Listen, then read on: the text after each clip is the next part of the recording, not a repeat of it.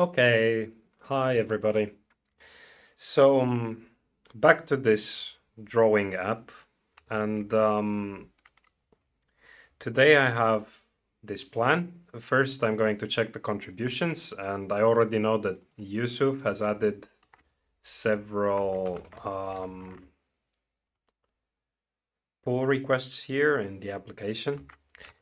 And then after that, we will have a look at some remaining tasks after we get to see what he has done, because I made this list last time with things that some of you could take as mini projects if you want to help. And then after that, I'm going to try to make a thumbnail for the for real using the application and see if it works or what features it needs for that. To make the thumbnail, I have here a bunch of thumbnails that I need to make in the future, and some of them that are already done, and those are videos that come next week, actually. But anyway, one of these thumbnails that I want to do is for one video about the rotating snakes optical illusion. So it's this illusion that kind of looks like these things are spinning around, but it's just a static image. And I have here this image to work with, this image to work with, and this one, it's weird. I thought that it can have these things being my eyes, and then maybe showing the background of this thing or something like that. I don't know. And you can see usually when I make thumbnails, I make many of them at the same time. So this is one thing that I don't think our application will support, at least not anytime soon. But I usually do these kind of silly poses in front of the camera, and then while recording video. So I don't really take pictures of them. I just record the video and then I take snapshots from the video, usually in front of either a green screen or maybe in front of a white screen or whatever. Something easy to extract the background. So by default, the background removing task is not very complicated, but it is still something that we should implement in our application. So that's why here I'm mentioning a way to erase the background, or maybe even a more sophisticated tool for removing the background. That's what I hope to do today, as new features to the application. Now, last time when we worked on the application, I rushed very many things. We implemented these layers, and I'm not very happy with their implementation. And somebody, Ashu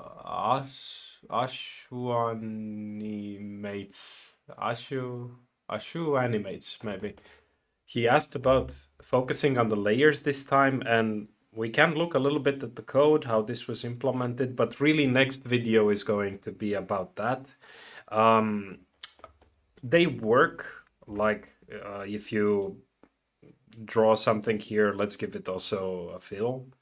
And let's create a new layer, like this layer 2. We're working on layer 2 now. And if you're going to draw maybe a rectangle here on layer 2, then it's fine, it appears on top. But if you go back to layer 1 and now you want to draw, let's say, a blue oval, then this blue oval is going to appear below the rectangle. So the two things here that I'm now selecting and moving around are only happening on this selected layer. And layer 2, the same thing. So now the only thing available there is this one. Now, the way the layers work is basically it's creating a new canvas for them. So if we go to display and layer, both of them, all of them really have a canvas element associated with it, CTX that we use to do all the drawings. And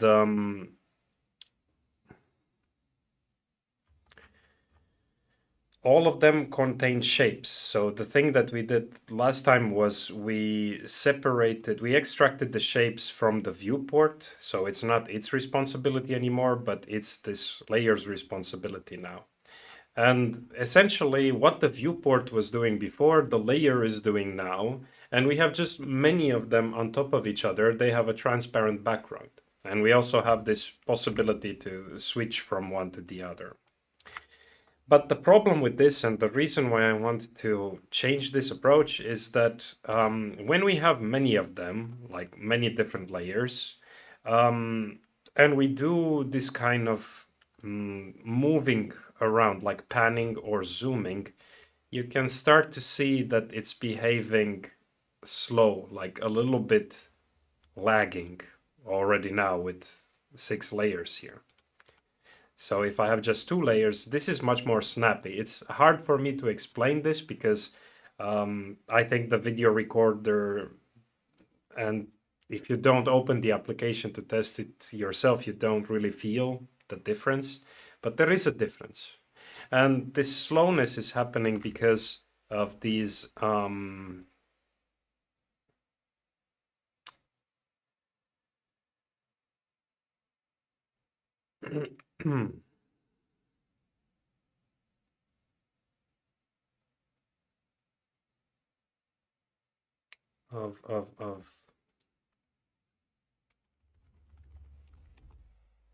of these operations here, these scaling operations and translating operations, these are quite expensive, and you have to do them on all of the Canvas implementations.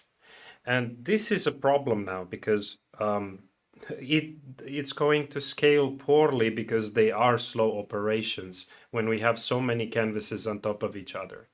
And I really want this application to be fast. So the solution is going to be to just keep one canvas part of the viewport. And then each layer is going to have its separate shapes that it's working with. But the preparation for where the stage is and moving it, panning it, scaling it is going to happen in one place. And then the layers just draw all the shapes. The problem with that is if we want to just modify one shape, move it somewhere, then all the layers need to be redrawn again because it's just one canvas, and the canvas in JavaScript is kind of like just the pixels there after you draw the shapes. So you can't really do a modification without affecting the nearby shapes in the region. And that's also going to slow down things unless we find a better way of dealing with this problem.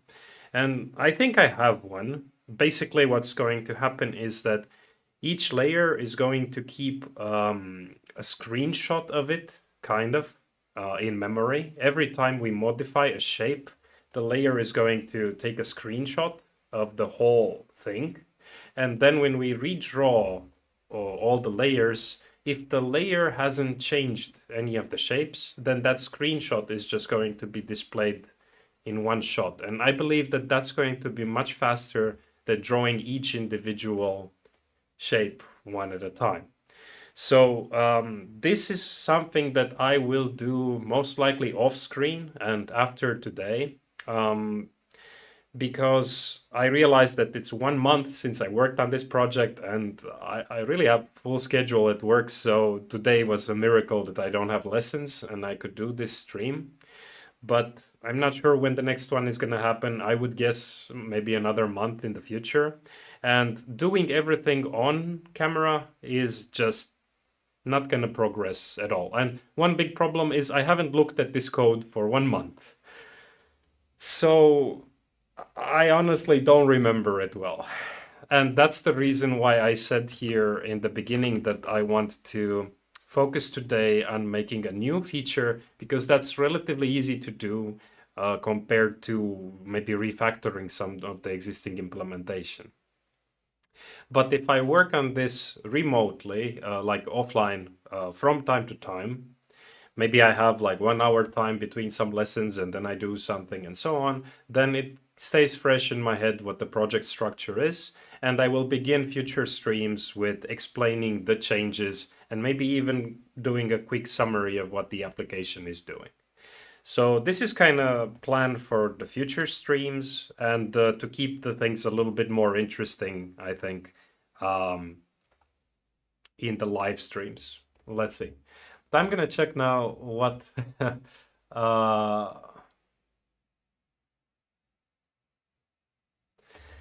okay,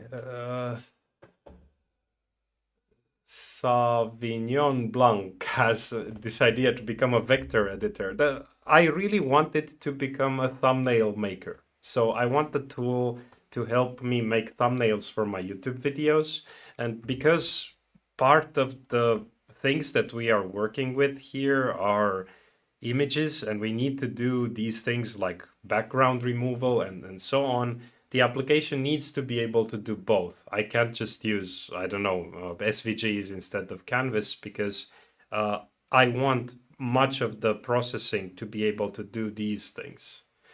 So working with pixels of an image or a composite or something like that. But yeah, thanks for the idea. I mean, it would solve many of the issues, like if everything is vectors and they are separate objects, you don't need to have this issue of redrawing everything. In that case, you just redraw, you just move the thing and the DOM element is going to, I mean, the HTML DOM is going to just reflect everything as you expect. It's much more efficient to make a vector editor from that point of view. But I really need this kind of functionality here. So that's the reason I don't want to do that. I want to mix both. And I really think that many applications just focus on one thing. Like normally when I do these things, these thumbnails, I take these images and actually before I bring them into PowerPoint, I do background removal in Photoshop because the background removal in PowerPoint is not very good. So I do that and then I export them as transparent PNGs.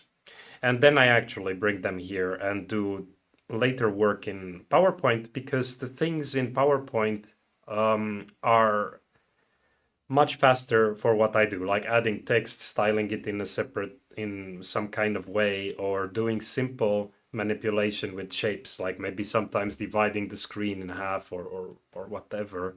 Those I do much faster here. And because I work on many thumbnails at the same time, very often I take a style of the text from one slide to the next and so on. This is really the reason why I use two different editors. And don't get me wrong, I spend very little time on thumbnails, like much less than I should probably. But I've tried many different approaches. I've tried doing the vector part in Illustrator, or I've tried Animate because it also has some things that I just know how to use very quickly. And this PowerPoint and Photoshop combination have just been the thing that has stabilized the most in my way of doing things. And of course, exporting all of them is possible in PowerPoint with just one click. So that's also something that happens quickly. And then if I realize that something is wrong, like maybe I want to change fonts for everything, it's just really fast to open the last collection of thumbnails in one place here. So yeah. Okay, you're in college and watching my video. I really hope you're not doing it during some other lesson. But thanks, Pasu.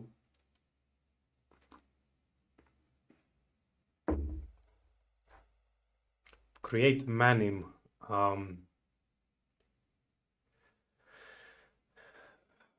It's very difficult. So manim is this software that Grant from 3 Blue 1 Brown has made, and then it was ported by his community to become more better quality code. And it's built, I don't remember what it's built. Okay, it's built in Python. Yeah, I'm quite sure it's built in Python. And it's made to export those kind of nice videos of animations and animating equations and things like that. And I can't do that from scratch. I would need to use some kind of library for handling the equations because I'm not going to implement equations from scratch.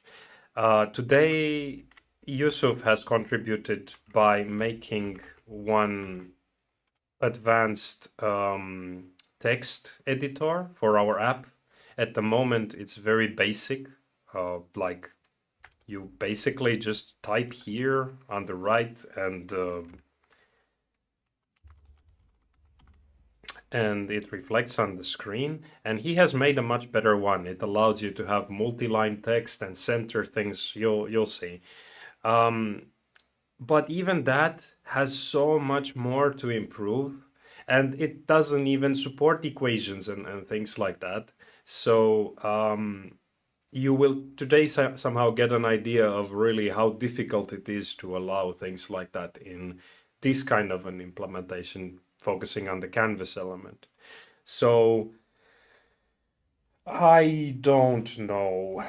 Maybe someday, but I don't prioritize new projects at the moment. Even this is kind of difficult for me to find time for. So, yeah. Okay. Yeah, animation library in Python. It's an animation library, but it's really somehow focusing on the math. Yeah, they can be handled by LaTeX, and we can use it, but you probably know that I don't use libraries on the channel because I really like the things to be explained, and I think that this is such an interesting thing. How are the math things generated in the background that I would like to teach it. But I think that if I will do it, maybe it will be a kind of I don't know.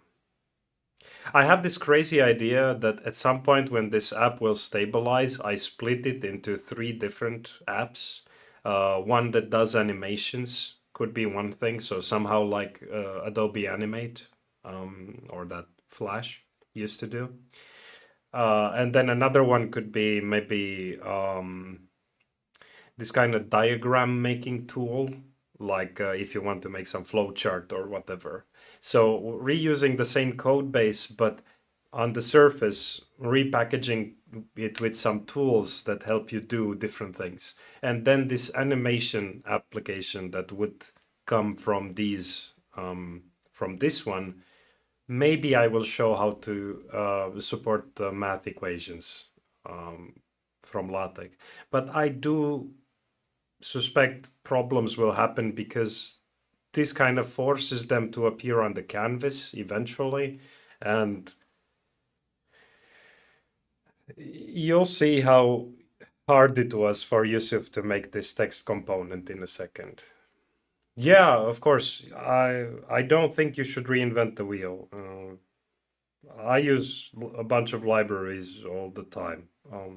Yesterday, I just prepared some lesson material for students where we make some kind of treasure hunting game um, on campus. Like on campus in the university, they have to find different hidden locations, and there are QR codes in those places. And we don't re-implement the thing how to scan the QR codes. We just use some library for it, and yeah, I mean, the somehow my channel has just focused on building things as from scratch as possible, and I kind of like that idea. Uh, Only because it shows like if you really want to understand how the components work, then this is where you find that kind of information. And maybe I should change it because it also limits the kind of how interesting the applications we build are. Um, we got at some point one update from Weblooper, and I never accepted that one because it used different things that weren't implemented from scratch, but it would have progressed the application quite much. It had icons for all of these things that are still pending icons in my application. We don't even support icons yet. We just use these emojis as placeholders until we do that. So somehow I definitely get you, and maybe I will change this idea in the future and start using libraries and show how to use them, because sometimes I mean, very often that's what people want to learn, how to do things quickly. And I'm not making the channel for those things because there are so many videos about how to do things quickly. Like combine 2, 3 different things and get something really nice. And I feel that I want to show these kind of building blocks, how they work when building complex software like this. And that's kind of the unique aspect. Like, I don't know. But thanks, and I will definitely do that someday in one shape or form because I'm also interested in it. I did have one video where I implemented a similar tool for making the animations. It was in 3JS actually, and so if you watch this video, this one is animated in 3JS, but for that I made a special tool that somehow allowed me to move the things on the axes and draw the axes and whatever. So yeah, maybe something like that could be a topic for a lesson someday. I don't know. Anyway, I skipped some of you, so okay. I think just discussion, and then Yusuf is there. Yeah, I'm better. I'm still not 100%, but I'm as good as I need to be for this one.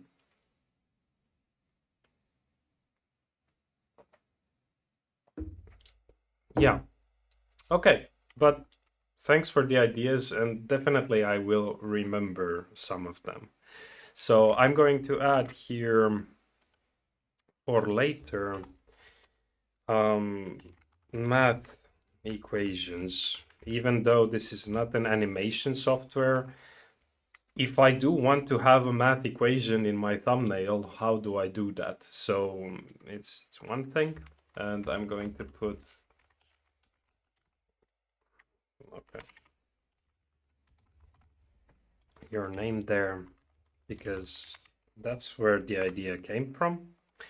And eventually, if this app really stabilizes and I'm happy with it, I will consider that idea about turning it into an animation software or turning it into something else.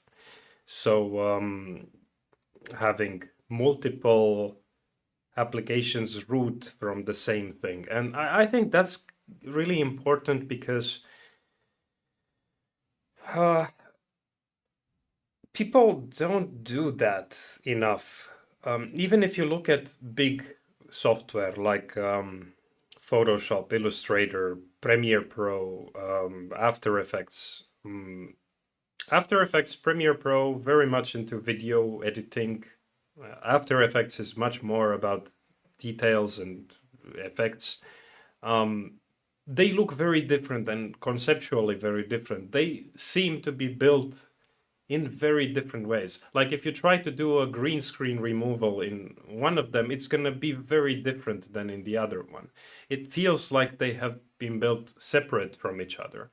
And the same goes for other applications like Photoshop and Animate don't have similar tools, even though both of them draw something. Of course, Animate is vector oriented and Photoshop is raster, but Animate does support importing images there, and in newer versions you can even put skeletons on top of them and somehow animate the sprite using advanced things like that. So the main reason why they are different is history, I believe, because I mean they got Animate from Macromedia when they bought it, like I don't know,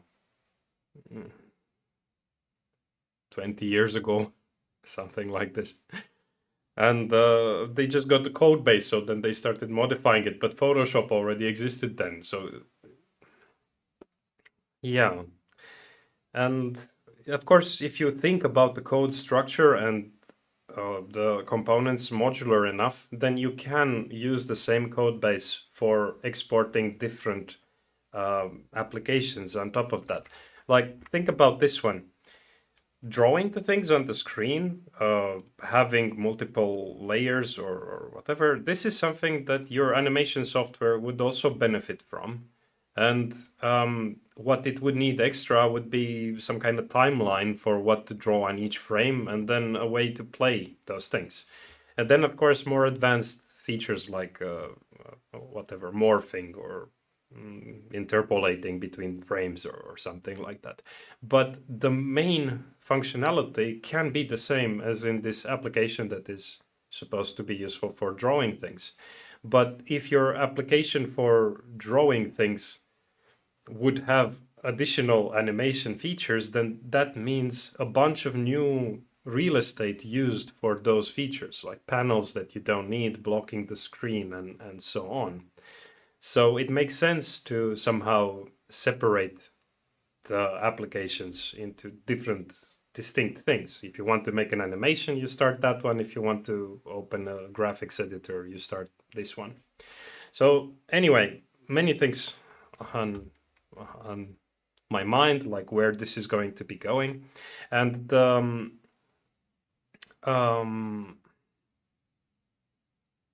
diagram editor is because some people have commented in the chat that that would be nice, but the tools that you need for making diagrams are very specific. And if you think about PowerPoint, it does have some support for those kind of things. Like if you want to draw some kind of, I don't know, some kind of circle here and then connect it to some other circle, maybe using an arrow or something like this, it's possible to make the arrow snap to some of these items, and then it stays connected to that. And this helps because if it stays connected to that, it means that you have to do less clicks when you move the objects around on the screen compared to this and then reattaching the arrow to the object instead. But you see, a good drawing app would have also moved this arrow to some better position here. A good diagramming app so that it somehow looks nicer. And PowerPoint is not that. So specialized applications for doing diagrams would have support to minimize the clicks for those particular tasks.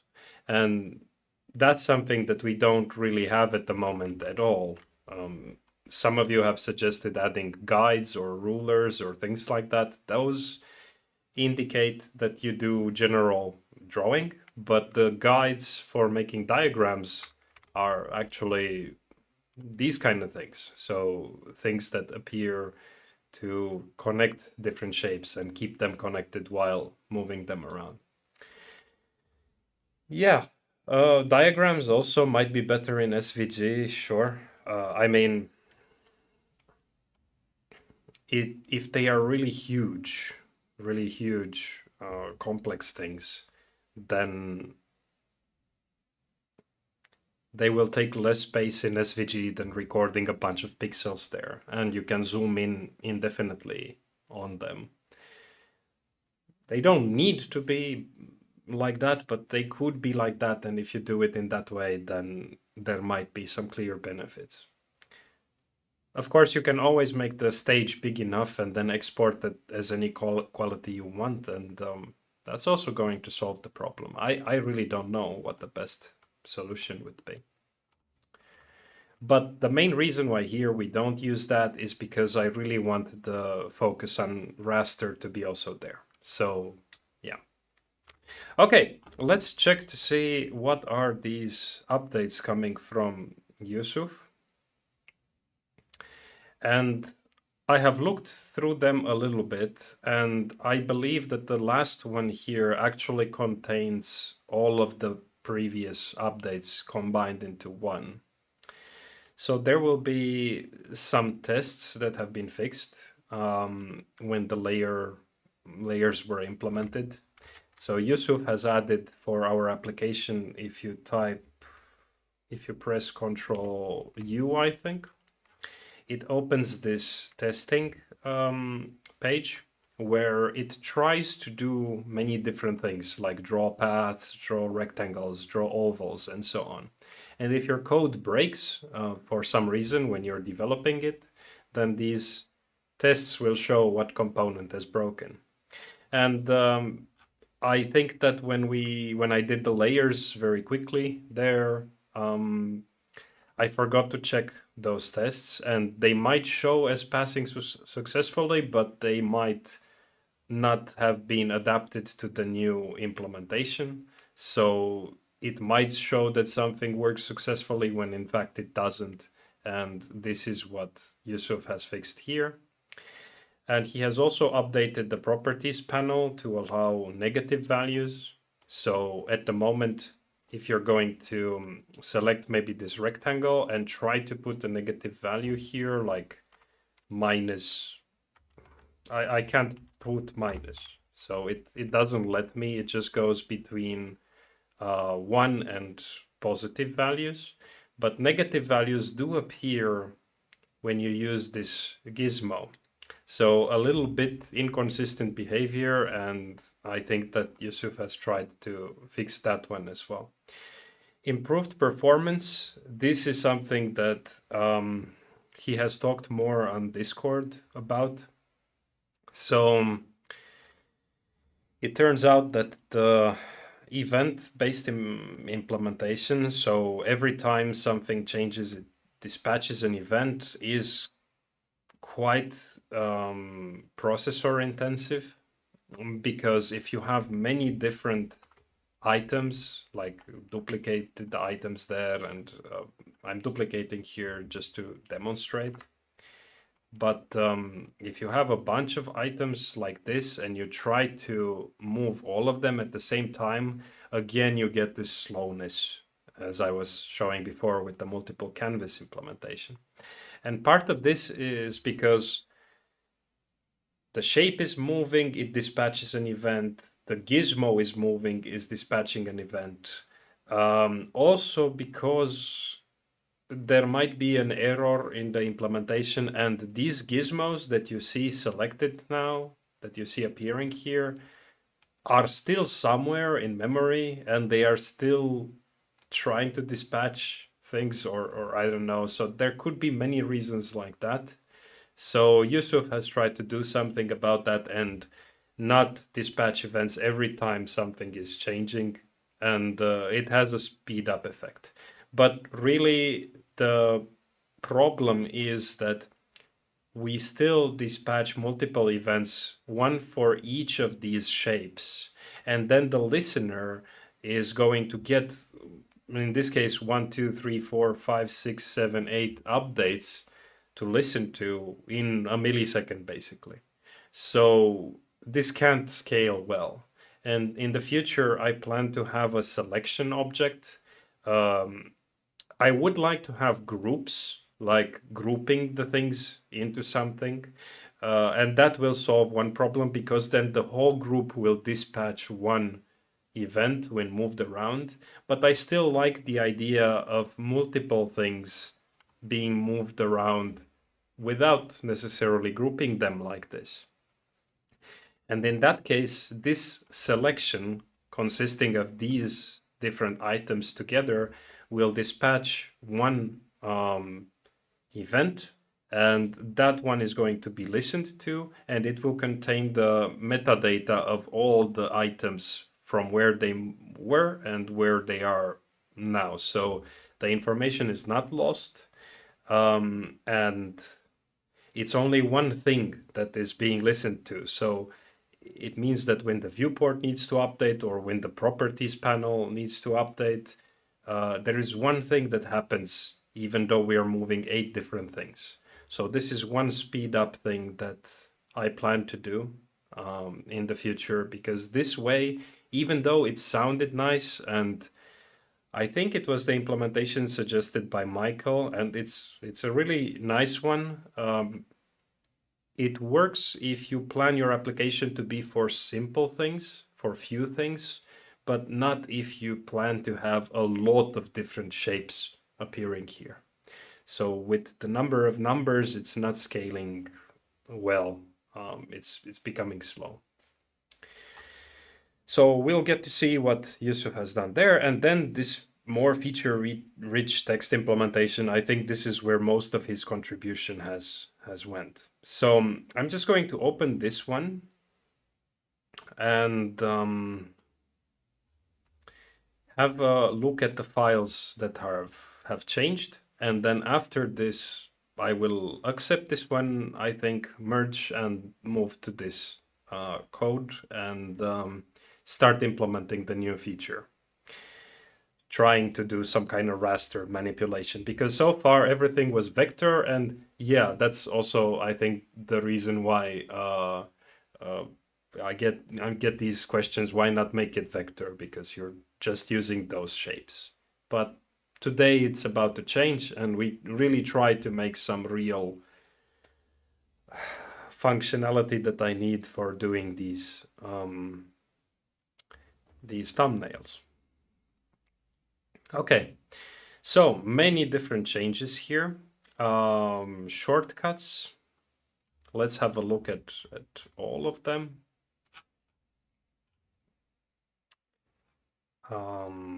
Shortcuts. Okay, so in shortcuts,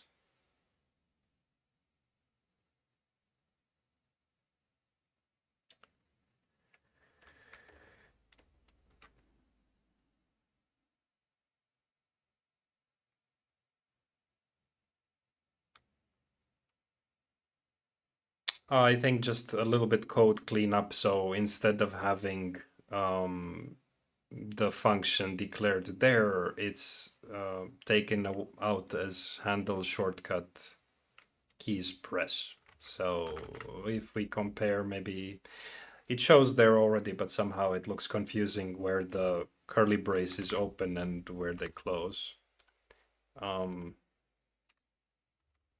But basically the key down event listener, I think it's just this, that it will, yeah, it's going to be replaced with handle shortcut keys press, and that's going to be taken out as its own function. Not really a necessary change here, but it makes things better. And in MISC, there is a function that he needs for the new text tool. We'll get to see that later. And these changes here for the gizmo are because of that. I think it's because of that negative sign support in the properties. So the gizmo also needed a little bit change to support this as well.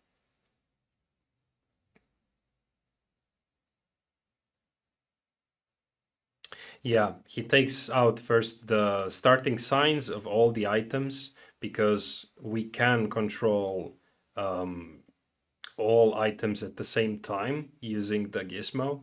The text here doesn't work because the text should be scaled by something like font size or whatever. So that's why it doesn't work for those. But here, the signs for all of these need to be considered when doing that. And that's why he's taking all of them out in the beginning and then reusing those signs in each calculation later on.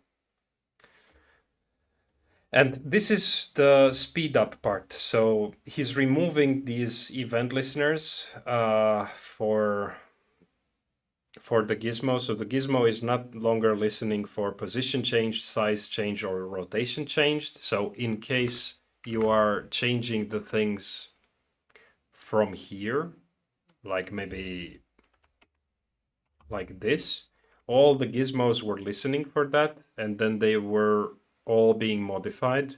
And again, every time you do here a modification, like this, it actually dispatched 8 different things. So, so this code was made different. It's no longer event-based. And instead, what is happening is that the shape is assigned a gizmo and the shape knows what the gizmo is. We will see that later here, like the shape has a gizmo element assigned to it. This is not great because if you think about the responsibility of the shape doesn't need to know a gizmo exists. In the previous implementation, it was better from that logic point of view and the structure of the code point of view, but this one is significantly faster, and I do start to see already slowdown in the current situation.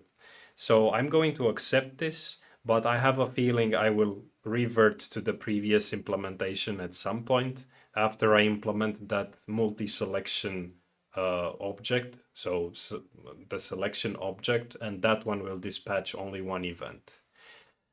I'm not sure. There is some experimenting that has to go here. I really want this application to be as fast as JavaScript allows. And very often you have to try things and see what the issues are. Okay, so that's the change here for the efficiency. And then after this we have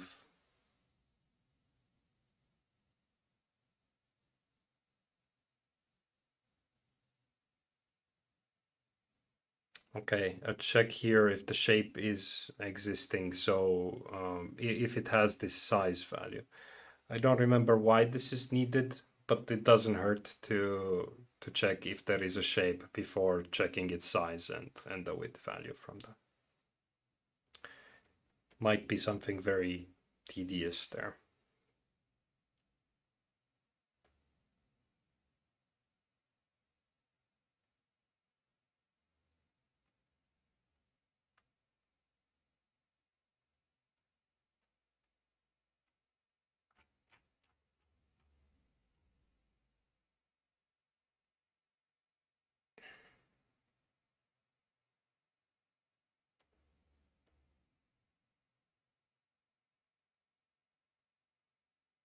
Yeah, I'm not entirely sure why that is there.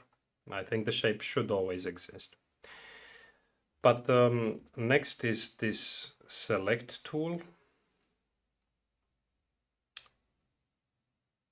So some changes here with new dispatch for the text selection, because Yusuf has made it possible to change the text by just clicking on it on the screen and typing directly on the screen. And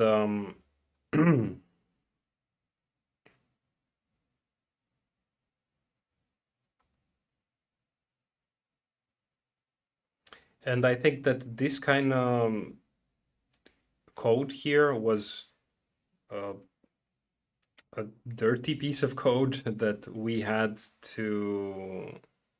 Oh, no. Wait, this is the rectangle selection. So this is this code here.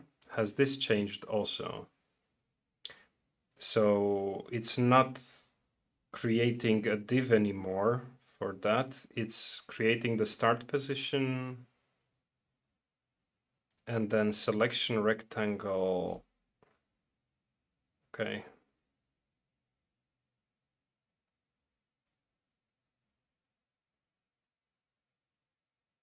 Ah, okay. It's made to appear on the overlay layer. Oh, wow. I didn't notice this was an improvement. So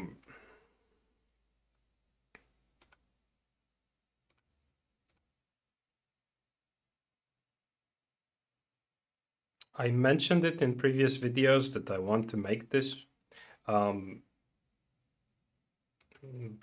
I didn't notice that this has been something. Yeah, so we do have an overlay layer now, and on this overlay layer we draw the gizmos, And eventually I want to draw also like some kind of helping info about what the mouse is going to do. But this selection tool, it's actually a div with global positioning, like absolute positioning, and it starts at a specific place and like that. This is a problem because like if you mess up the DOM and move it down a little bit, then the rectangle is going to show something else than the pixel coordinates on the viewport. And I thought about making it so that those that also goes into the overlay layer, and it looks like Yusuf has made that. So yeah. So basically this also is an improvement, and I didn't even realize it was done. So great. Okay.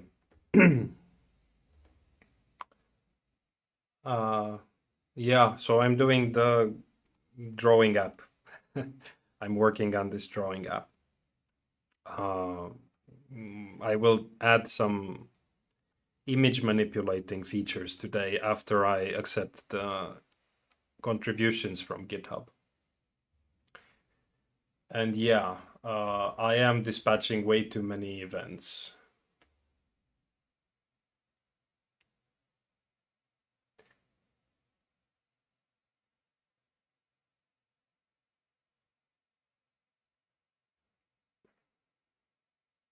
Yeah, so MSH Ryan. That's kind of what I have in mind.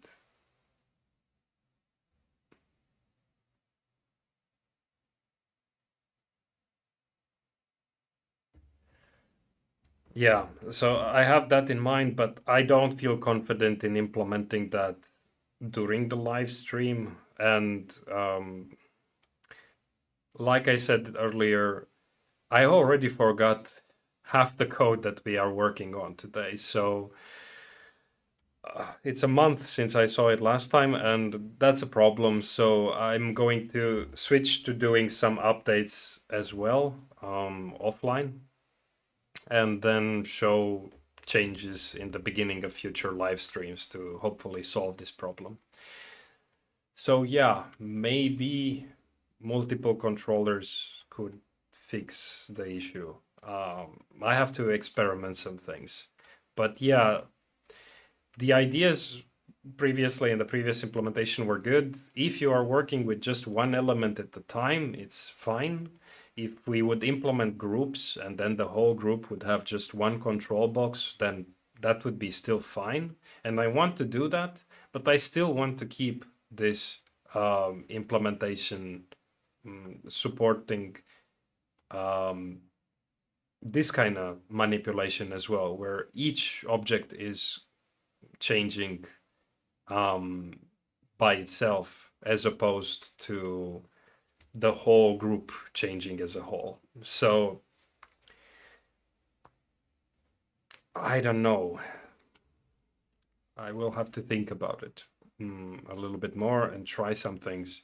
But yeah, at the moment, dispatching way too many things, and they are happening, they're being dispatched at the same time, and it's a problem.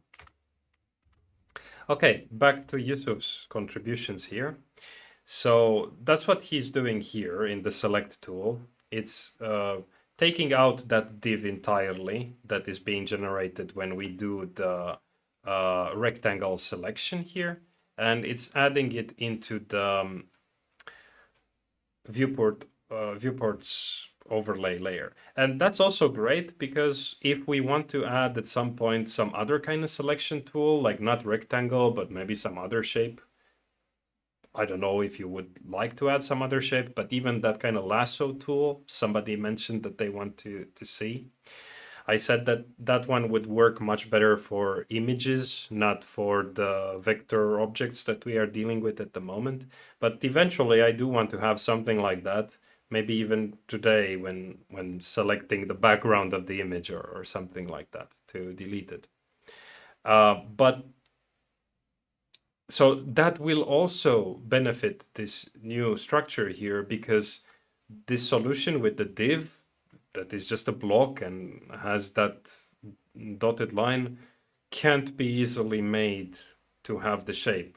It could with manipulating the SVG or something, but it's a lot of work, and it's going to be a lot of work separate from the canvas functionality that we have at the moment.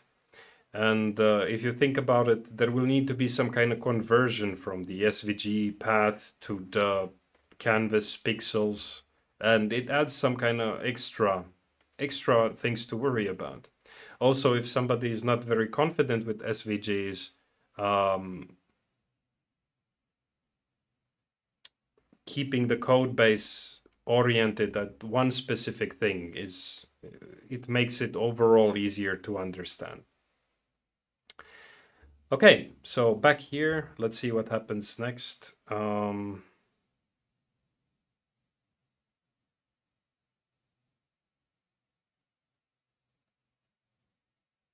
Yeah, these were the fixes I had to do because of the of this top bar that had 32 pixels. So the selection box was appearing to be lower than the true location, and I did that quick fix because I didn't want to focus on that then. But now it's been completely removed because there is no more that issue with the new implementation. And this is the new version of checking for if the rectangle box contains the shape or intersects the shape. We have two settings here in the application in how do we want the selection to work, intersection or containment. So to select the shape, I now say that, okay, this actually seems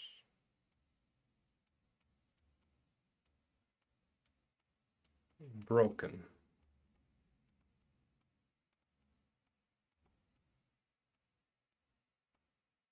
Or it's actually offset again, so it selects this because I don't remember, but it actually seems to be broken at the moment. It only selects this if I go down enough. So I really think that there is some offset problem here. Maybe it has to do with the zoom level of the page. So another issue caused by not using the same environment here, like in this case, the canvas for both of the things. Anyway, so hopefully it works after this fix. So at the moment, this checks only if the box intersects, but you could imagine also an implementation where the whole thing has to be contained. So that's what we have. That's why we have two modes there. And looks like Yusuf has preserved that. So it's like this, but he uses this selection rectangle object, which is just a rect now. So he's also reusing the rect implementation from our shapes here. He hasn't modified it in any way, apparently, but this one that we have for generating rectangles. So nice, reusing things that are already existing and reducing and removing code that I planned to remove all the time, but just never got the chance to do it. And apparently I never marked it down in the slides either. Nice. Yeah, and doesn't need to remove that div that was created, and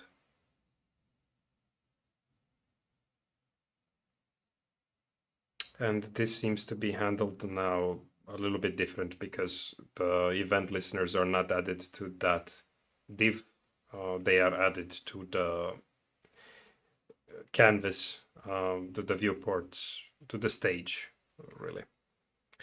Okay, nice. I didn't even realize this is like a surprise bonus thing that we have today to work with. And then the tests, yeah, these are the fixes in the tests that I didn't do properly last time. Yeah, I don't focus on the tests here. And probably the previous drawings, these kind of hard-coded drawings that Yusuf has made for trying, I guess, the save and load functionalities or something like that. They have also changed structure a little bit because now we have layers. It's not just one layer there. Okay, so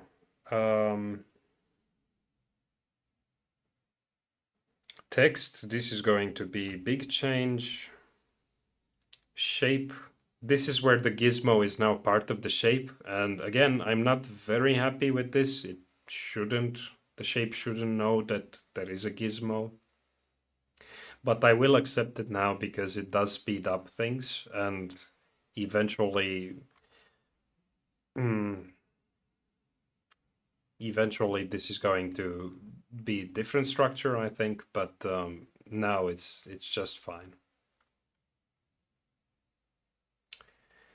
And then the path here, okay, the path needed modification to support the negative values as well.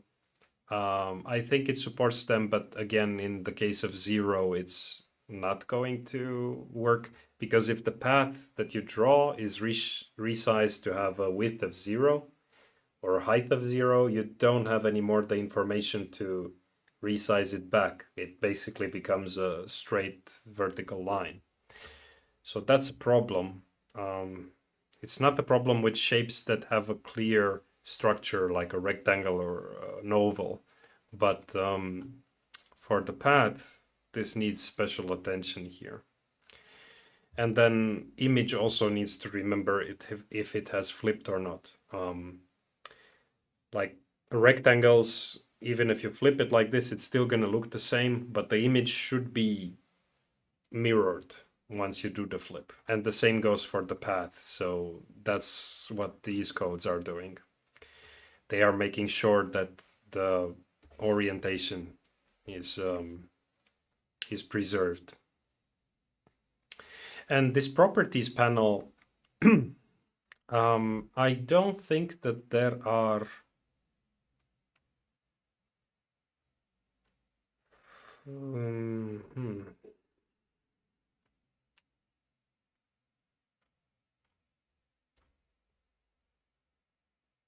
I think that what this is pretty much everywhere.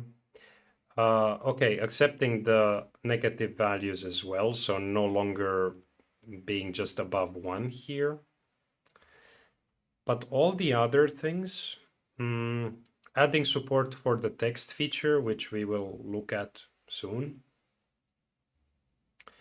like changing the font size and aligning to left, center, or right. And the other things, so okay, so again, the parts for the text alignment here.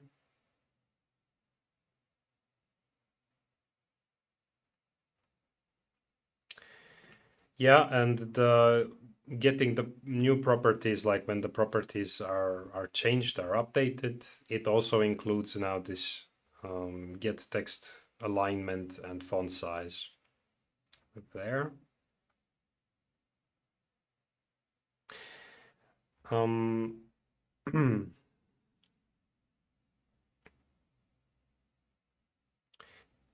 methods added here. This I am quite sure is because Yusuf found a way to rewrite the properties panel so that it's less code. The properties panel at the moment,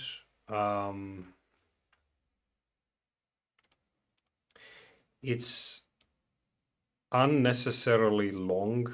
There are many kind of repeated things that happen again and again and again. Like here, setting things to null if some changes, if not all shapes have the same size, and many other things in the same way. I believe that changes inside the properties panel are either for supporting negative values for the width and height, or the text features, or improving the structure of the code so that it's a little bit shorter and making use of this extractor property here. So I think it's just reducing a lot of code to less code because of the better code structure here. So it looks okay, nothing suspicious here, and I don't want to go into more details because I don't need to. Yeah, and then the viewport also gets new event listeners for text selected, text changed, and shape unselected.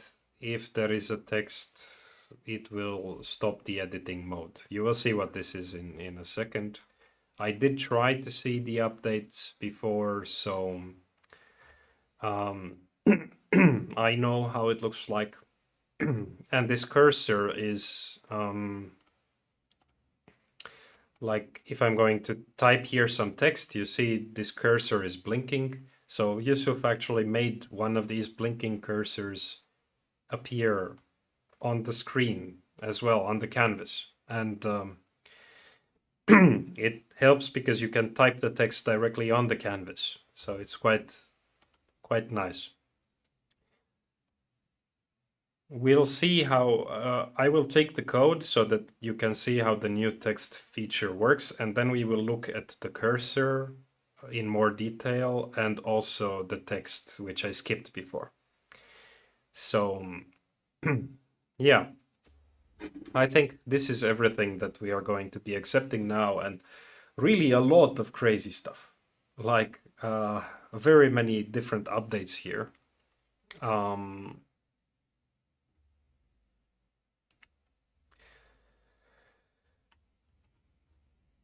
It's amazing. I'm really impressed how much effort Yusuf has put into this. And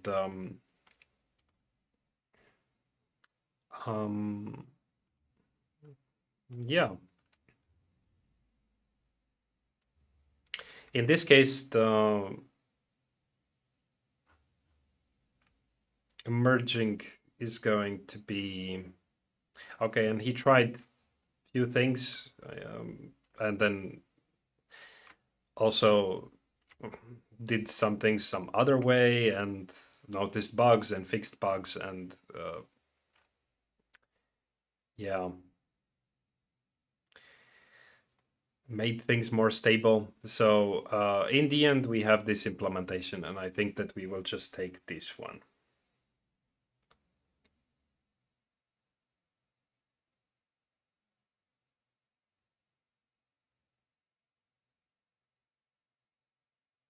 Yeah, so the properties panel were indeed refactored. And yeah, this one I missed. So when I checked them maybe a week ago, when I was planning to do this stream last week, I did have a look at what will be happening here. And I tried also the code, and then I got sick. So now I forgot a little bit about what was happening here. So that's just life. But okay, I have to think about this one in the future, but everything else is the way that I would have expected them to happen. Some of them even better than I was expecting to see.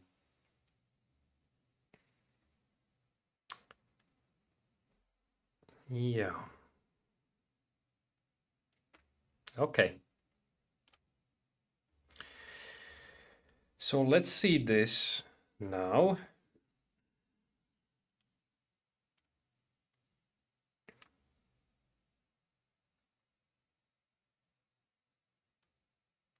This seems fine. And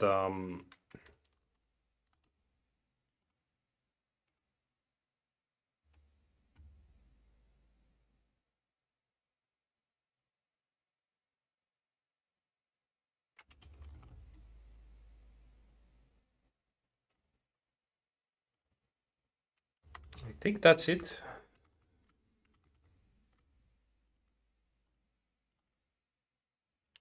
So everything still looks almost as before,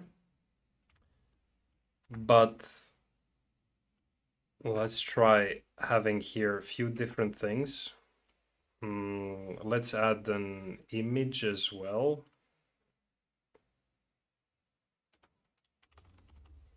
So I had these previous images, drawings here, like this car, for example. And now if we modify them like that, so this still seems to work. The image does flip, and this shape also does flip here. So that's fine. If we have a width of 100, or let's say 200, this is a little bit glitchy. The input box, sometimes negative values appear there, even though I didn't specifically ask for them, but I've seen that kind of problem on many things. And you can see I can actually add the negative values there as well now. So this is fine. And for this one also. And they are remembered there, and then the gizmo also continues to work from that starting point. So this was problematic before. So that's fine. And this selection box that we have now, you can see it's not dotted anymore, but that's just a stylistic choice. The important thing is that now it's actually grouped together with the gizmos and drawn on the canvas directly instead of this div that we used to have before. And the text tool. So the text tool, this one, it appears like it was before, but now if I'm going to switch to the select and click on it, you can see it's blinking here. So Yusuf really implemented a text box for the canvas here. It's really crazy. Like, you can modify the text here or here on the right. Actually, there are some bugs if you modify it on the right. Like now if I'm going to press backspace, it's going to remove this E, but I think it's also going to remove this H because there are two different cursors appearing there. So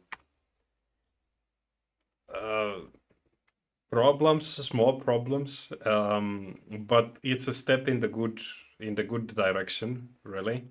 So when you select the text, is also a little bit glitchy. Like, I would expect selecting this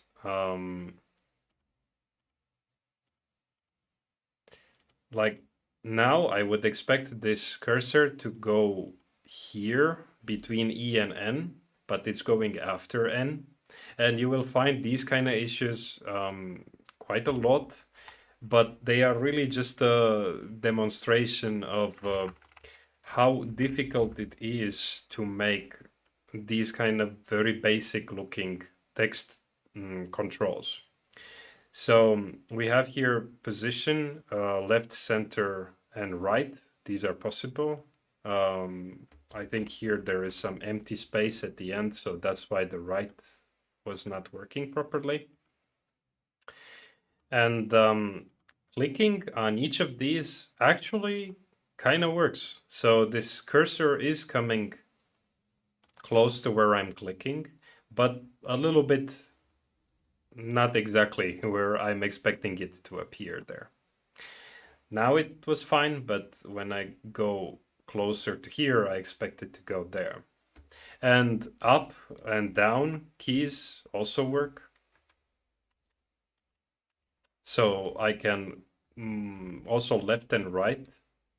But you see, there are some strange issues here, like E going to from here between E and N, instead of going here, it's going here. And then after F there at the bottom.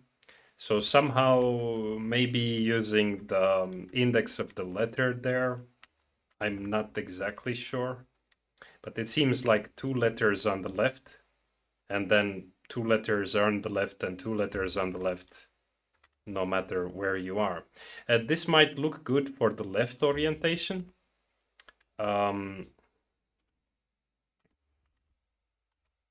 Like not perfect, but acceptable here. But if you have a different kind of orientation, like the one on the right, then, oh, okay, when we are selecting these, up moves to left and center, and that's also something that it's not really ideal. But now here, when you press down, you would expect to go here, or actually here between A and S, because that one is closer. But it goes all the way here, and same goes for the other one. And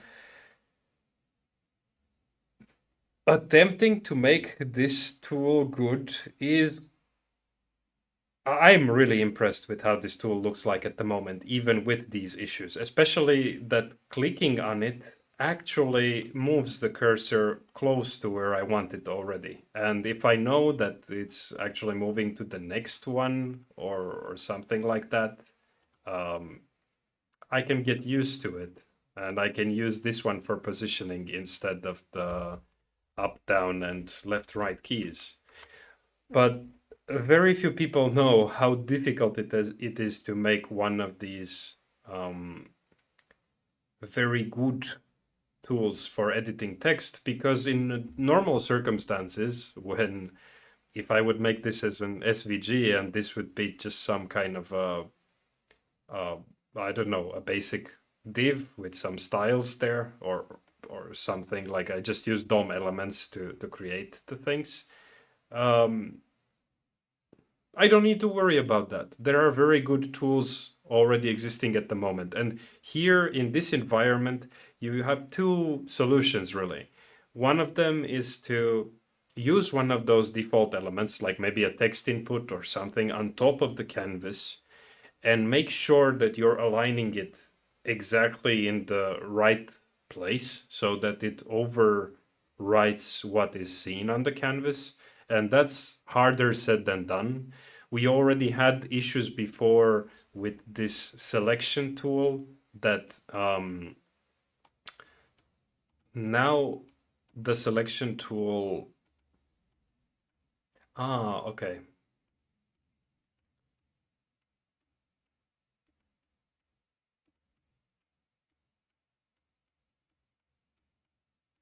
Okay, the selection tool is still based on the top right corner of the shapes. That's, I think, unrotated shapes maybe. So it works perfectly for unrotated shapes. Yeah, anyway, what was I talking about? So before, when we had those alignment problems with the selection rectangle, those same kind of issues would come also if we try to combine again, for example, text input with the canvas and position it exactly as we want it. But it would solve many of these other issues that we are now having to implement from scratch. And it's harder than it seems. Like, we are taking for granted multi-line text nowadays. It's much more sophisticated than you think. And I've never implemented any of these, so I would have to research. And I just know that there are some kind of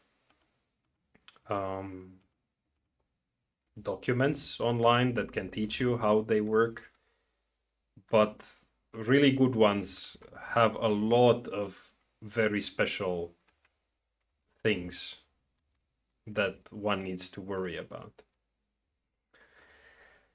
So yeah,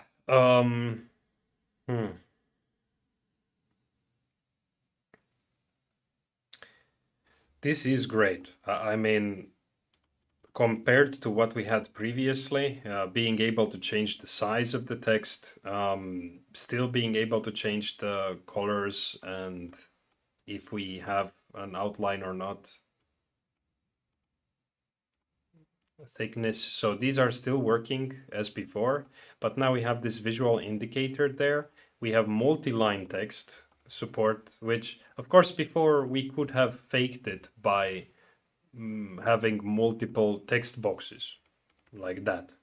But we are lacking at the moment alignment tools here to align things to left, to right, and so on. So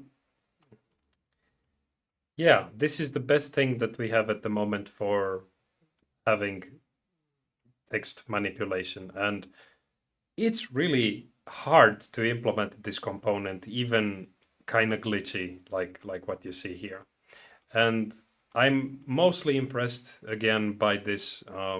Clicking on it seems to move the cursor where the mouse is. Okay, not always.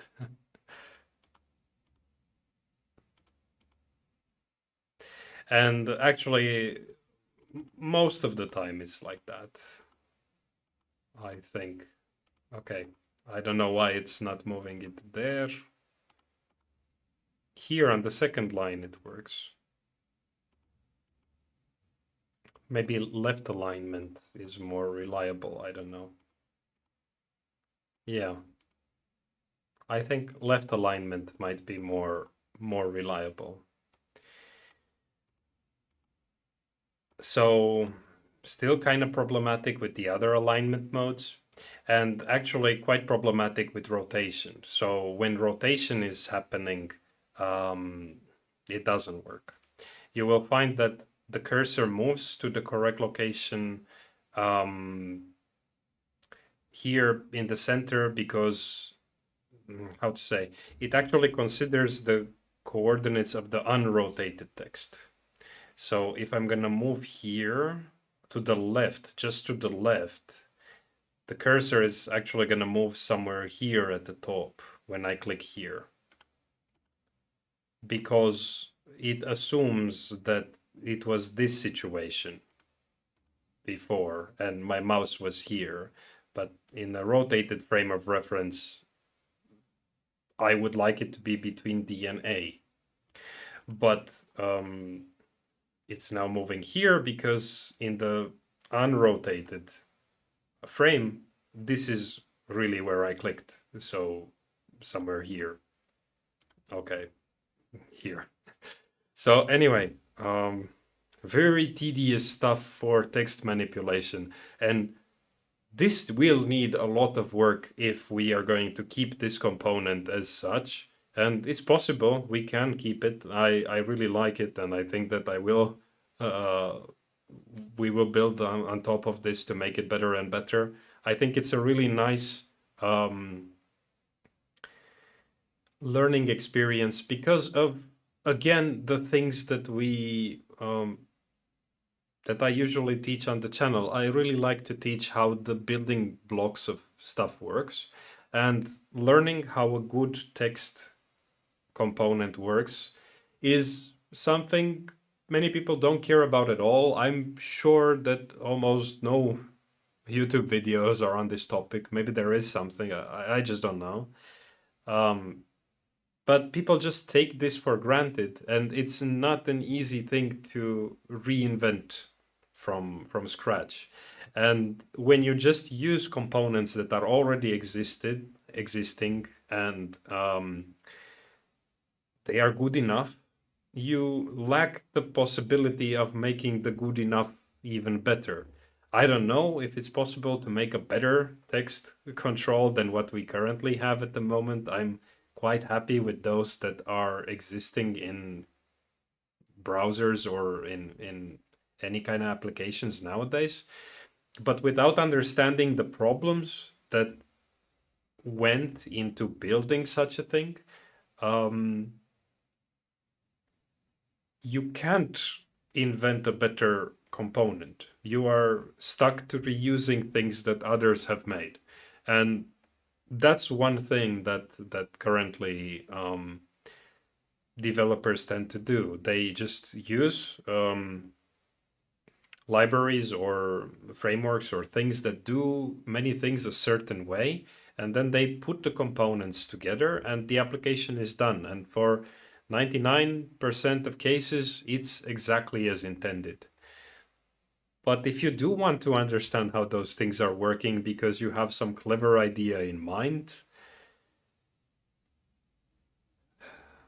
there are not really resources teaching things like that. And that's kind of my contribution with the things that I do. And I know it's not very important maybe for most people, and many people just want to do things as fast as possible.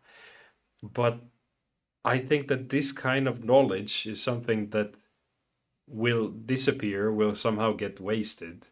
And trying to do something along these lines is really hard nowadays, like here, because there are not really good documents that teach to make a text component from scratch, follow these exact steps, this is what you should worry about, and so on. So yeah, I was genuinely surprised about how difficult it is to make this component and how much effort Yusuf put into making the current version of it. Even with the issues and glitches and whatever, it's usable once you know the glitches.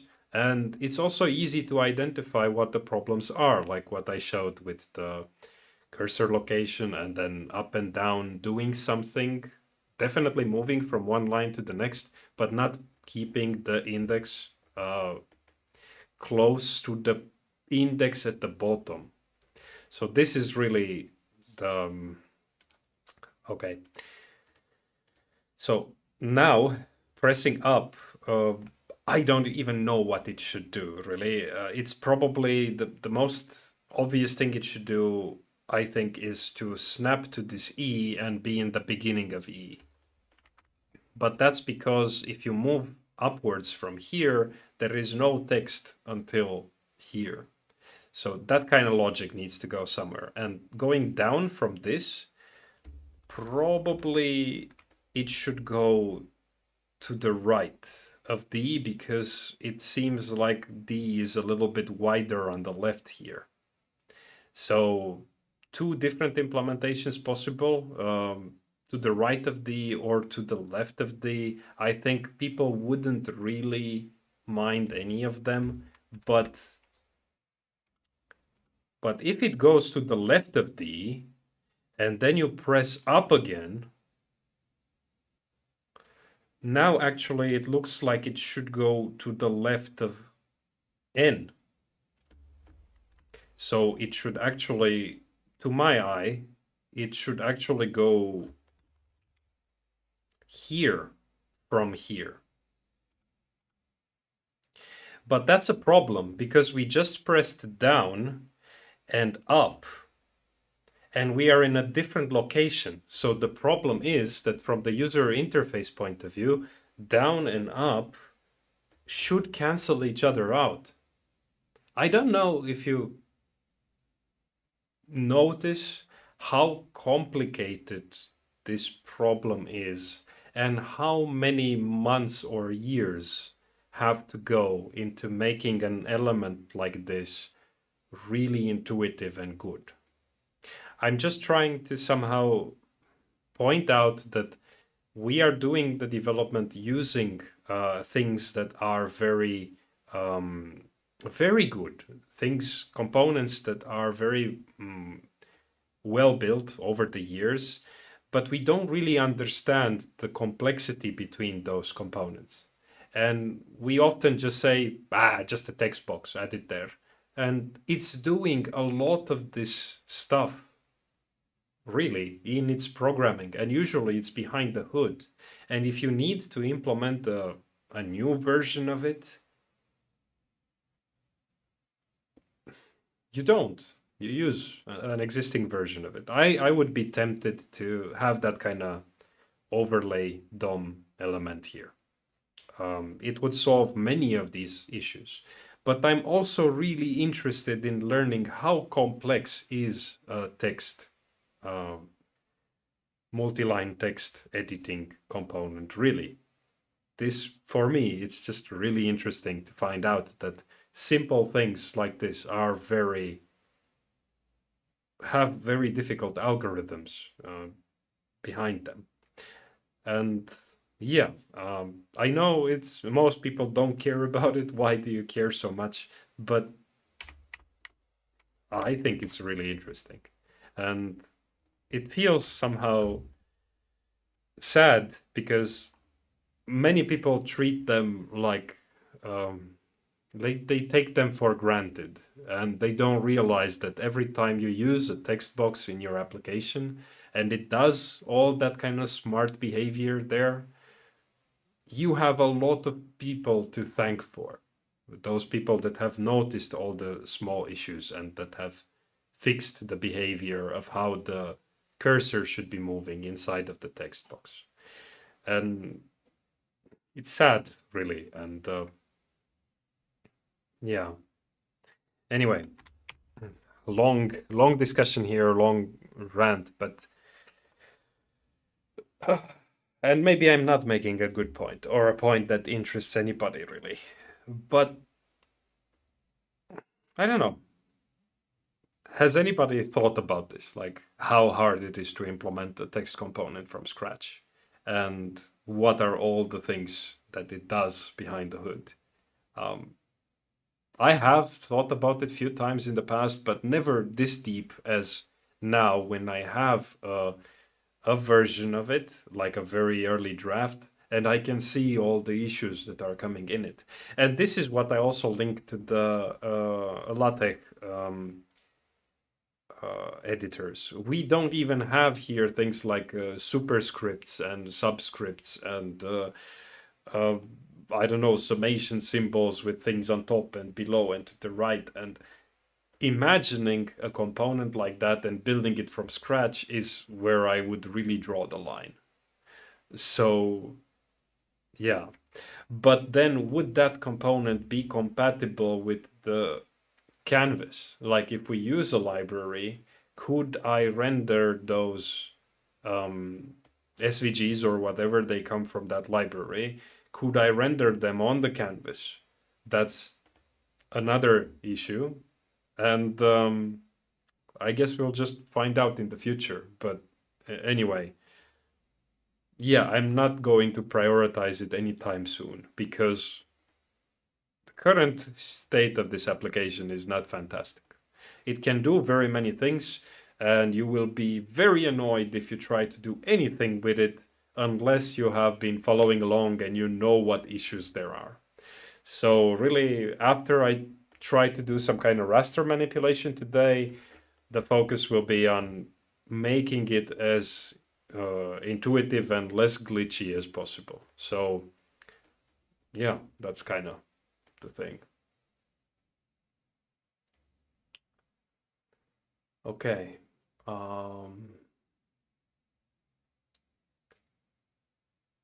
Sure. Yeah, selecting fonts. And that's also something like a little bit I'm tempted about designing a font renderer here. But that would be like overkill. I am sure that I'm going to use some existing fonts, like fancy fonts, just by loading them from somewhere. So I'm not going to go that deep with this. But those are also interesting questions. How are the fonts made, and what is the structure for recording their shape, and could we do any kind of font and so on. So yeah, I will draw the line at some point and start using components. And I'm sure that the fonts and maybe even this LaTeX thing will be done with libraries eventually, but not until all issues are going to be fixed. So today still adding some features, and after that trying to fix problems. Yeah, okay, hello. Yeah. Yeah, I would need to learn about text. I don't remember. I learned some things about it many years ago, but when you say things here like what is kerning, I just don't remember. So I don't remember.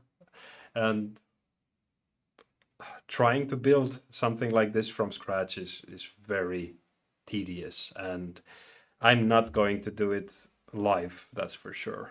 But I might polish this version, or maybe Yusuf finds even a better implementation. But yeah, um, also not entirely necessary. Like, again, we do have the possibility to make multi-line text, and even aligning it is kind of possible already. Like, if you want, you can do this and put here an X of 300, and now all of them are aligned vertically. We don't have them distributed vertically, but that's some button that we could do. So we could have multi-line text by just having multiple lines of text here and aligning controls. And sure, you couldn't edit it in one shot like this, but maybe this application doesn't need it. That's also another thing. Like if you think about thumbnails, they typically have some text like this and very big and just one thing there. So multi-line text like this might be a feature that you use once in a lifetime, and spending very much efforts into building it might not be worth it. It's really just researching the possibilities and the things um, when making these prototypes.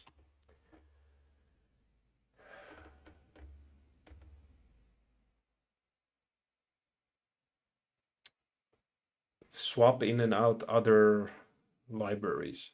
I'm not sure if I follow, but anyway, yeah, let's have a quick look at the text implementation just to see how difficult it was to make this version that has several problems in it still.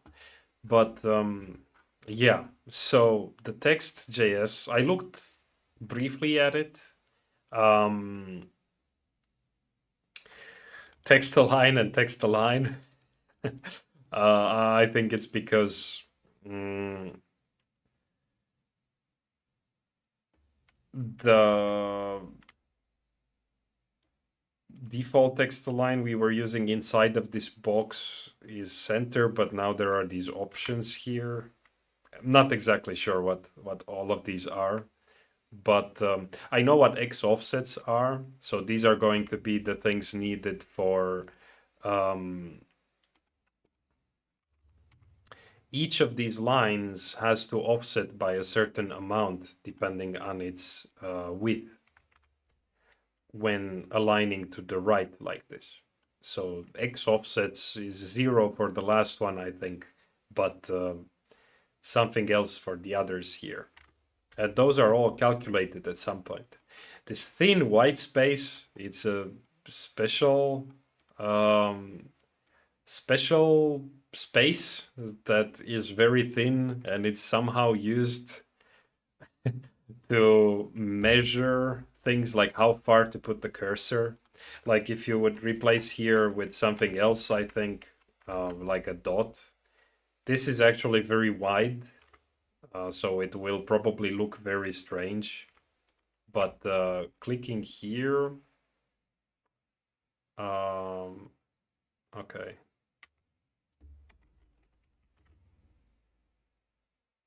Why it didn't work?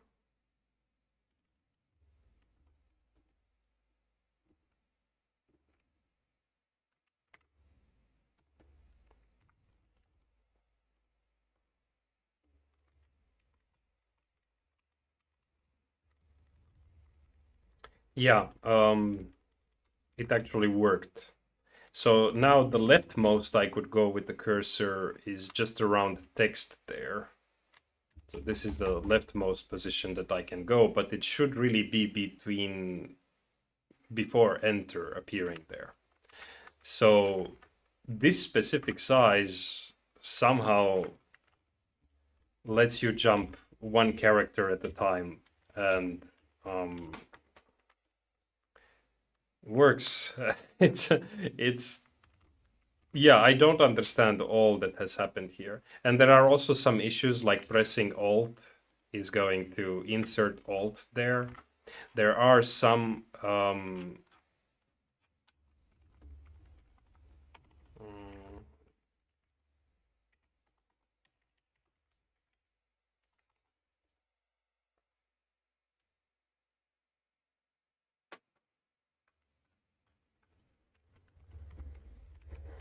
I don't remember where this one was. Okay, in the cursor there were some cases where you would return for some things, so that shift wouldn't type shift there and arrow up wouldn't type arrow up. The arrow keys actually do things, move inside of the text. Yeah, I'm not gonna go through all the details, but let's just look real quick here. Okay, at some point the widest line is being calculated. So when you have this multi-line text, you need to know what is the widest line, because that's going to be the size of this element, the width of this element. So it's being calculated at some place. And the way to calculate this seems to be with this function to get the width, measuring the text, getting the width, very many intricate steps for doing this. And of course, doing a maximum search here.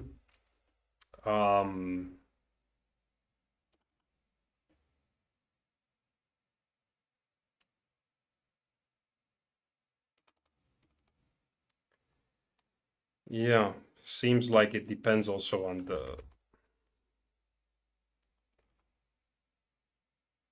the font family. It's crazy.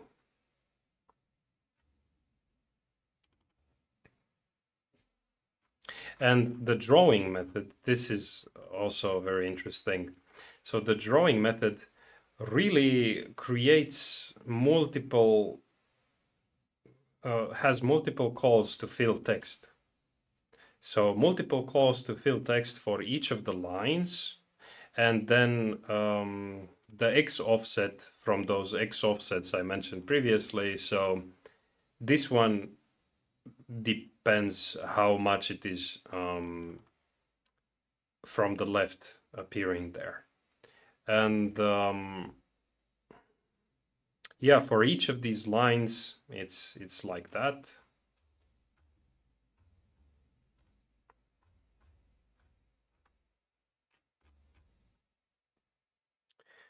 Different X offsets for the center, left, and right alignment modes.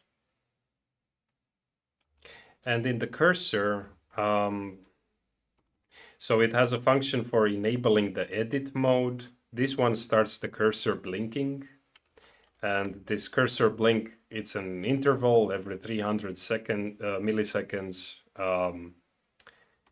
On even ticks, it draws the shapes including the cursor, and on odd number of ticks, it draws all the shapes without the cursor. So on canvas, you really have to redraw everything every time this thing is blinking. And yeah, that's going to be fun to optimize. Basically, both those two rectangles are being drawn again and again every time this cursor is blinking here. And this get cursor here,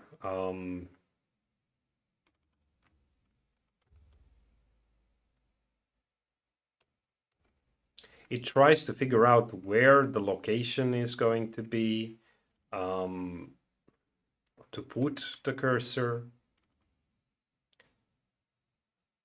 With these functions here, make space, this was in MISC, so it was that one function at the end. And again, using that thin space character. So this visually displays that thin space character, but it just looks like a space. If you probably put here, yeah, if you put something else there, then it visually displays the dot. But the dot is going to be, in this case, it's the other way around than what I was showing previously. Like the dot is too big compared to that thin space character. So that thin space character, one space is going to be very, very thin. And I think it's used to measure each of these letters somehow. Like E is going to be equivalent to more space characters than I, for example. Like if I'm going to type here I, and you can see when I typed I have 3 dots appearing there. If I type M, I have more dots because the number of thin space characters that would equal the size of M needs to be bigger. So the dot is actually much wider than this. And M and I is going to be the combination. So 2 I's is going to be 1, 2, 3, 1, 2, and then 3. So yeah, it's very, very crazy stuff here. And coming back to this space character that is used for the measurement, it just works. So, oops.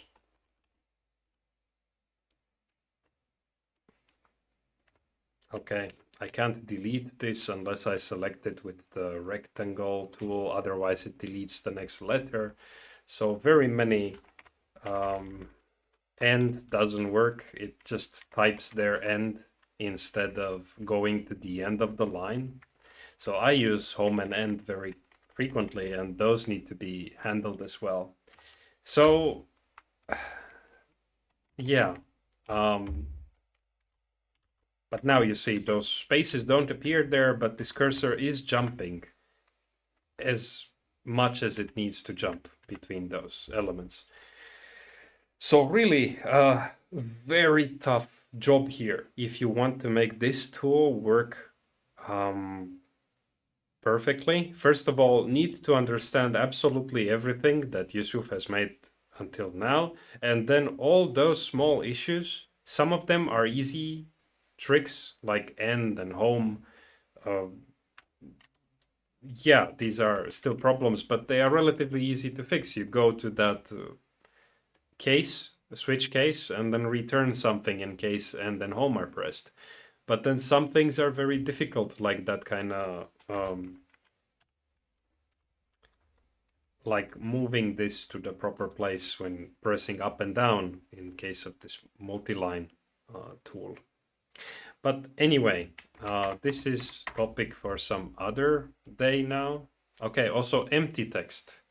Should empty text be a thing? Because it's now there, but I can't really click on it to type. I can probably type here something and then go here and do that. But many tools just, if it's empty and the user clicks away, that thing is gone. So it really depends on the implementation, but many things are like that. So I think that here in PowerPoint, so we have a text there and I'm removing something, I click away, it's not there anymore. I can't select it. So yeah, so many different things that need to be considered if reinventing the wheel here. So I'm really tempted to not reinvent the wheel here. But I think that this is if this is done offline and then just shown as the result, and the end result looks and behaves as expected, then showing all the things that needed to be taken care of is a nice educational experience. And I don't know if you can find any material on this, because it's not important to make. Many people don't need it. And yeah, if some of you find something, let me know. All right. So we got to see Yusuf's contributions here. And they are really amazing. I'm so impressed with this text component. Even though it's glitchy like that, I couldn't make a better one in the time that was between these streams. So yeah. And remaining tasks, tool buttons. So this is something that if you want to style, you can do it. I don't have plans to do it anytime soon. Yusuf found some reason for this slowness. And I compared a little bit the two versions, and it's indeed faster. So that's why I'm keeping this new version. You can still investigate things that make the application slow.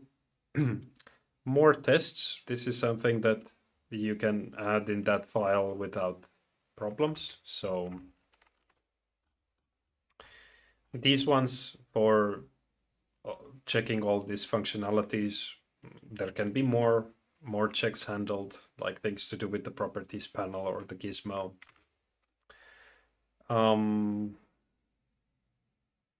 This I'm now questioning a little bit, because I will redo the layer implementation, so there's no point to work on that. And then refactoring properties panel is something that Yusuf already made. And better text tool, we have a more advanced text tool, but better is questionable. So if you think that multi-line text was already possible before by just making multiple texts, text fields, then the new implementation, because of all the inconsistencies, like users expect a good text tool to work with, all of those will just look like not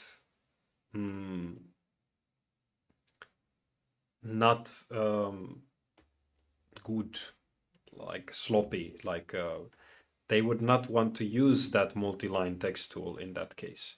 Think if here I press home now and it just types home all of a sudden, or end just types end there. And then, of course, the same things that I showed previously. So pressing down here goes between E and X here. But let's see what happens if we put some large letter here.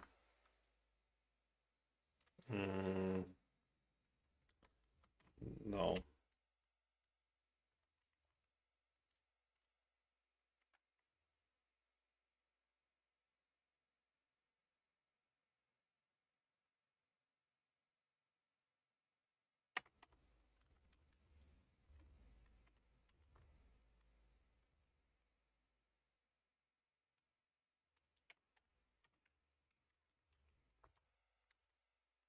Like now. So look at this. We are here. And if you look at this line and you continue it up, it does go on the right side of M. So pressing up is going to go to the right of M. But now pressing down, what should it do? It should actually go to the right side of E, if you just consider the previous logic. See, it's on the right side of E, clearly. But if you think about pressing up and down multiple times like this, it makes sense that from this position going down, okay, so now down from this position actually went to the right side of E. So look at this. I'm clicking here, and now I press up, and it goes to the right side of M. And when I press down, it goes to the left side of E. But if I click here like click with the mouse, and now I press down, it goes on the right side of E, because this is more to the right than this center point. It just makes sense for it to go there.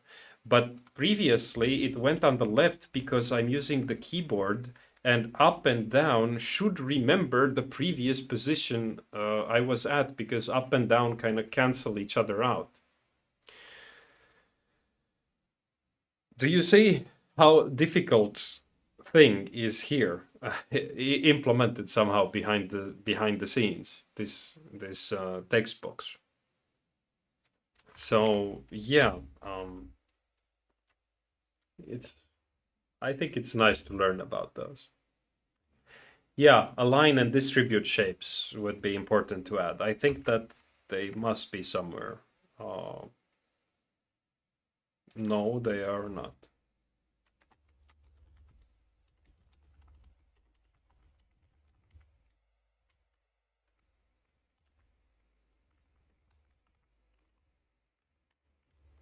I'm going to move them also in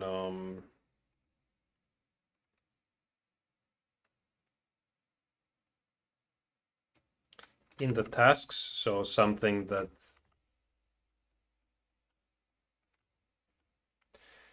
somebody could do. And speaking of these, last time or 2 times ago, maybe, we implemented also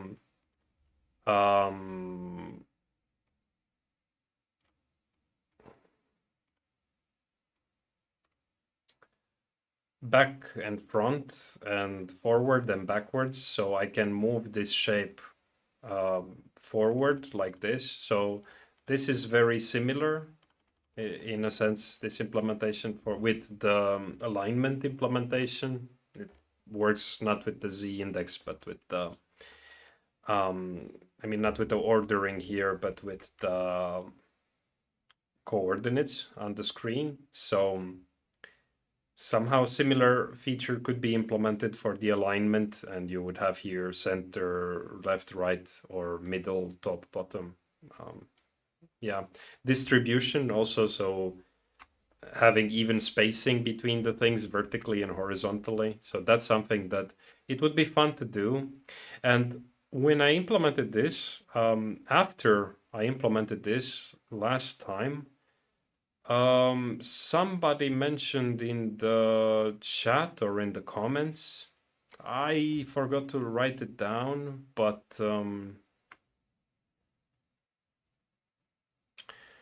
maybe I can search in YouTube somewhere. So in the comments.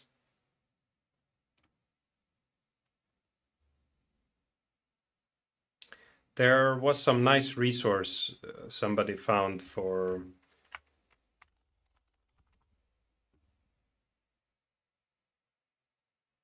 okay, this one. So hello there, 8547.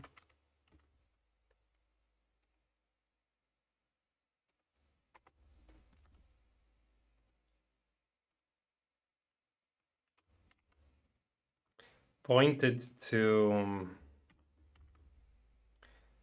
Steve Ruiz's implementation of TL Draw, and he has explanations for how he implemented back to front, send to back, send backwards, bring forward, and whatever.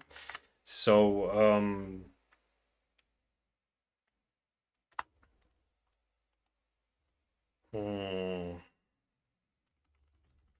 I'm just going to try to find the post.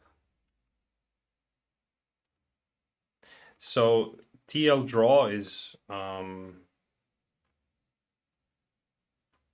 a nice web application for drawing, and it has explanations of those things, like what would be the algorithm behind send to back and bring to front and whatever. So if somebody wants to learn in a different way, because my streams are going to be very messy and unstructured and yeah, I talk very different things. Then learning from these kind of resources can benefit many people. And also it summarizes a lot of effort because building this tool, I'm sure it was a lot of effort. It looks really nice. So it's like this, and I tried it after seeing that comment. It's very sophisticated. It works a little bit different than ours, but yeah. Also has some very nice features with this thickness of the line is shown to vary in different parts. I don't know. See here how it's thicker here and thinner here. So really nice attention to detail maybe, or I don't know. It's a style of drawing these lines, and it's quite nice.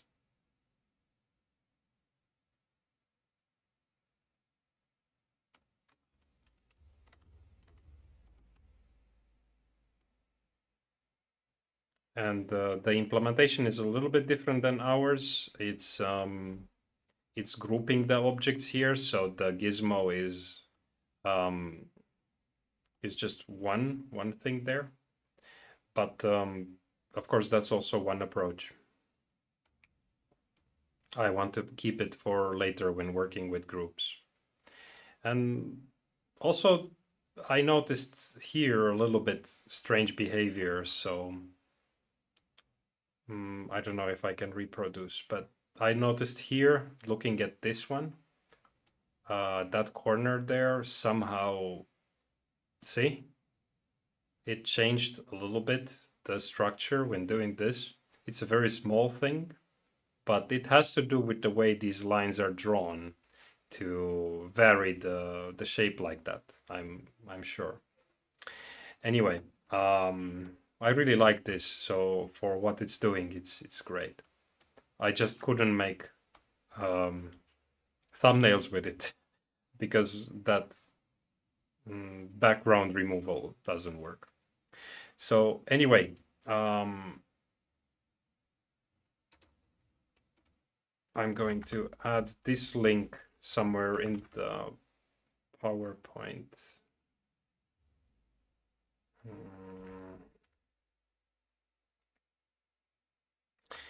Let's check the tasks here.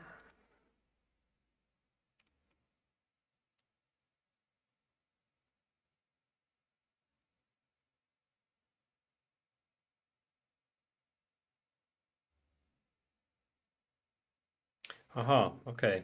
So these are things that actually Yusuf marked, and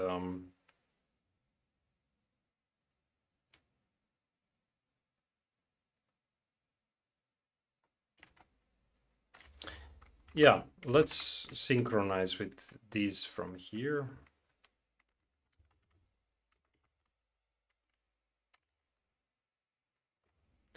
And I'm also going to mark here this resource. So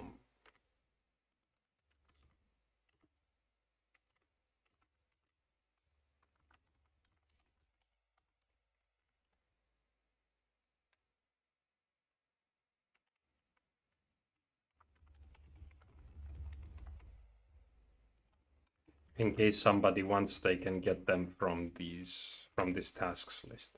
So I removed this one.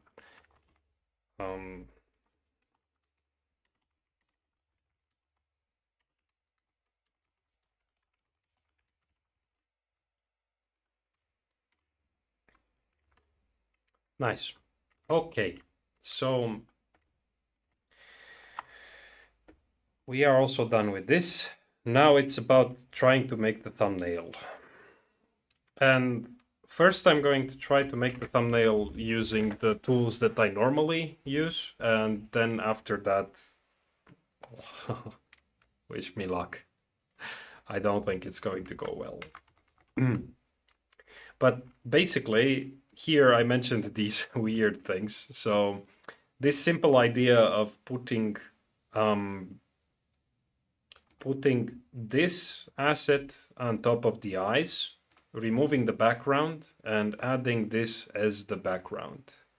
So that's kind of the idea. And to remove the background in PowerPoint, there is this button. It doesn't do a fantastic job, but if you mark a little bit more what areas you want to keep,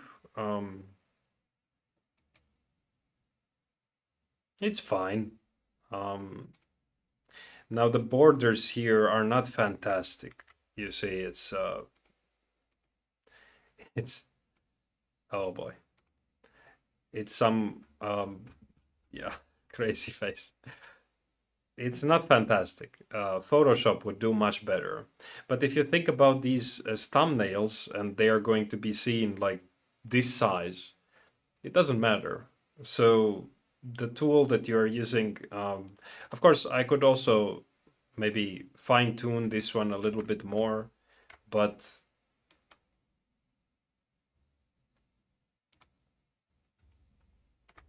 it doesn't make a difference when you look at it small like that.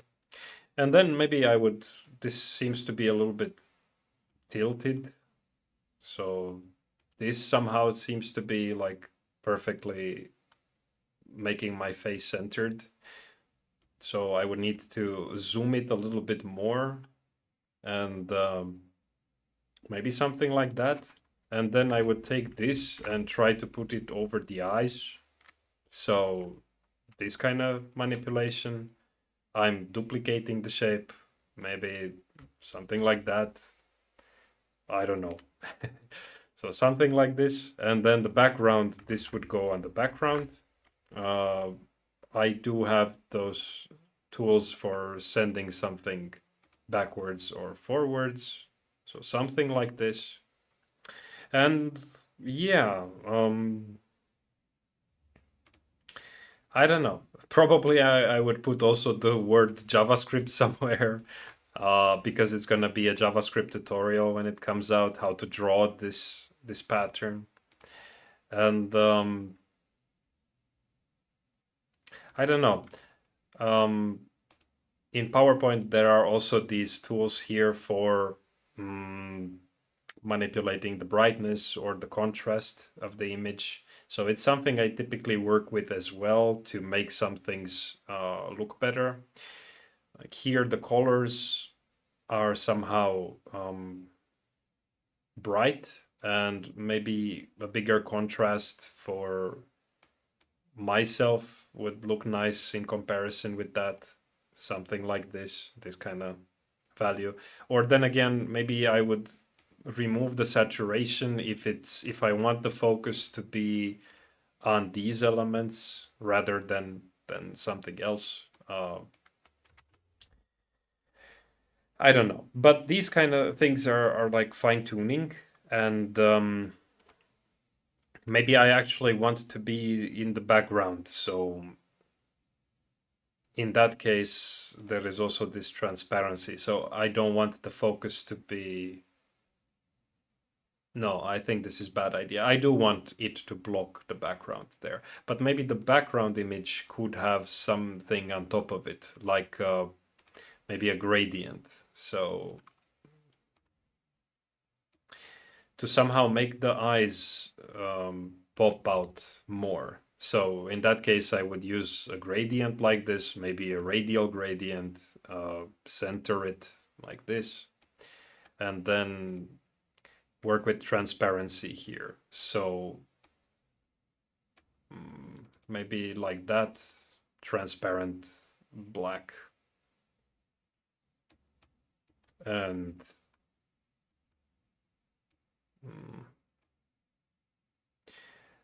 this one also black, but maybe not so transparent, or not transparent at all. I don't know, something like this maybe. But this should be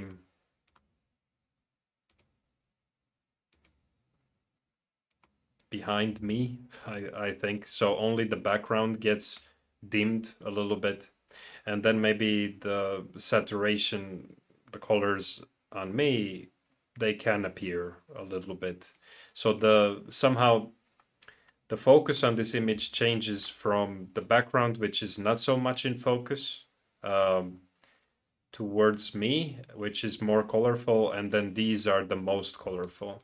And maybe they can be even bigger and somehow aligned a little bit better here. So something like that would be some idea. And many people on YouTube also have these kind of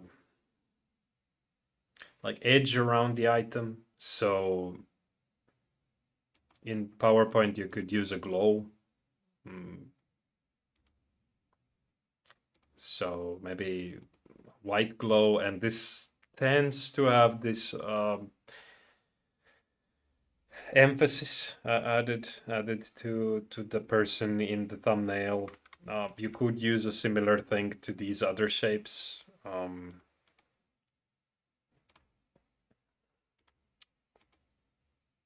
Like to give these a kind of emphasis as well. But now it's too much, I think. So I really don't know. I'm not that good at styling things, but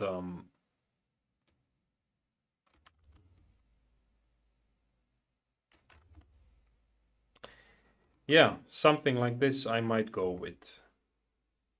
And then some JavaScript logo there, but I don't have it ready here to use. So something like this. But I can already tell that I can't do all of this, even if I implement some way of working with the image, like removing the background today, because I don't have gradients for manipulating this thing here to make the background a little bit less dominant. And I don't have this glow functionality in any way. So really, the best thing that I could do today with luck would be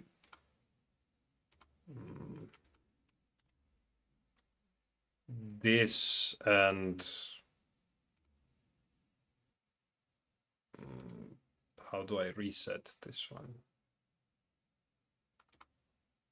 And with the background remove also, something like this. So something like this compared to something like this. I think this is better. So probably I'm gonna use this one when the video comes out. I think that the video is going to come out in, I don't know, a year. It's already recorded, but I have so many other videos already waiting to be published that this is not prioritized in any way.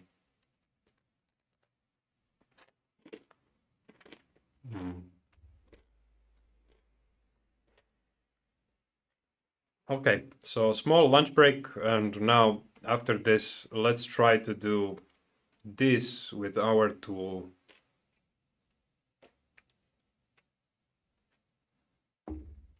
Actually, I can try to do it during the lunch break. So let's go to our tool. And I want to open some images here. So, oh, wow. And already the problem.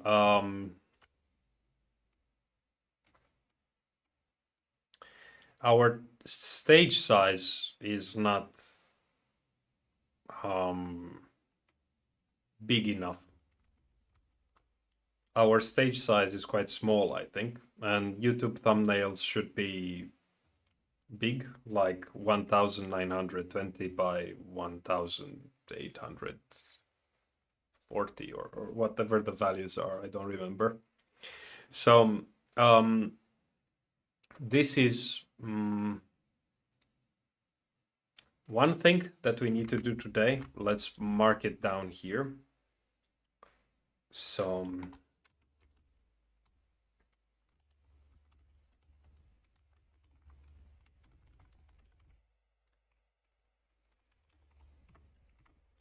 but otherwise, we have this image here, The problem with the stage size is that when I try to export this, it's going to export a too low quality image.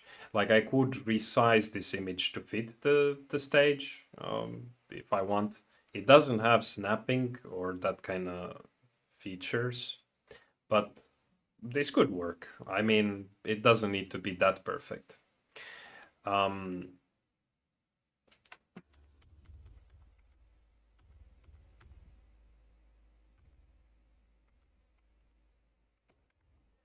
Yeah, I undid until the very beginning when adding this element. And now I'm also going to load one of those snakes. So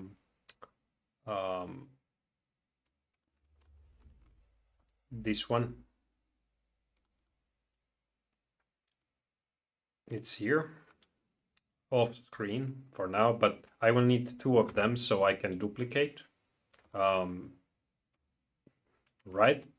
And then the image of me. So this one here. And I think this image of me is okay. 1280. So this is actually a little bit smaller than what it should be.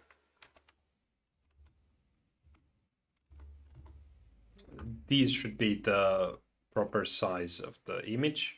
And you can see that even the previous, I mean the size of the stage. And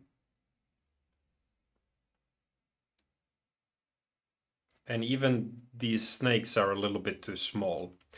It's fine. I could generate bigger ones from the tool that we create in that tutorial.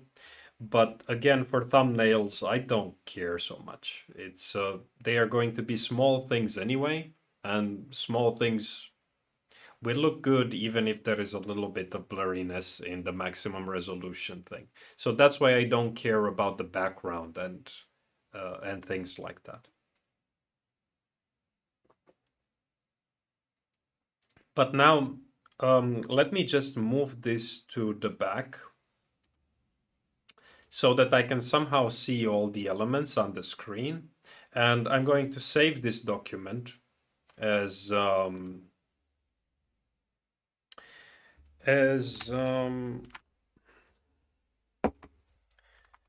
first thumbnail, first thumb. And now if I refresh this and I open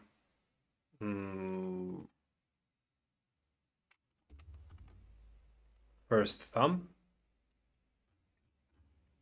I have it. I have there the resources for making this thumbnail.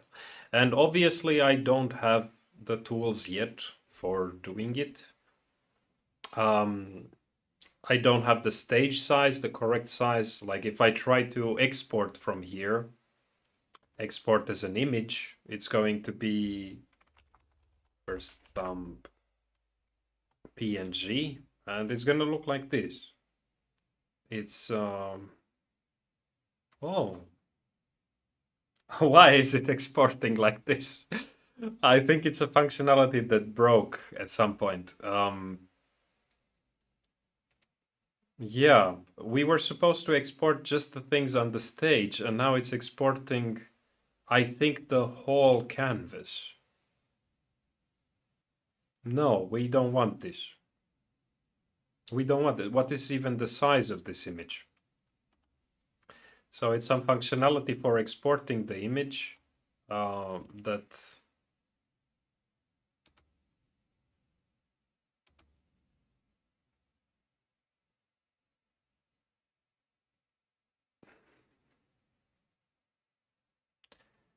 okay, not that big. It's small because yeah, it exports everything that we show on the screen really.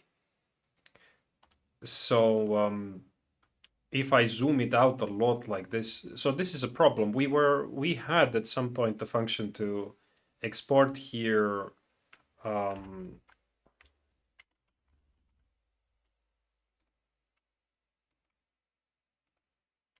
now it looks like this. We don't want that. We had at some point a functionality to export exactly what is on the stage. So it would have been something like this. But I think when re-implementing the layers or something, something broke. So yeah, but that has to be fixed as well.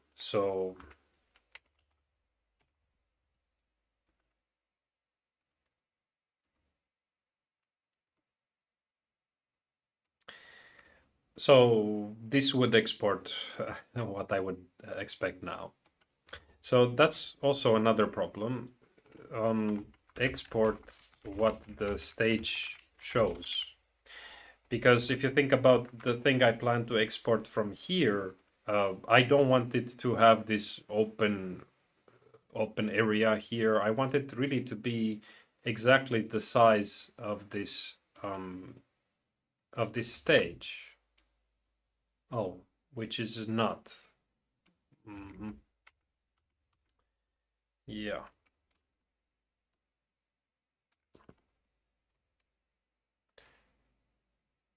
It's not because I used somehow the image of the.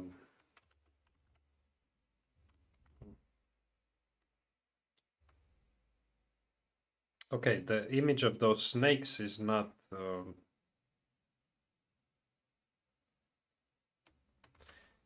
the correct aspect ratio even.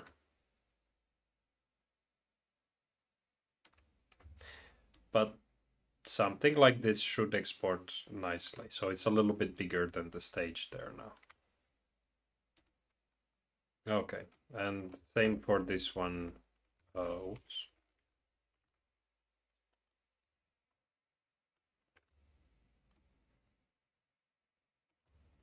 Yeah.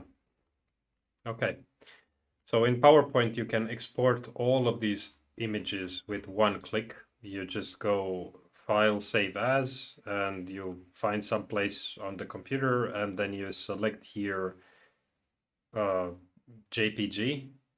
And when you do that, it creates a folder, something like this, and all of them are being exported as their own image. So that takes exactly what is on the stage. I don't need to demonstrate that here. And that is also what we need to do here as well. So I thought this functionality is already there. Apparently it's not. Right. And then uh, eraser or background removal tool.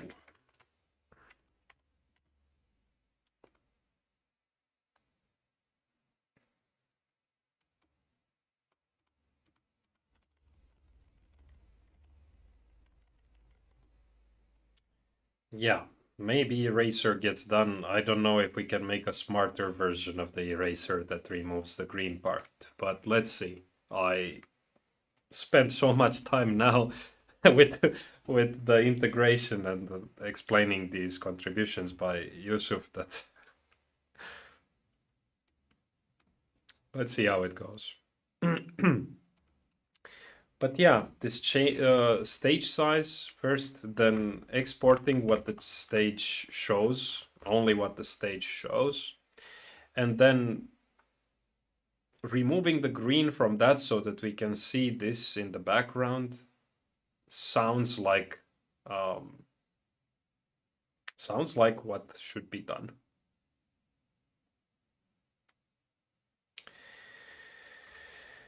Okay.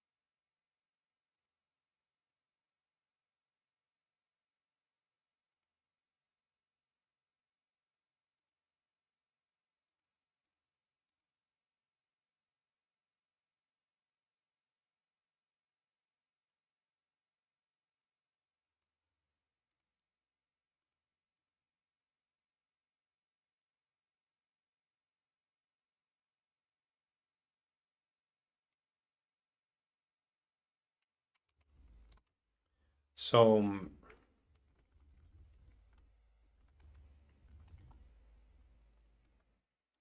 if I go here and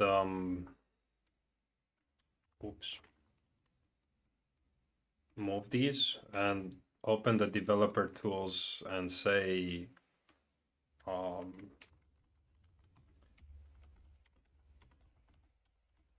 change the width of the stage properties and redraw the shapes, like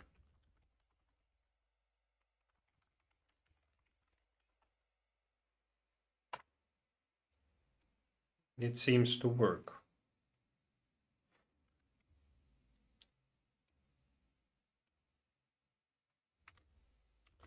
So if I want some kind of function for resizing the stage,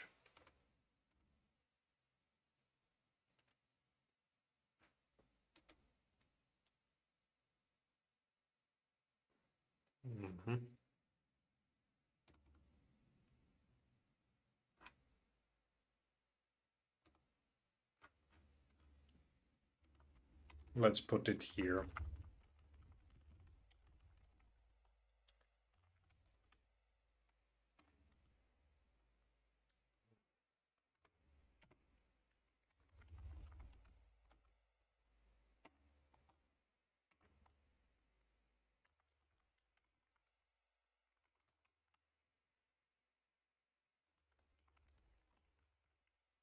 Something like this.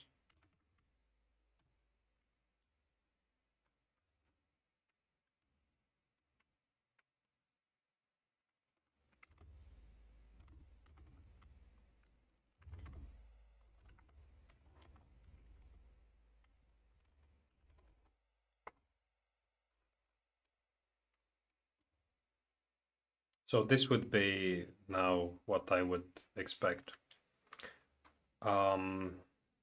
Does the new stage size, is it saved in the file? Let's see. So if I'm gonna draw some rectangles here and some ovals, do all of these get saved, and does the stage work? So refreshing now, this is clearly the previous one, a more square aspect ratio. And if I'm gonna open my test, it doesn't work. So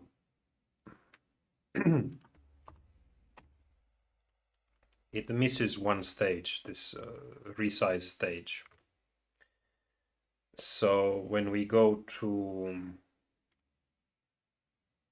the load functionality, I think it's in the tools, document tools, load this. Set layers. Is this data somewhere, this information? So, okay, stage properties, they are actually there. So,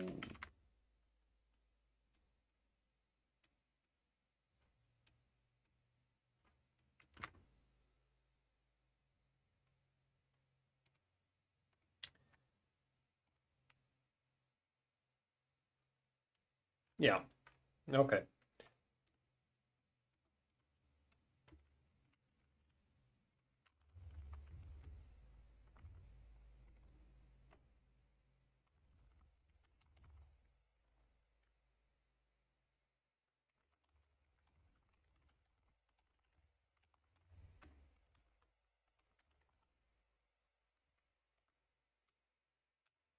And now if I load,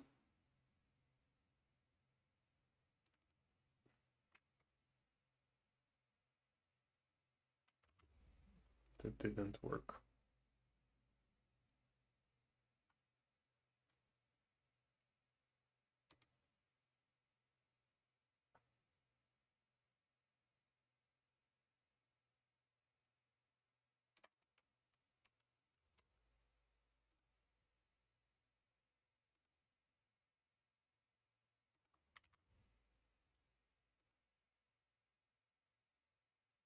Let's put a breakpoint there and see what's wrong.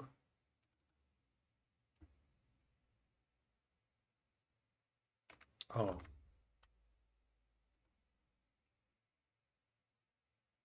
Oh, okay. There are multiple layers now, so this is, yeah, this should really have an object here that says layers. In the future, we will have to fix it, I think. Each layer has its own stage property, I think, and that's not really great. There is only one stage for the document, but I'm not going to worry about that now. So data of 0 is going to fix this problem.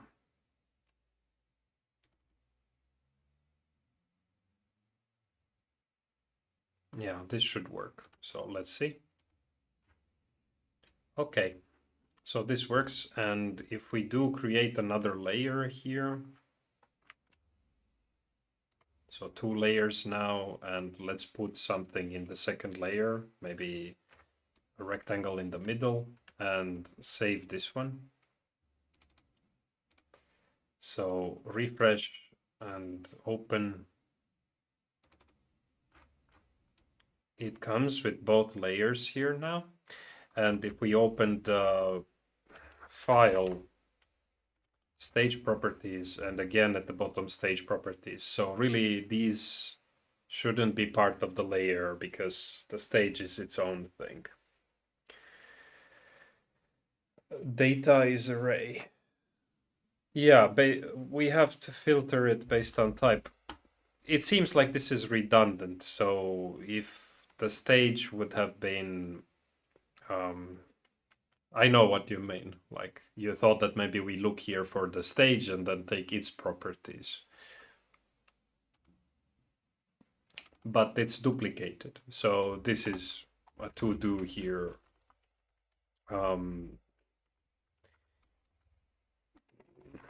Reorganize the save file, stage properties only once.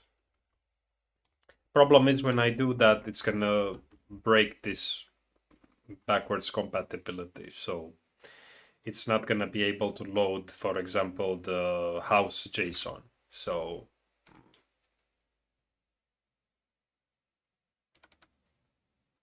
this is the house drawing where these things are on the layer 2 and these things are on layer 1. And if if the stage properties move somewhere else, then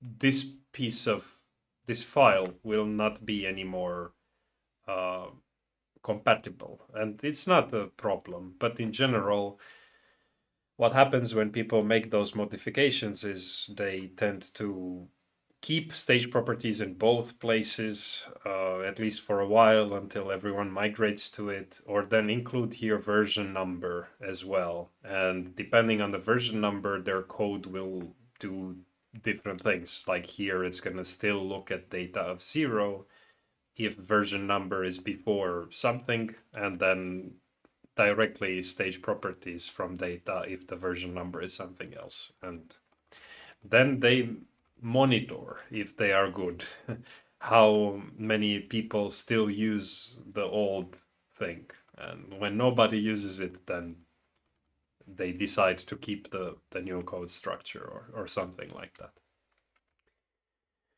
Some applications are so annoying that they don't consider backwards compatibility. So like Adobe is quite famous for that. When you before it started to have this annoying subscription based model where you pay every month, you buy the whole software, and if you had a version and then the next version, in the old version, you can't load the things from the new version. So if your friend has the newer version, but you have the old, they need to save in an old format for you. And it was problematic. Yeah, because they were somehow forcing to move to the new one. But anyway, yeah, so now if I take the thing from the first thumbnail, I see this. And what I have to do is change the stage size. So there is no tool for this at the moment, no interface, no buttons for it. But I can do it like this.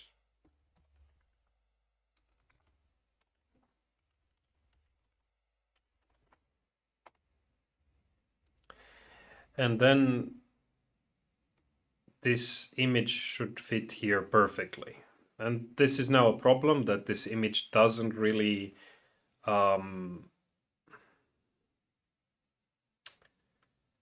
snap. So how do I align it here? Really, it's not straightforward how to do it. Maybe if you calculate these values, like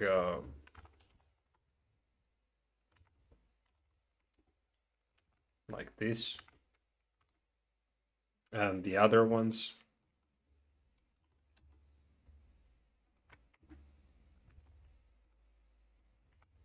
then I get exactly what I want. But this actually, I did something to it before because the image is somehow tilted. I think that the camera was a little bit tilted when I took the video, so I should fix it a little bit. I'm gonna worry about that later. Let's make this one bigger, and I'm just going to scale it even bigger than the stage. That's because I want here to still see it. If it would be the perfect size behind me here, you wouldn't see that that item is still on the screen. And these items here, I think it's okay to move them to their final position. Yeah, so selecting both of them and resizing both of them while holding shift, this works quite nicely, so I can position them. I can preserve the aspect ratio and both of them will have the same size. So we have some nice functionality here already. Okay, and now if I save this and I just replace the previous form, the previous file, then reloading and opening that one. So if I move things around, oh, it didn't save the stage size. Why? Why didn't it work?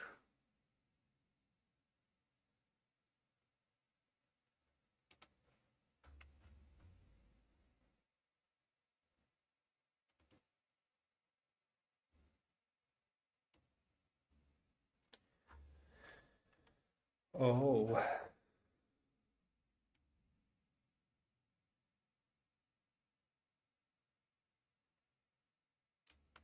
I don't know.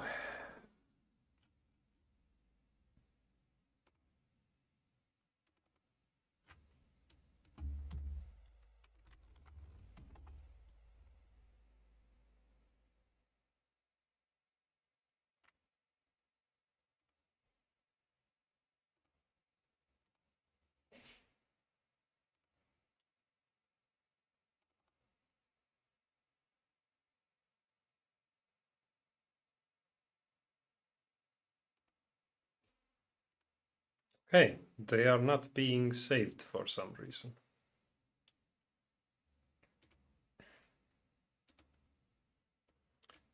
So if I run that code for changing the size, does it modify?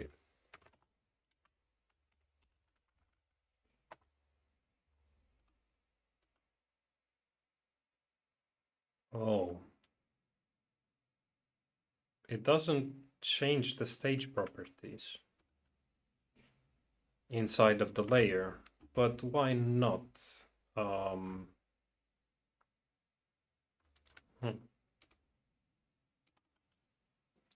They seem to be just passed here as reference, and then here when creating the layers.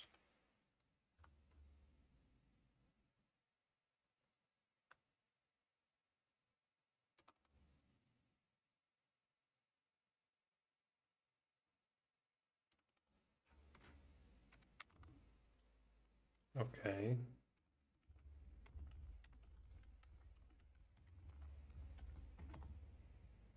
These ones have changed. And then creating the layer with the stage properties. I don't get it.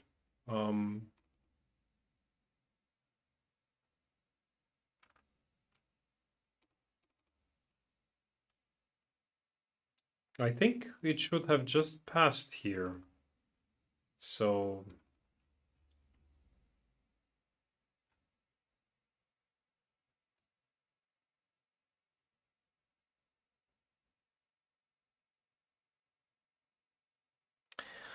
oh,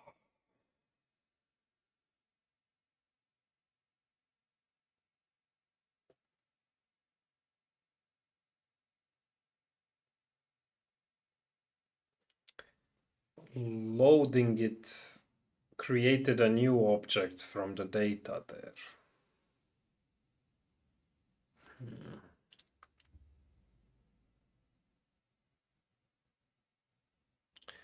Okay.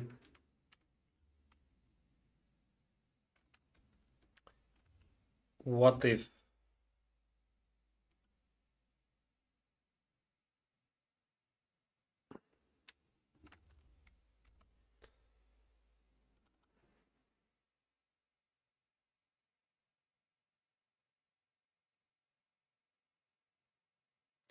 yeah, it's complicated.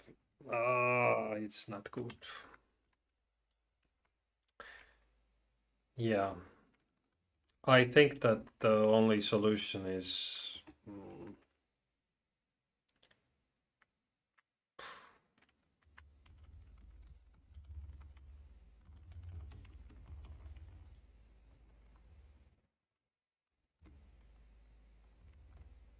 create a function for it here in the viewport.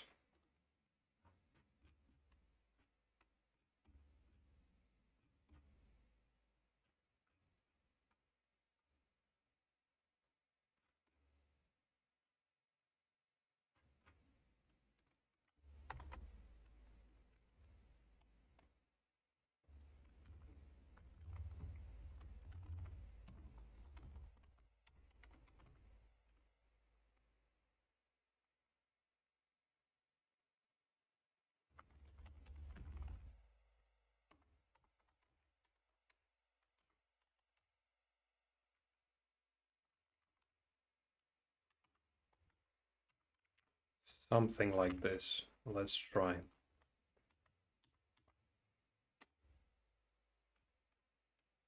Okay, no error here. Let's try opening the first thumbnail. And this one again has the small size. So I just undo these things and let's resize it now. And now save. And load. So, okay, now it worked.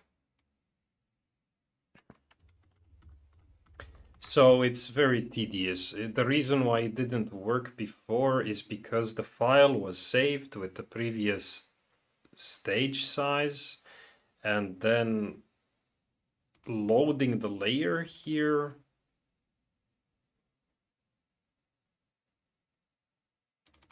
Loading this would actually have to overwrite those. What I'm doing now is stupid. I don't like this approach. Yeah, I will undo this. So no need to do that. And in the document tools,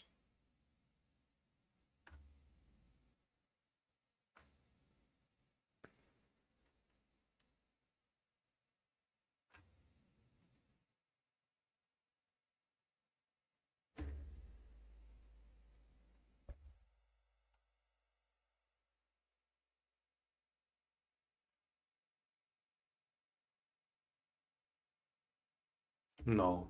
Okay. Let's just leave it like this for now.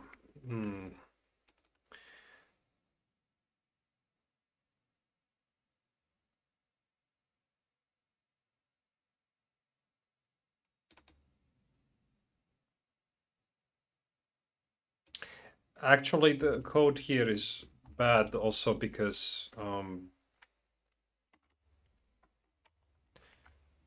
again, stage properties shouldn't be here.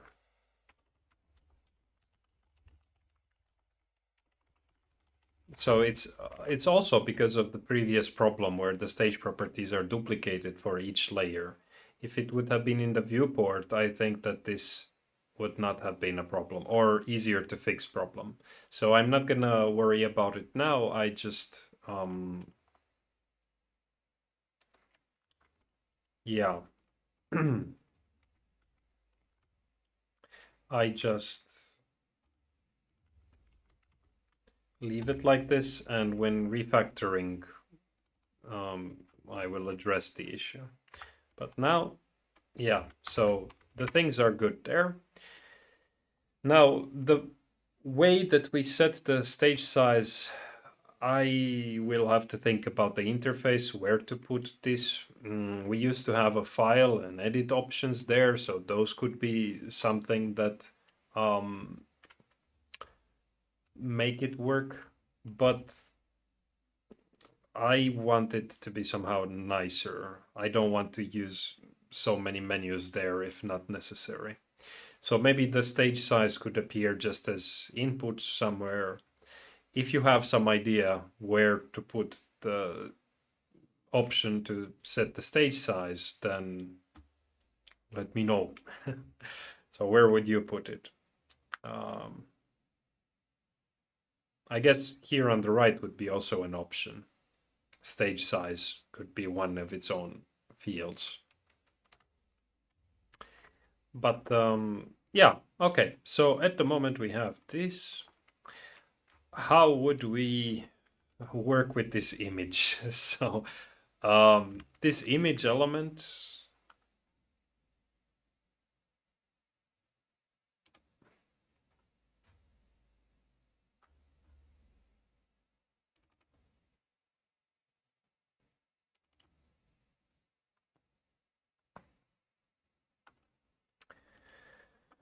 when drawing it,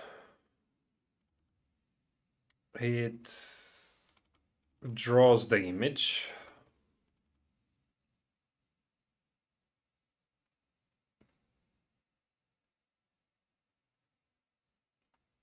All right.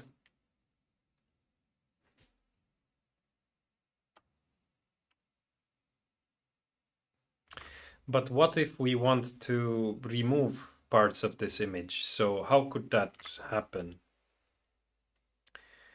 One way we could do is have some kind of an eraser tool, and that eraser tool could give to this image some path that the pixels of that image would need to disappear. Like if the pixel is on that path where we erase something, it wouldn't show, like in this case, the green area. Yeah.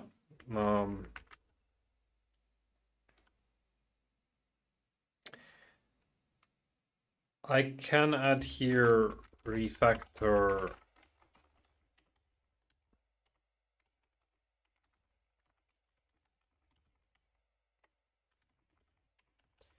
and layers in general. So I think these are for me.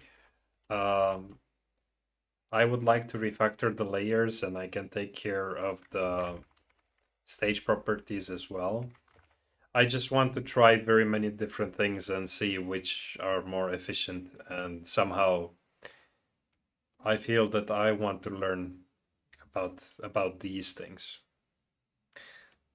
So maybe I remove it from here and just put it here.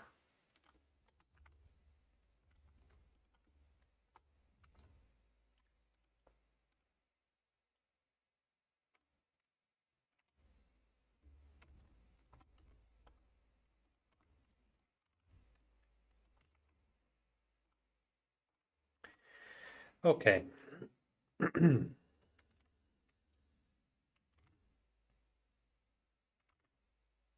Yeah. Near the other properties panel. Okay. So let's put it here. I can add it here. Stage properties tool.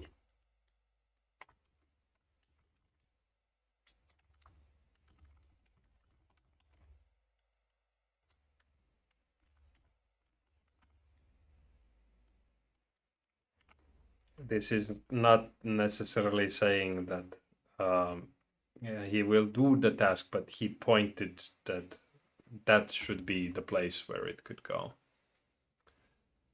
Ah, okay.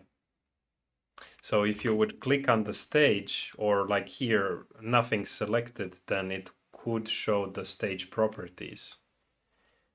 Yeah, that's a good idea. The stage is actually a rectangle, so it would have these positions as well, I guess.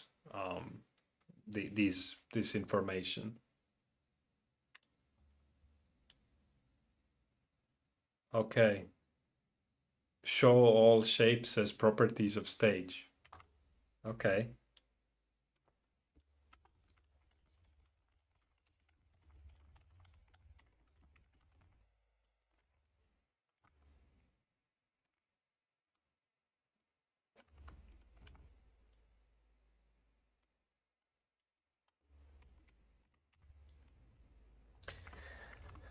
Okay, but back to this one. So how would we hide some part of this image, like make it see-through?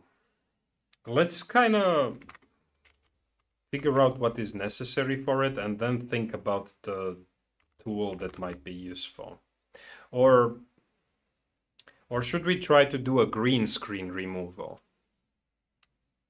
Because this is a green screen and that's its own tool. And I mean, that would be kind of easiest to work with, because if you want to do the eraser tool here, it's a lot of work. So somehow, yeah, let's try to do the green screen removal, but I don't know. I can't think of what good code structure could be for this one. We could consider implementing image filters. In many applications, there are these things called, some applications call them filters. And if you add, I think OBS, what I'm using to record the video now, has their filters for the camera, for example. And I could change it so that, like, if I'm going to go here, the camera filters, and then if I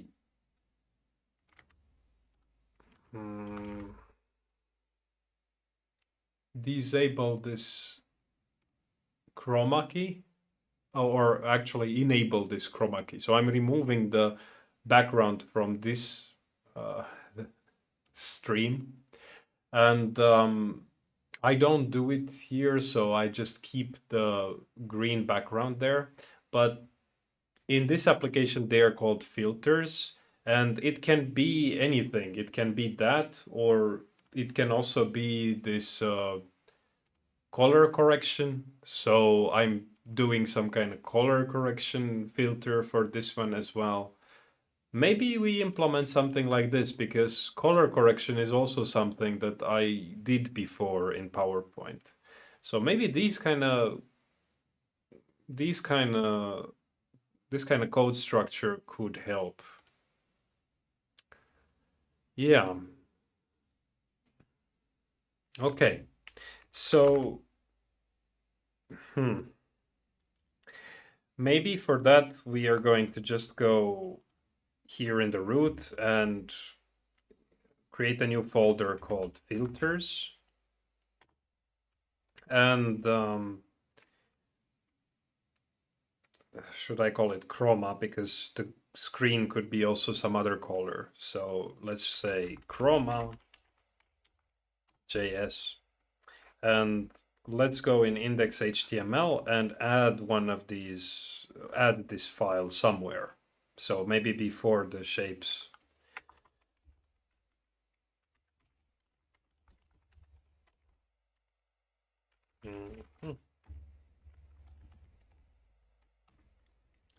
Like this.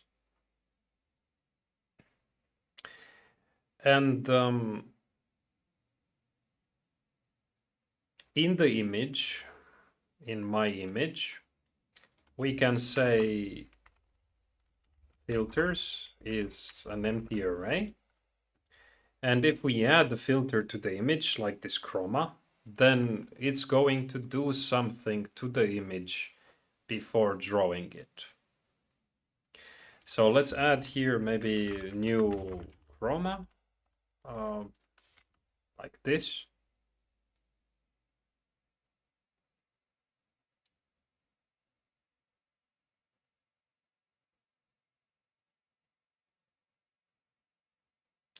I think that the image needs to be passed as a parameter so that it can operate on it. And then whatever these filters are doing on the image, it should be happening here. So filtered image. Okay, this suggests to use reduce and apply the filter on the image in that way, starting with the original one. And that's fine, maybe. But apply needs to have the parameter. So that actually makes some more sense. So we do have a chroma for this image, but the chroma itself doesn't work with a specific image. It works with anything you pass to it. It has its own properties, like what is the key color to remove and whatever. So yeah, I think that having that class now could have the constructor do something else. So the constructor would be maybe color key,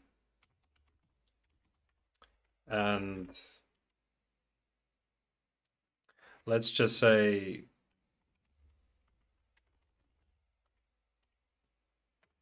something like that by default, and apply.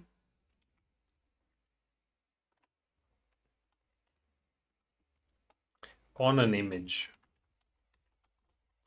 And this is going to do some magic. So the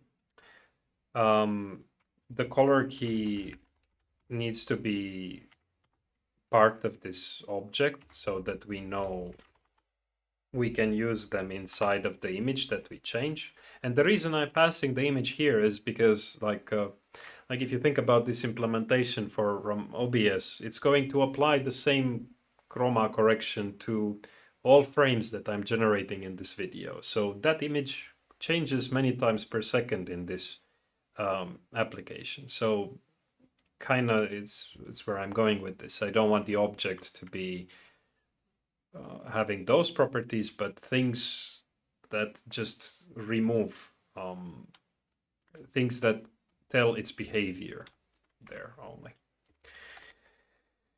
Okay.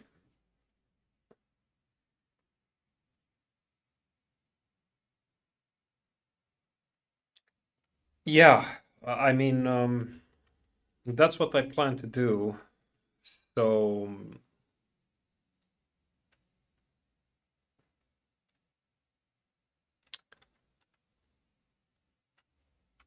here, when drawing the image, the filtered image,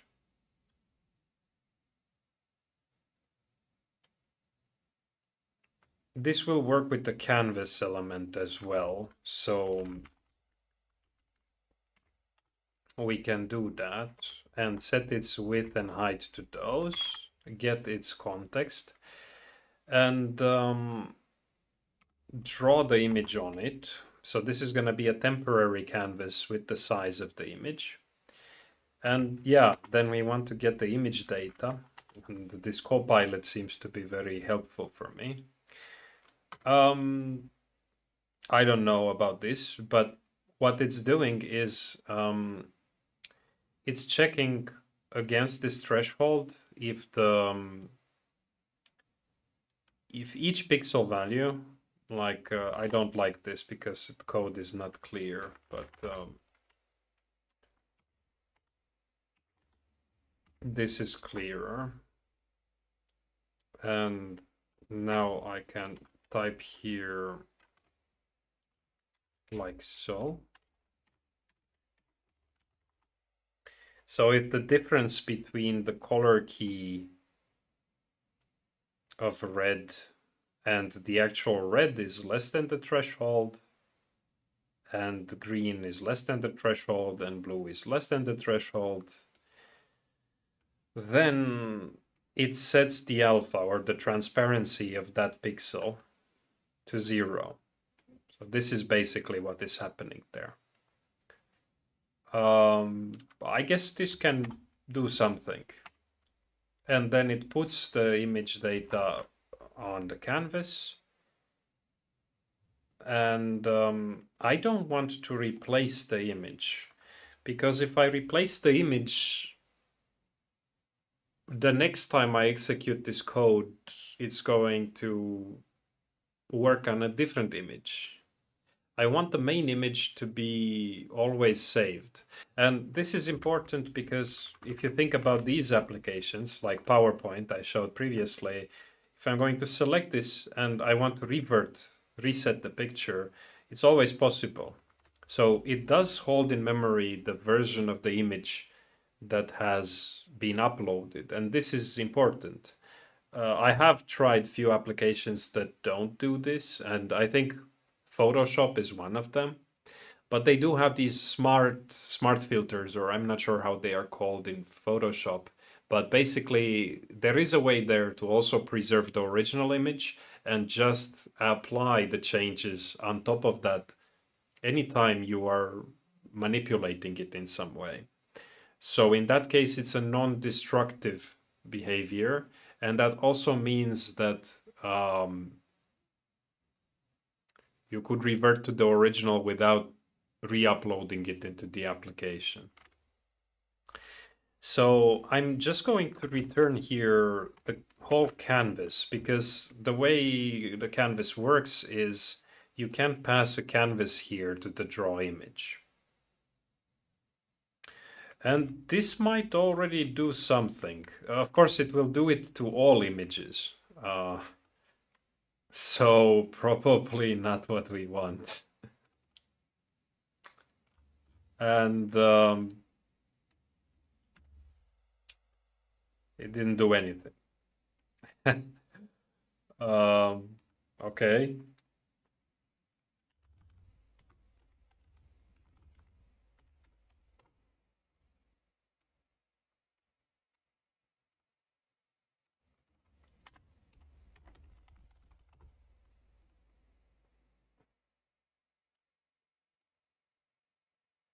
So there is some filter in all of these.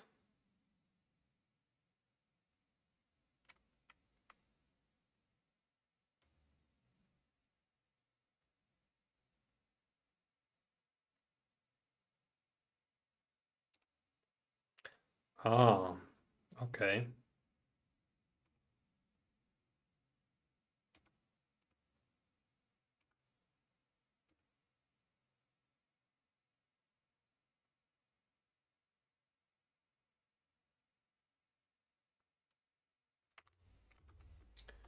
Okay. Let's see, is this filtered image a canvas?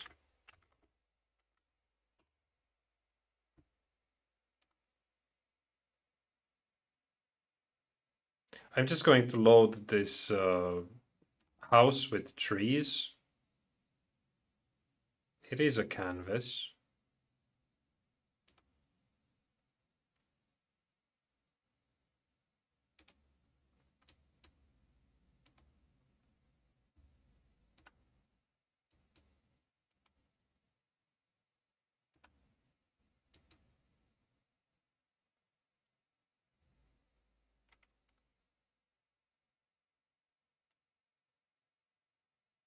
Ah, it's not. It's an array of. No, it's not. Okay.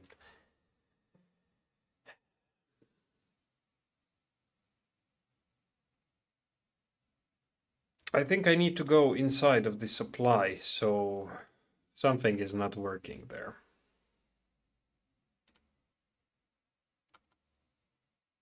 I'm quite sure that those trees are the type of green that we are looking for.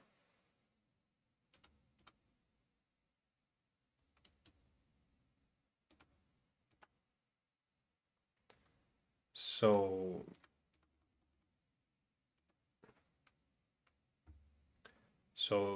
I'm quite sure it's going to go here.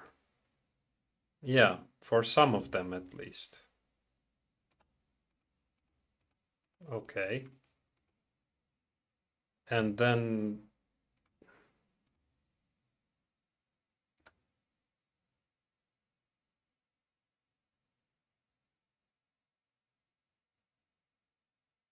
and now this image data.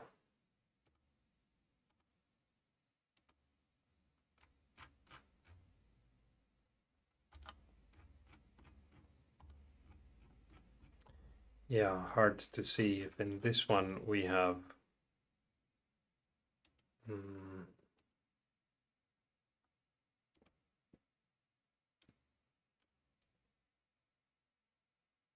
so now it's temp one.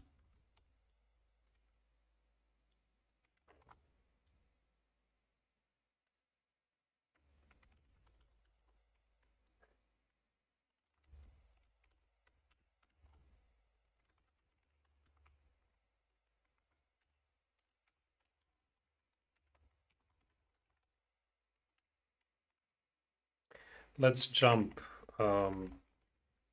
every fourth value and start with the third value, so only looking at the alphas.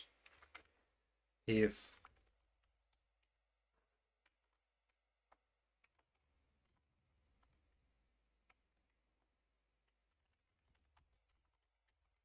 I'm just going to log something in the console. So something like this. Okay. Nothing. So, okay. What if we check the red values? Okay, this is weird.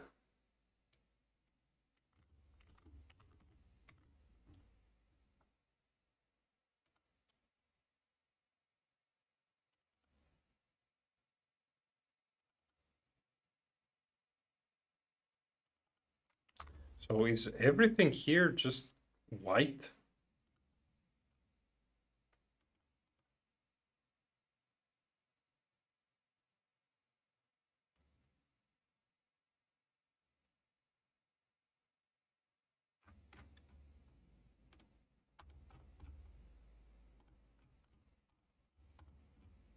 No. What is doing? What is it doing?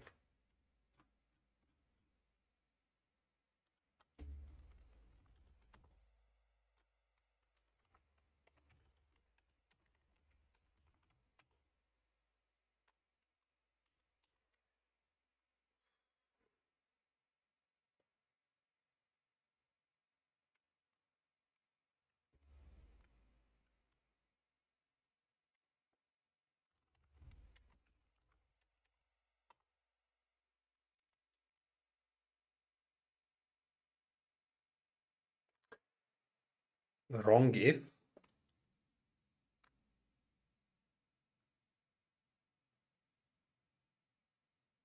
Oh, yeah.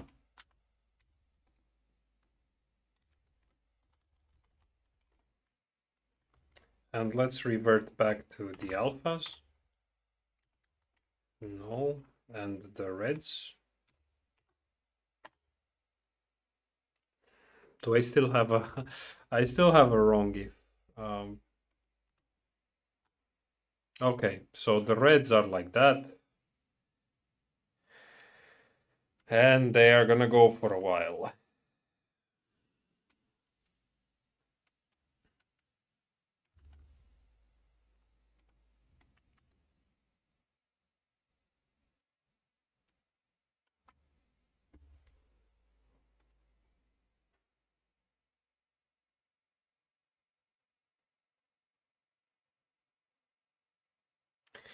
Yeah, I'm lazy to do that.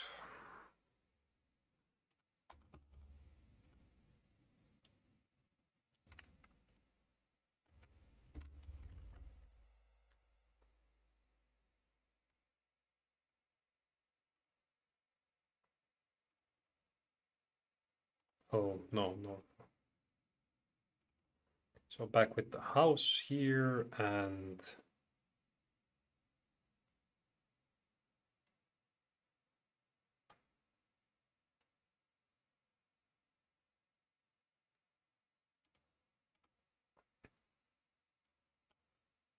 it's going down and then here.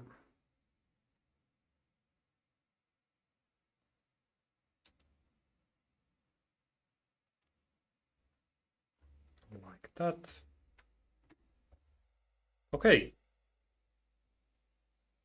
There are some pixels that should be transparent, apparently.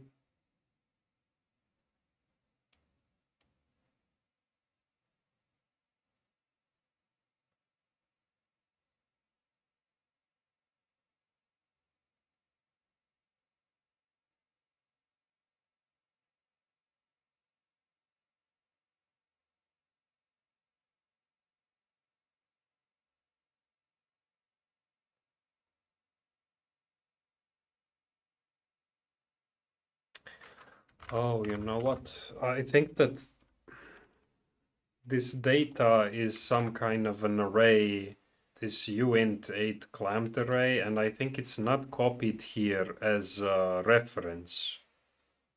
I think it's copied like when we change the value here, it doesn't change IMG data. Let's try like this and do the same thing. I will remove these breakpoints.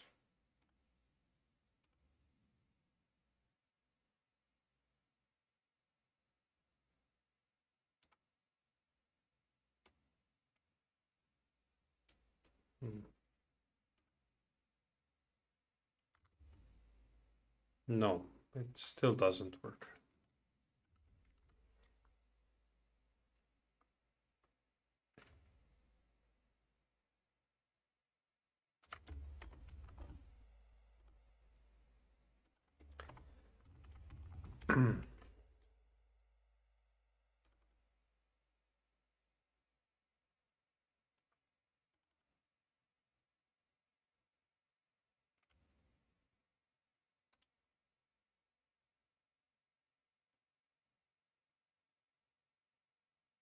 I think it should put the whole image data object.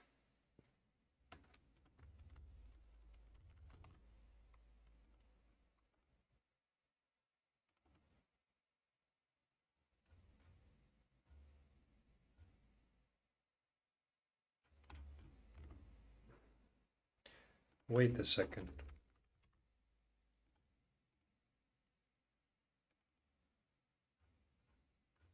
It's working. Look at this. See how the tree looks here? And if I undo this, there is this white line here. I think that the threshold is not big enough or something. But I thought that this is like the pure green, so let's just try what happens with the bigger threshold. The trees are gone. Let's see, 100.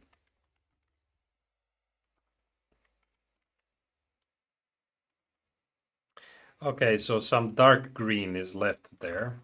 And 80.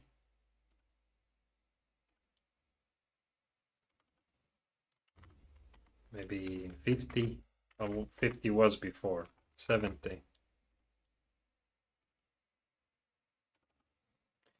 Yeah, so somehow I was able to remove the inside part of the green. Okay. I somehow thought that... Oh, no. Wait, what?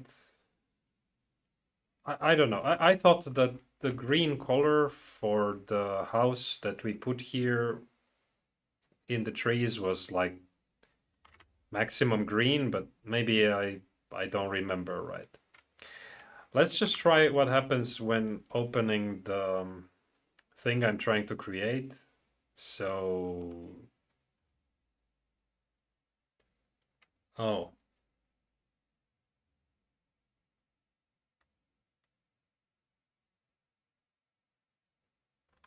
we get an error.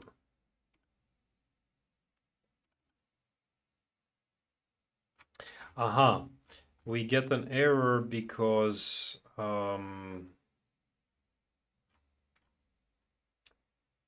sometimes the image doesn't load. Like when you open these images, sometimes it takes a while for them to load. And I think that it already tries to do the chroma on them. Let's try a bigger threshold, like 150.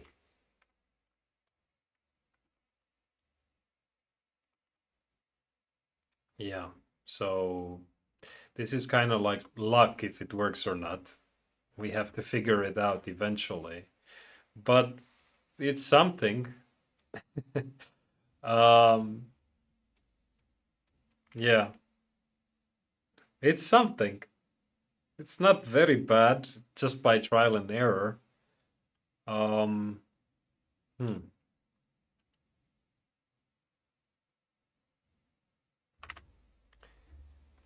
So maybe if I use a threshold of 140.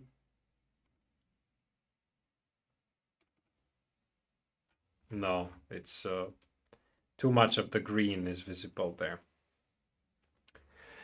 Yeah. Only after the image loads. Yeah.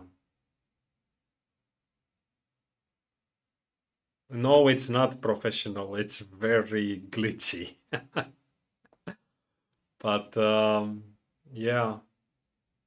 And hi, good morning. It's 7 a.m. in Brazil. All right. Here it's 1 in the afternoon. It's going funny. I was able to do some kind of pixel manipulation here, but it's quite slow because every time I'm dragging the image around, this chroma filter is executing. So really, to make this application very fast, we would need this chroma to only execute when we change the properties and maybe cache the result somewhere. Yeah, it needs some more sophisticated structure for the code there.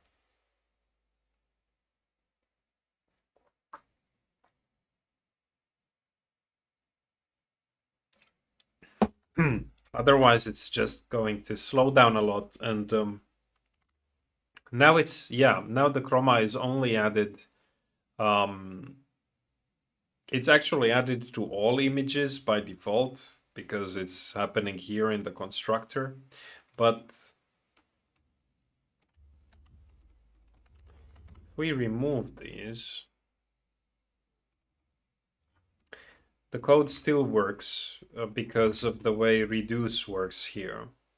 It's defined to be the image by default, and only if the filters are existing there, then we modify that image and return something else, a canvas in that case.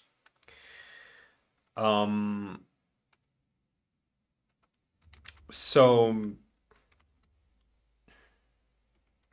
we will need a way to add these filters to images, and we will also need a way to control the parameters for those filters, like this color key and the threshold.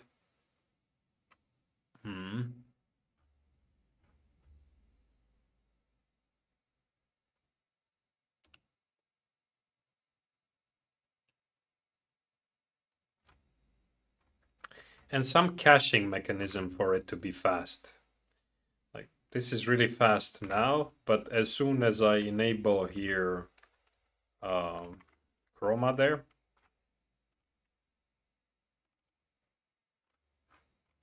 then this is really slow because every time we update the interface, it's going to redraw everything again and again, all the pixels one by one. It's going to look to see if it meets this threshold calculation.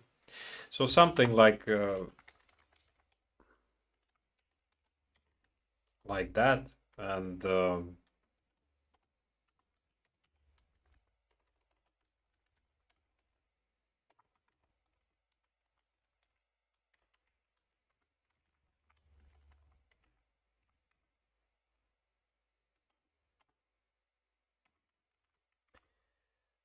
maybe something like that. But I mean, this is just to demonstrate that it could work.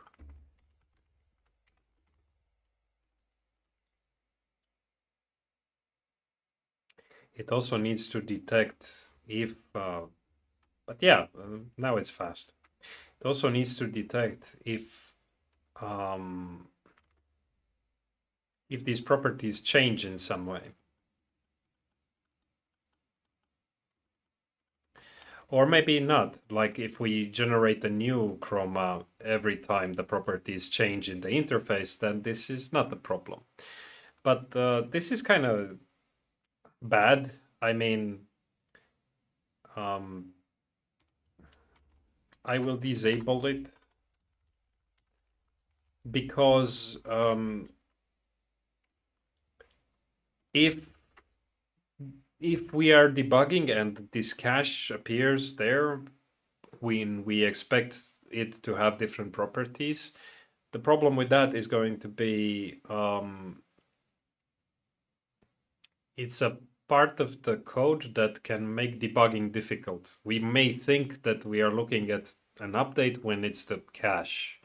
So I would only enable these speed up things when we have the application ready and we really want optimization there. Yeah. some kind of filter properties, but the images with the filter only should display that field. It's a very good idea. Yeah. And also,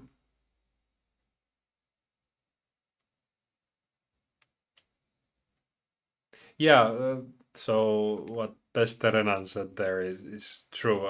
Instead of returning the image, I just returned the canvas because of how this draw image method works also with canvas or with image files. And yeah, having interface properties for those is important, I think. But before that, I think that we have other issues also. So this chroma, I don't want it to add on all the images. I want it to add just on things that we want. And if you do have many filters on, then I guess you want to show properties for all of them. And yeah, separate threshold for every color. Yeah, it could be possible to add multiple chroma filters for the same image. So that might be a good idea. Also, a way to set the threshold without me playing with these hard-coded values here. Definitely, all of these things need to go somewhere, and I'm gonna put some faster music so that I can try to code better, but I don't know how.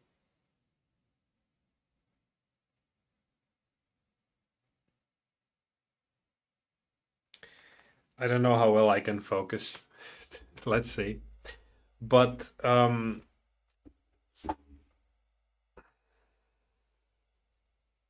images by default don't have any filter. So and this links to what we talked before about when the image loads, it has to do something. So load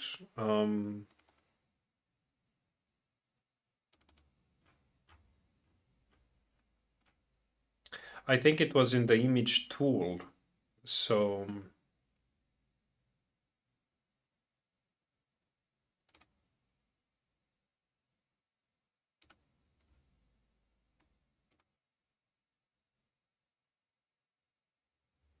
no.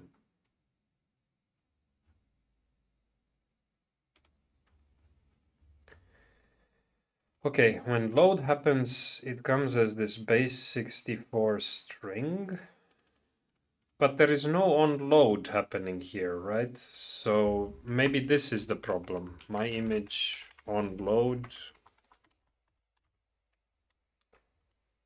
Um,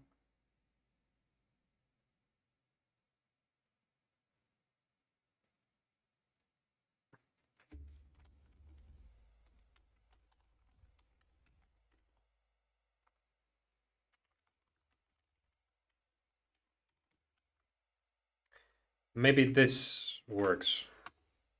So loading the image.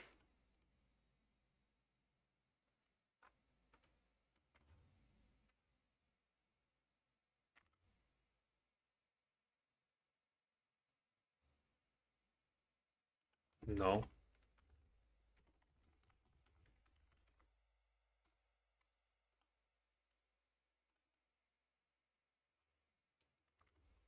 It doesn't even trigger it. I think it only loads if I load. No. Okay, why doesn't this?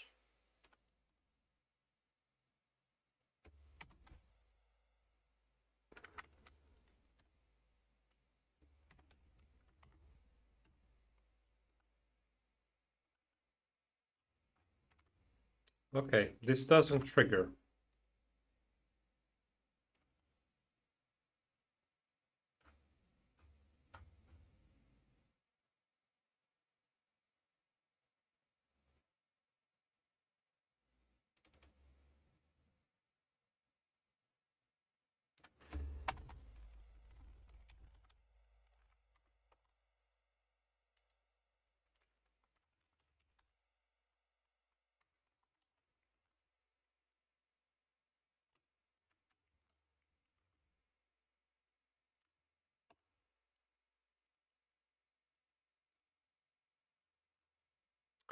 Okay, so it doesn't show it in the beginning, then the image loads, then the filters are added, and then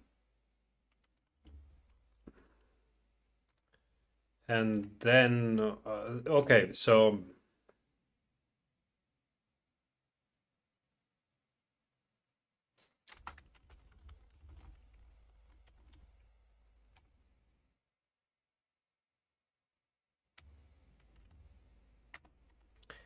what was it called?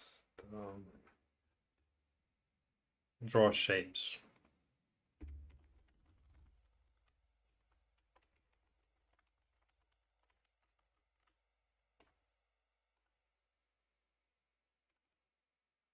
Yeah, so now you can see it loading, and then it adds the effect, and then it redraws the shapes with the thing added. So now that error shouldn't appear anymore. And somebody was mentioning multiple, yeah, separate threshold for every color. But I would really like a way to sample the colors here.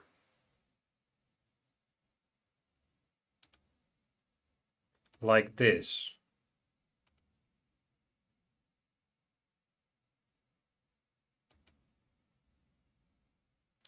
So I would like to be able to sample the color like that and have a threshold for that as well. So maybe I just use the properties panel for now, and have placeholders for those things. So where is the color happening here? So color section is there, text section.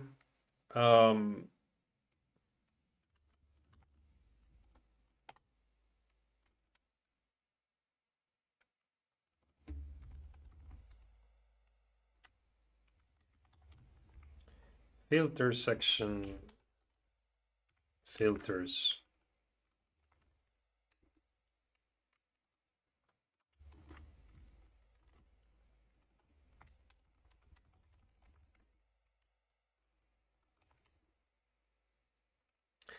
And these things that we are doing here, input with the color,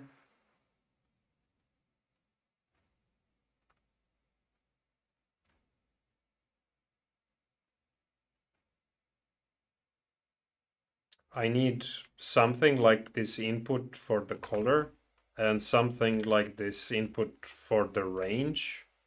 So I'm just grouping them here together, undoing when I don't need it anymore. And then here, after the text,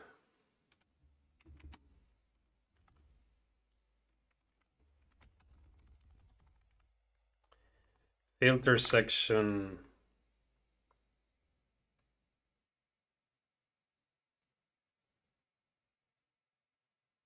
I really feel like this filter section should add these elements not here, because if we would allow multiple chroma filters to be added, then it needs to be done programmatically somehow and list all of them somehow in this filter section container here. So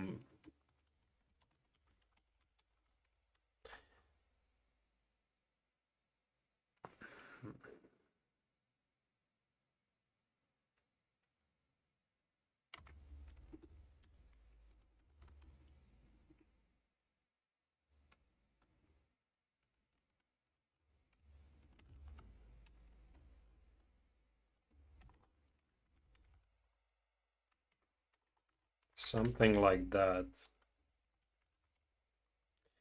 And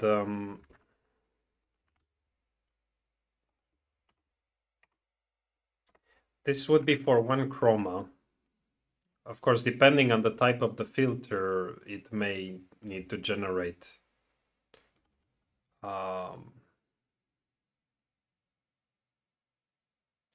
different things.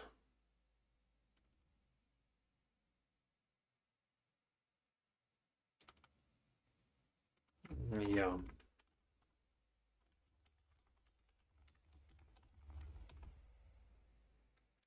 But now we assume that they are all chromas. And the input is going to be... I think I want to have an index here. Because I will need to add here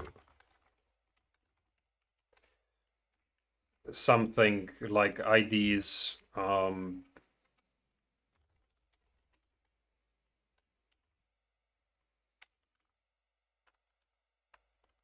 Like that. Unchange and on input, I'm going to not have them here for now. Title will be color key. Type is color. I just want to see if it works. So threshold. I guess we can use the whole range. And again, I don't want those yet, but threshold range value of, I don't know. The value should be set also depending on the filter's properties. So filter threshold. And actually the color here should also come from the filter's value. So value would be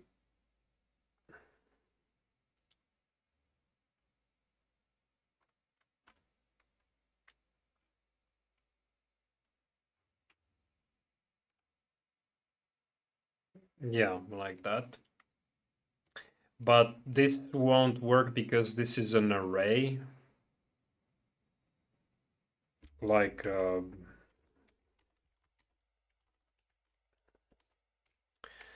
something like that.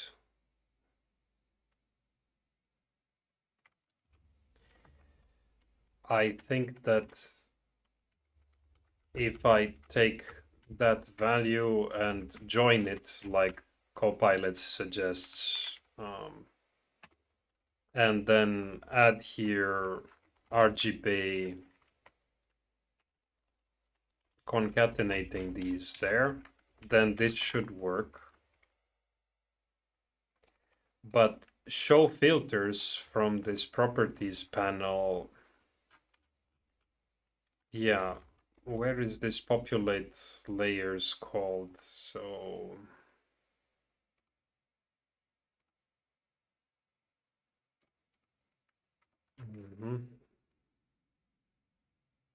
how do we update these?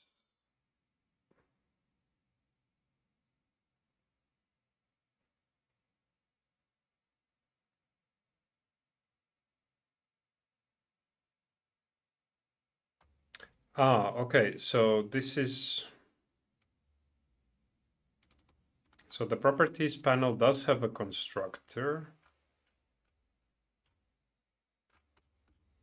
But then it looks like many of these static methods are being used there. So, okay, so maybe show filters like that. And filter section, we empty it in the beginning before we do these. So maybe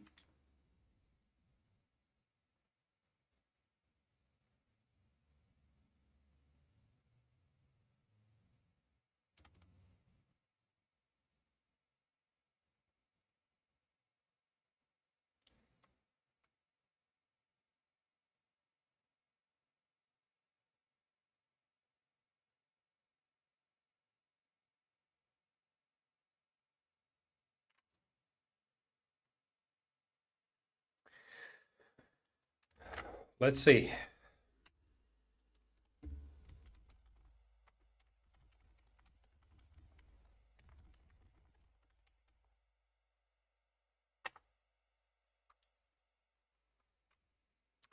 Okay, it should be in an array.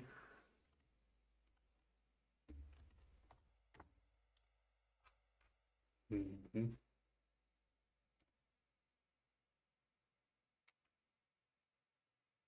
Oh, this doesn't work here.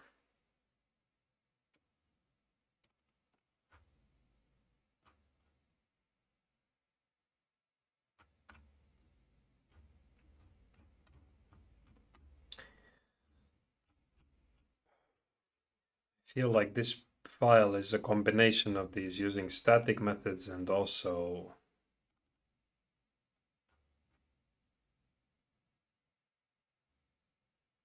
Mhm.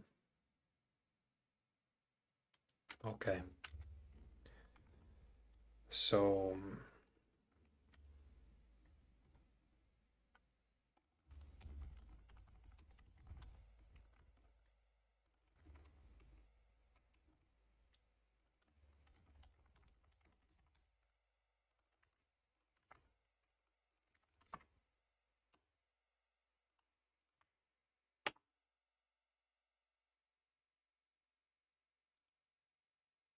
okay, something here appearing in the filters.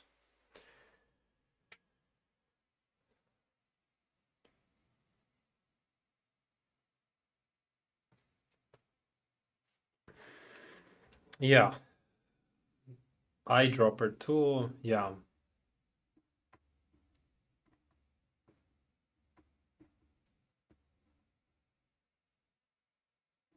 Yeah. Um, I could do that, but that would be. I talked a lot today about reinventing the wheel, and I mean, these components for selecting the color from the screen, they already do that for me. And because I mean, this is a very difficult to make component, what I'm loading here. Um, kind of like the text component that Yusuf has made. So Yusuf has made this text component that you can actually edit the text on the canvas here, and multi-line support and many crazy things. It's relatively glitchy, but it's amazing. And luckily, this oops. Luckily, this yeah, I can't delete this text box unless I do this. Um, this color picker tool gives me this functionality, what I want really, but it's not connected to the filter of this particular image that we select now. So I want this to change, the filters to change depending on the selected image. And of course, if you think about multiple selection and whatever, like if I have three images here and I want to add the same kind of filter to all of them, then same behavior that we've been having all the time is what I would expect to see. But in general, filters are unique to different images, so many applications don't really support showing this grouping behavior. You just have one selected at a time. And I think that that's more than enough. So in this case, I would like this to actually change the selected image's properties. And I would like the filters to not show there if I don't have an image selected. So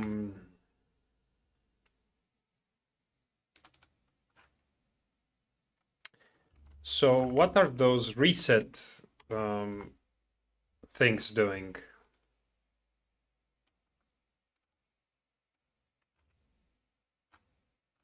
Update display here. I don't remember how this works. Okay, this is actually the revised version from Yusuf. with a better implementation. So we have these panel fields.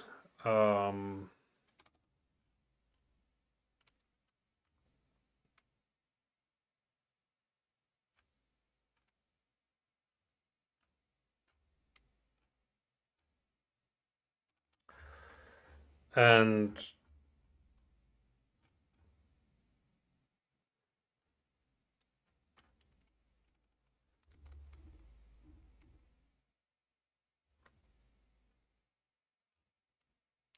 here the new properties are coming from the selected shapes. And I guess that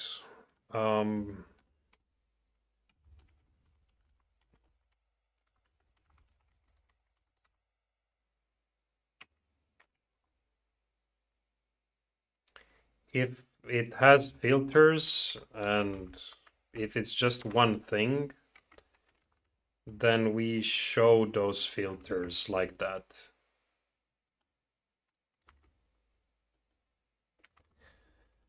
If not,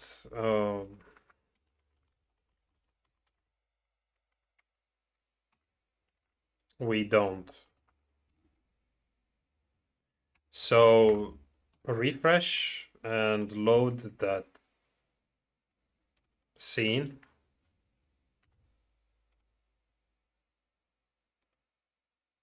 Okay, so the image does show the filters there. If I draw a rectangle and select the image, or yeah, if I select the rectangle, the filters don't show.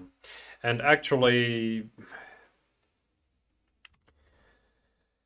it's an empty field there. It's just fine. So the color here is not ideal. For some reason, it doesn't work.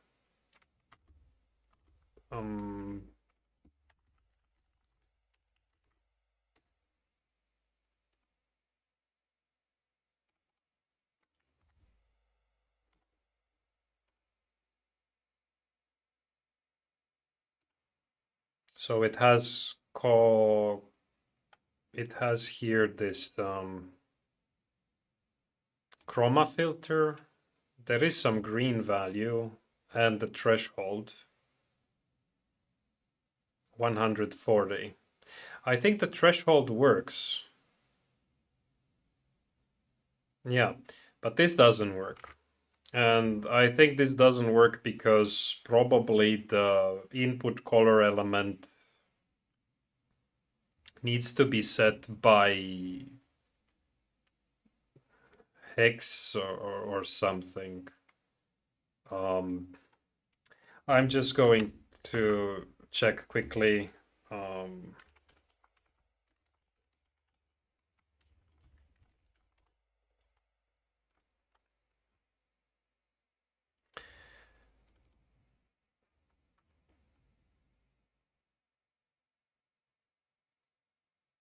Yeah, so it's a problem. We should have something to work with colors, really. But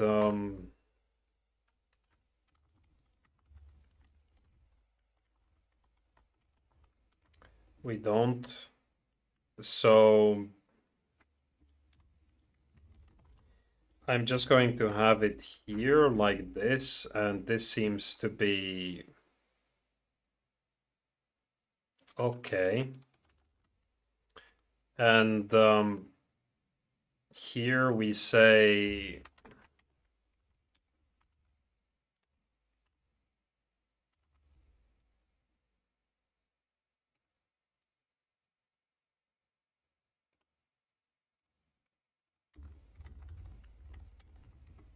that.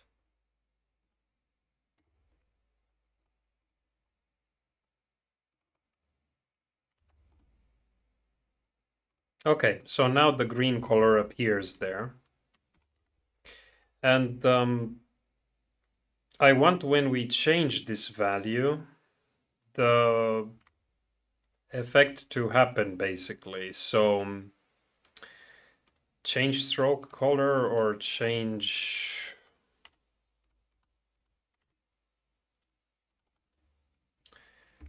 change Chroma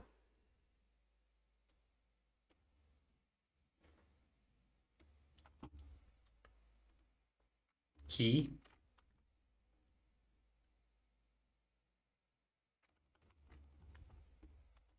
And let's keep the same kind of structure here. And change Chroma threshold like this. So now I go to see where these are happening, and after the text, I like to keep these. I don't know why the reset and swap are there. I think they should be grouped to the colors.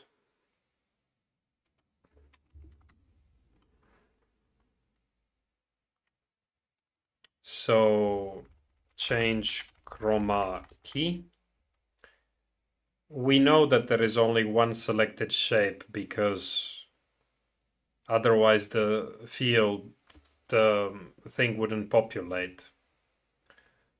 So set options.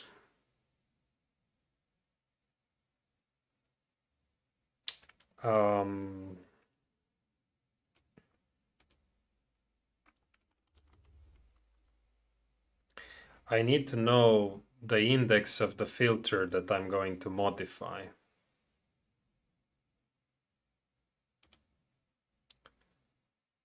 So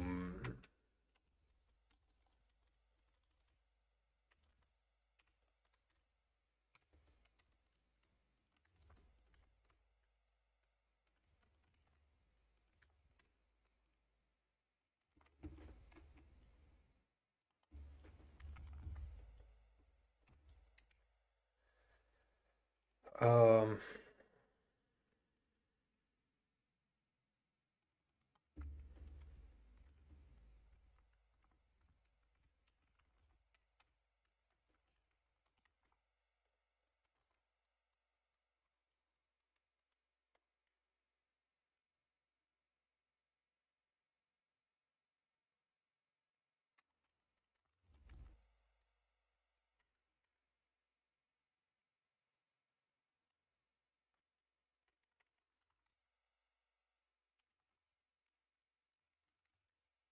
I assume this is a hex value.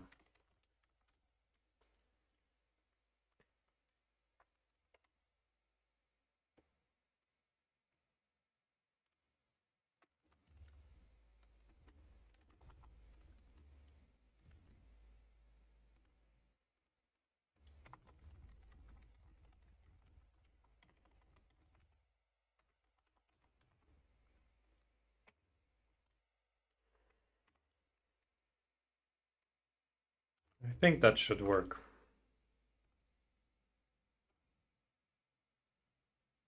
Yeah, but assuming it's a hex value. So let's try again. Let's load this one.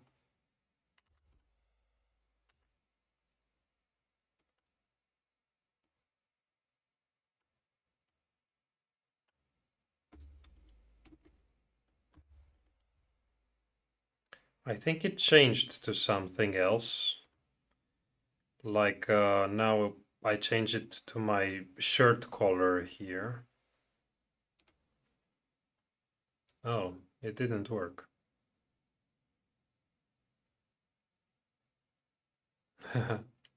Funny. For some reason it doesn't work. But okay, and now, yeah. Oh, wow. Okay, so the only thing it still needed to do is redraw the shapes afterwards. Or mm, dispatch an event, really, in that case, because we have now the new event dispatching strategy there. So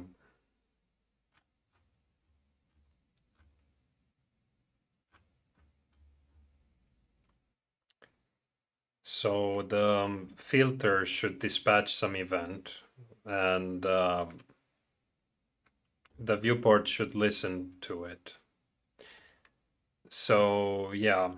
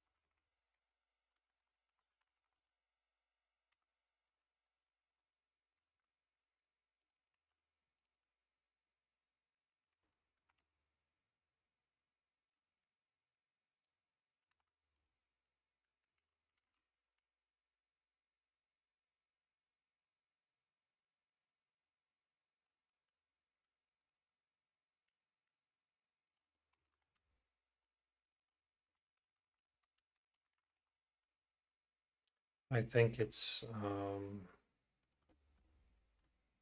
filter changed.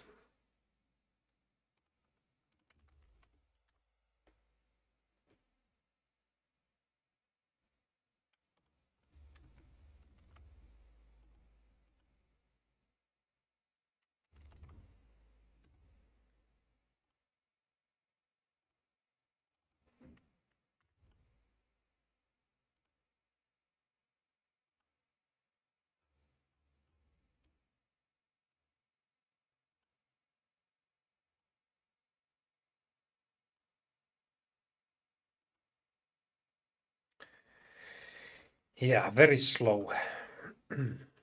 Every time we do this operation like this. I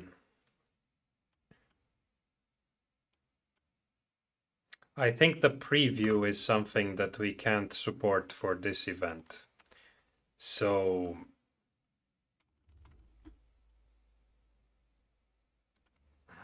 not this one.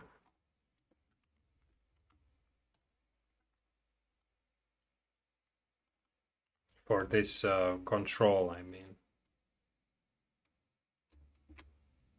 So it affects after we do it.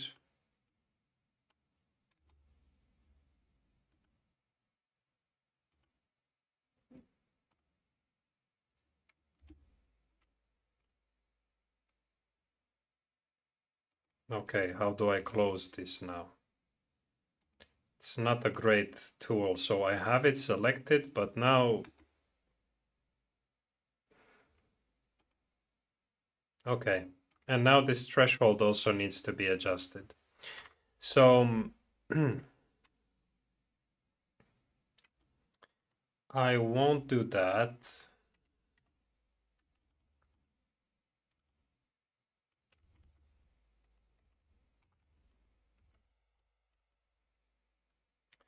And then here, same goes for this one. So we won't be able to support that, or else it's going to be really slow. And then this change chroma threshold. So it's going to be similar to this set stroke width.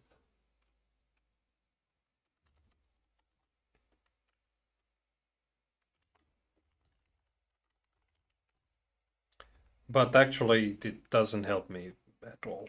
So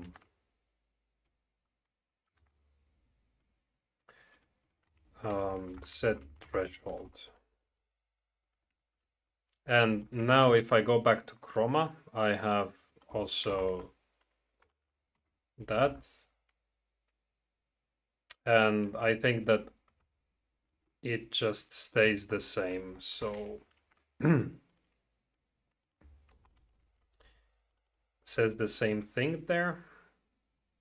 We can expand this to have more information at some point when we're doing the undo behavior. But now this is fine. And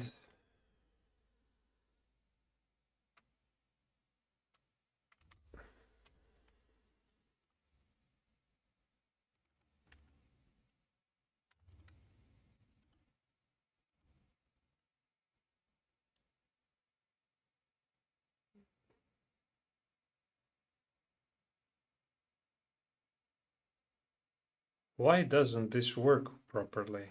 It's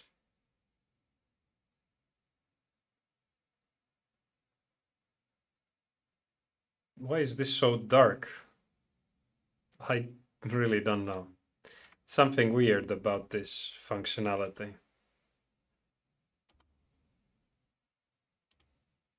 Okay. Like that, and this doesn't work.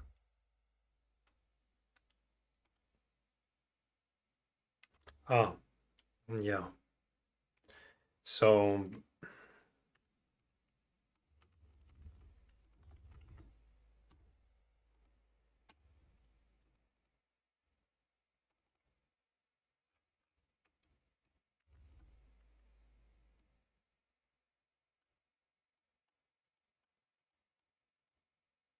yeah, good. But I want to use this one.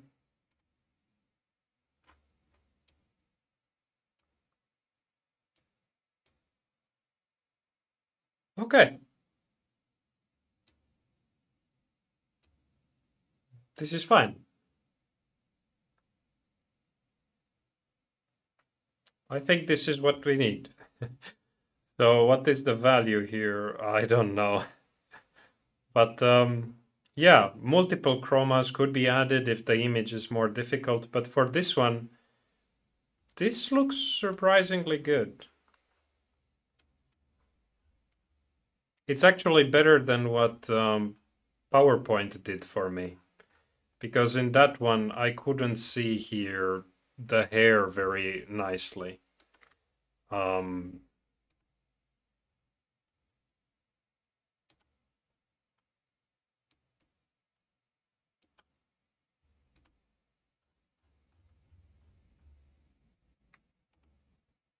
Or maybe this is actually better. It looks a little bit smooth around the edges. So it's not much better. Um, it's, it's not better.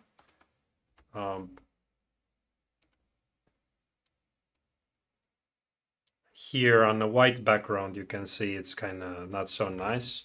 But what would this one look like without the white background? So, I mean, on the white background. Yeah, I don't know if this is really better. I think it's... Yeah, and too much is too much.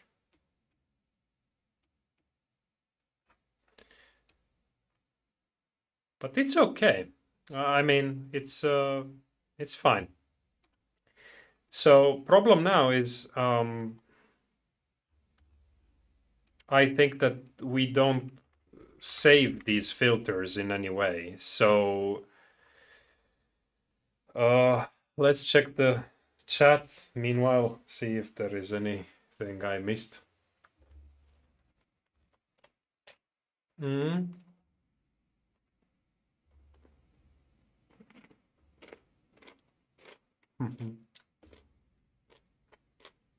I do want to make my own color picker someday because this one doesn't support transparency.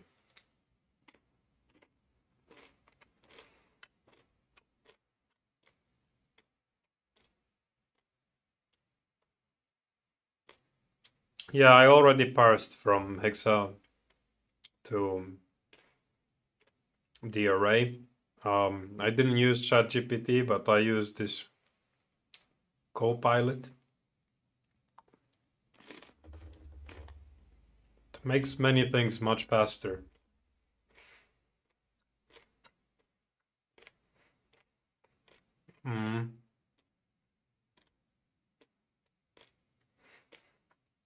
Yeah, I did that with the events now.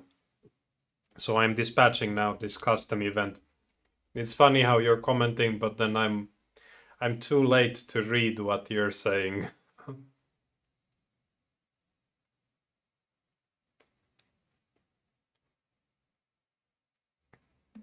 Create a selection from, you mean like masking? Yeah.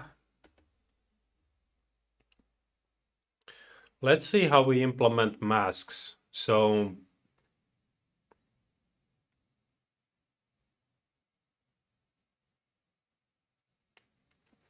we could do that. And I think it's a nice way to work with it. But actually, I think masks are not necessary unless you work with really large projects. Then they become really useful. But otherwise, I think that masks confuse people. If you think about the person who just wants to remove the background, you really okay. So if you think about what happens in PowerPoint, removing background here, one button, and it does it. Now, that would be the ideal thing to happen. But people have been working with these green, blue screens, whatever. And in that kind of situation, it's the tool that we have implemented where, in addition to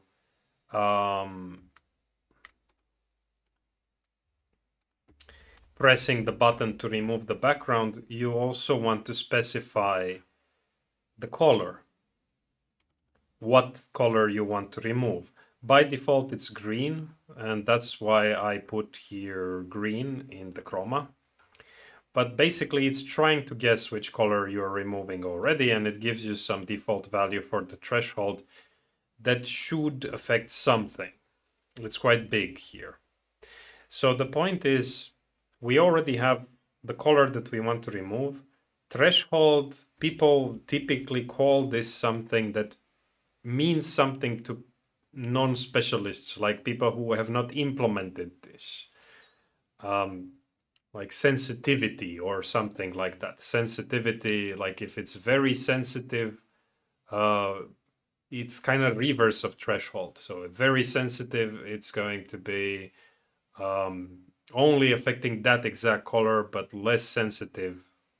Or tolerance, it's kind of like threshold. So zero tolerance means very harsh. So only exactly this color will be removed.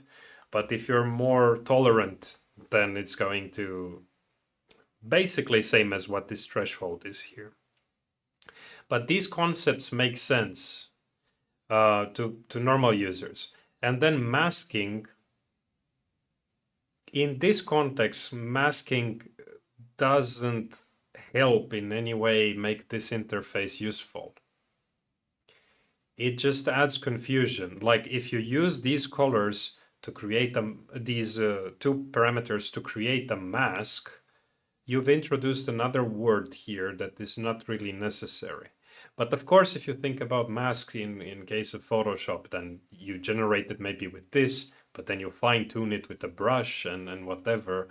In that context, it's very useful. But that's already for Photoshop users, for people that know those things exist and that they have very good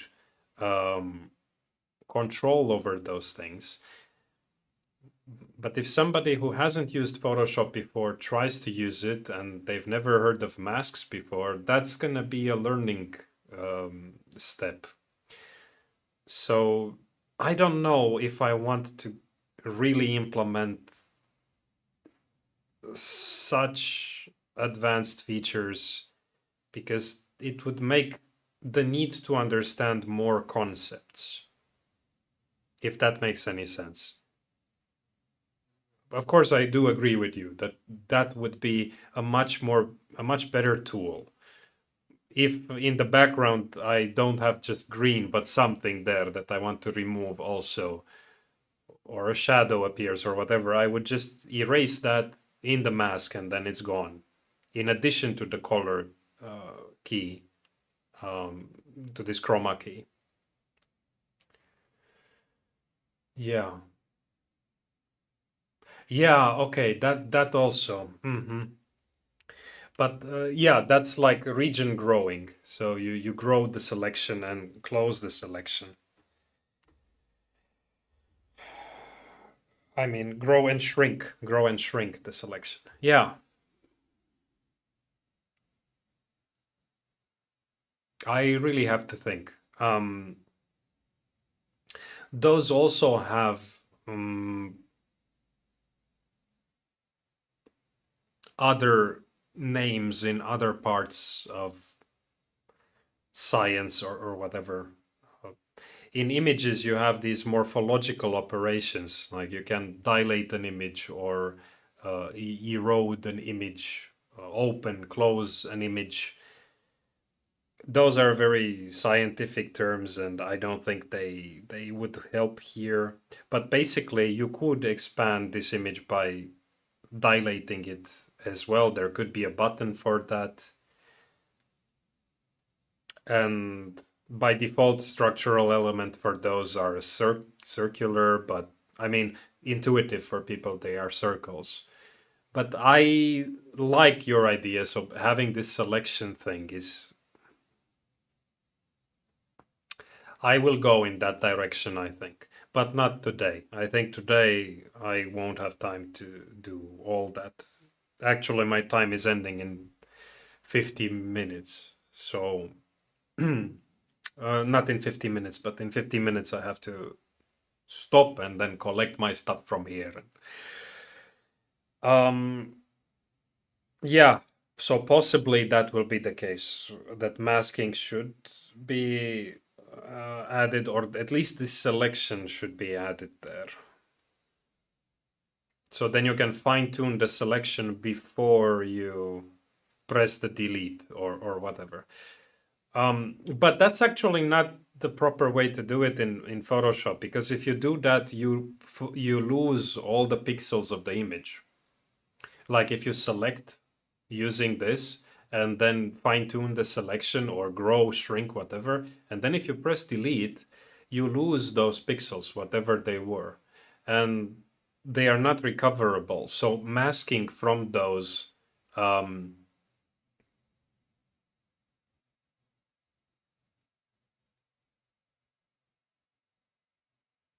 I think it's the only way to do it, that you still have the same possibility as here. Like once you have applied the filter, you can still modify things and bring back the image. Um, in Photoshop, if you don't use masks when you apply these things, then they are just gone after you do the selection and removing the things. Have to think about this a little bit, but I just don't like to introduce unnecessary concepts like masks unless it's really needed. But I like them. I mean, I like them because I know they are there. Um, but this background removing tool in PowerPoint or Photoshop, they're so good nowadays that you just press the button and it knows what to do. So even if it does create a mask in the background, you just don't know really that it's there. You just accept the result. Anyway, thinking out loud now, and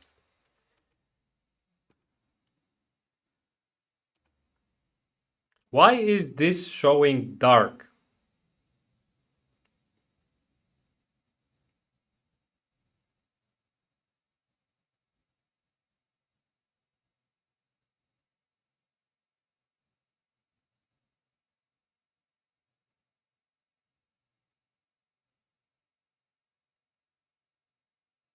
Where is this A?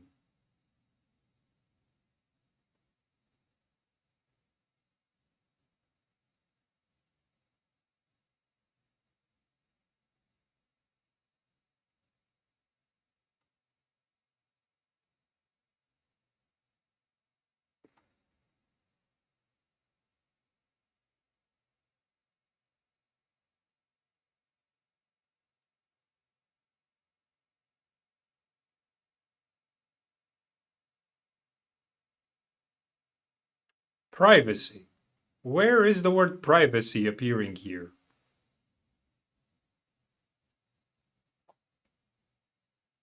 It says privacy. What?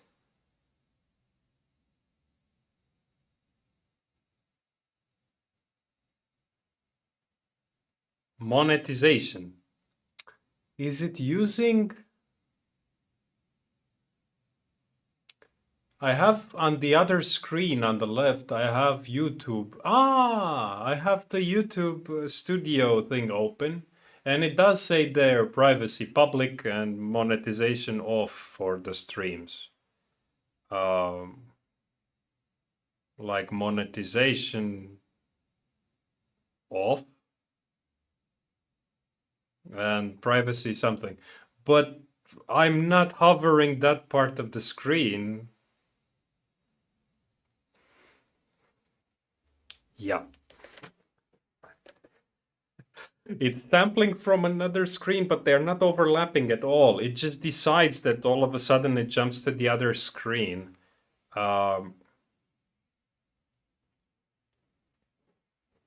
Crazy. Another reason why I want to make a different version of this color picker.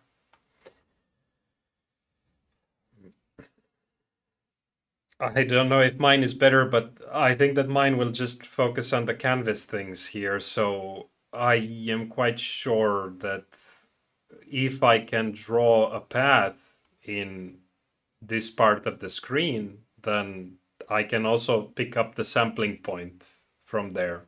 So it's gonna work.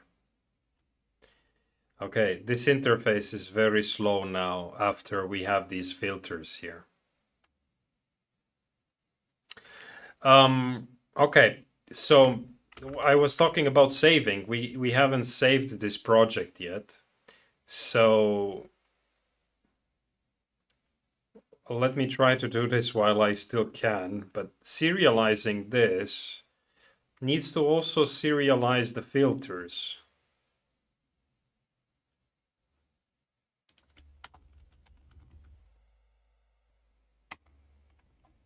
Like that. And the Chroma needs a serialize function here too.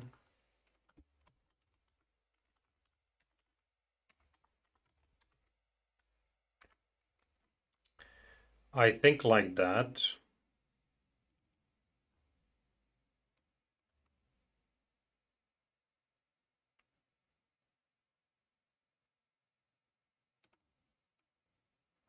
It needs the type as well.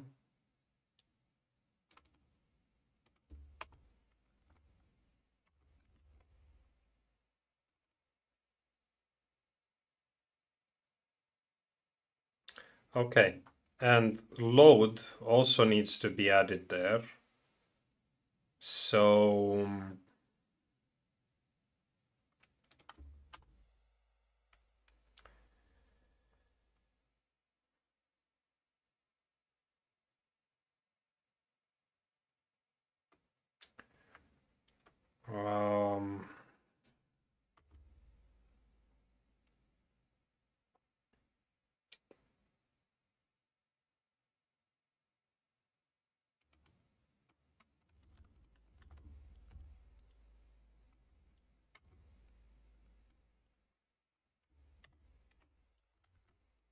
assuming we just have Chroma, but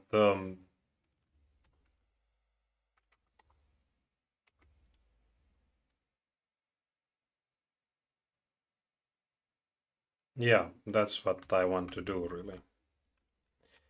So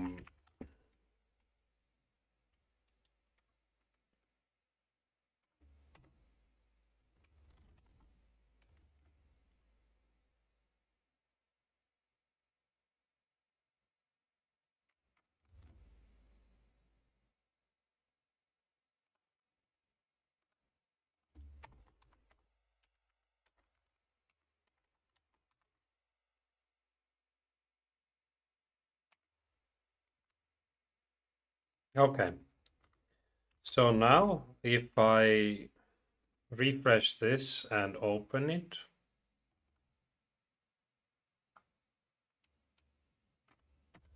I get an error.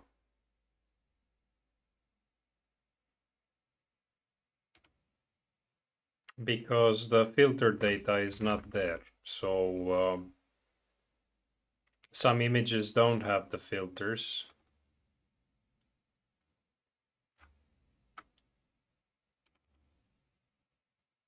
And actually,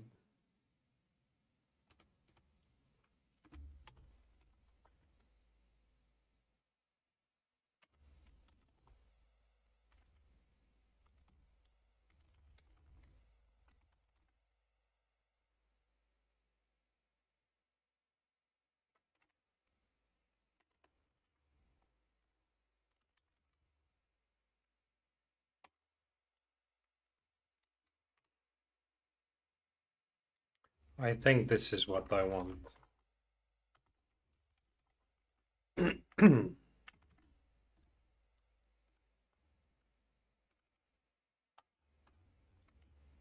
Okay.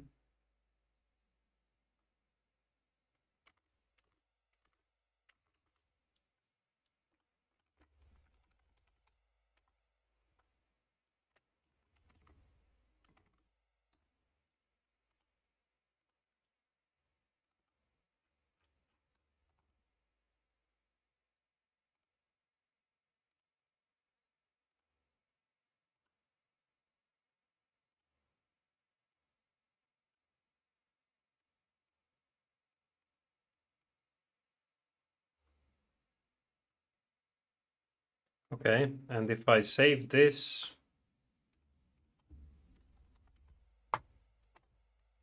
does it now load as it should?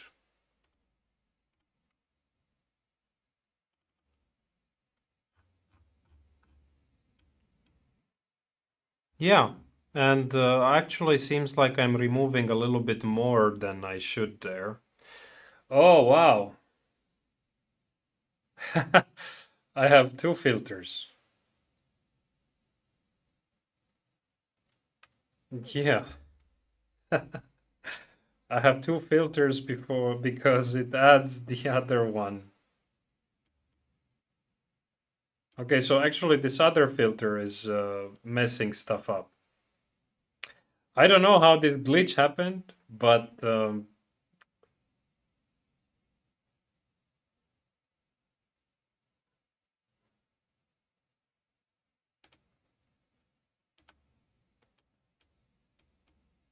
now I can remove my shirt also. So I can remove my shirt and the green screen like this. So bringing back the green screen or removing the green screen. It's happening because in the image load, it creates a new image from the image, and then filters on load, they automatically push that chroma. But I don't want that.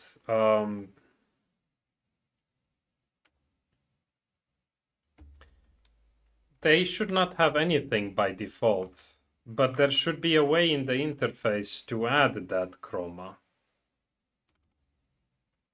So now this image has the chroma filtered there, but the others don't.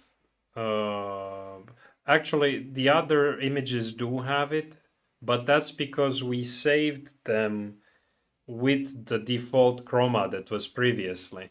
But if I'm gonna load the new image, like the car, the house, and the trees, it doesn't have anything.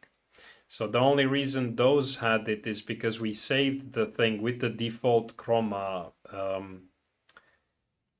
filters.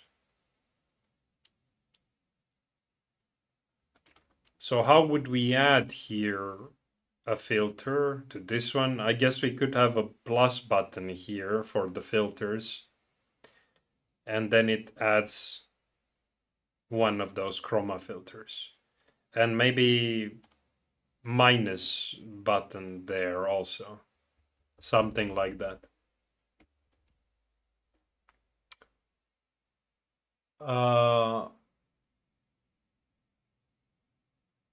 Okay.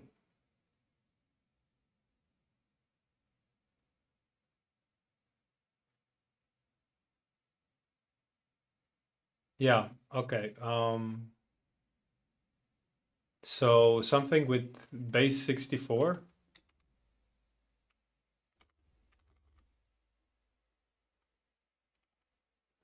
Yeah.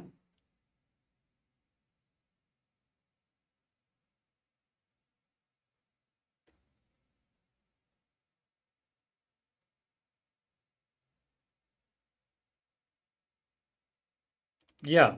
I mean, when we save the image, when we save the project file, it saves the images as base 64. So if you accidentally delete the images on your computer, they are still part of this project. So that's the reason for that.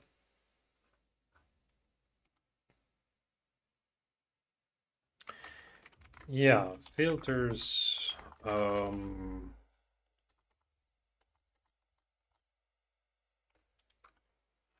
So this one is there.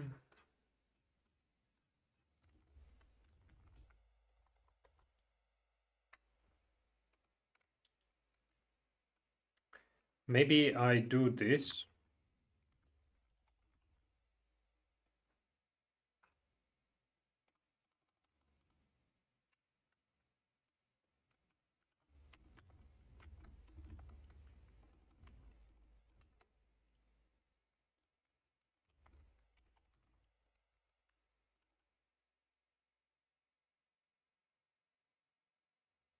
I guess filter tools can be its own thing.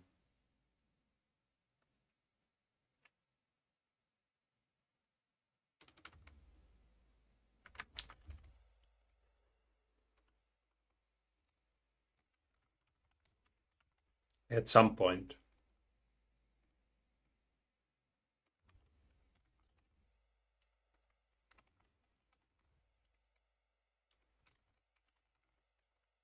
So,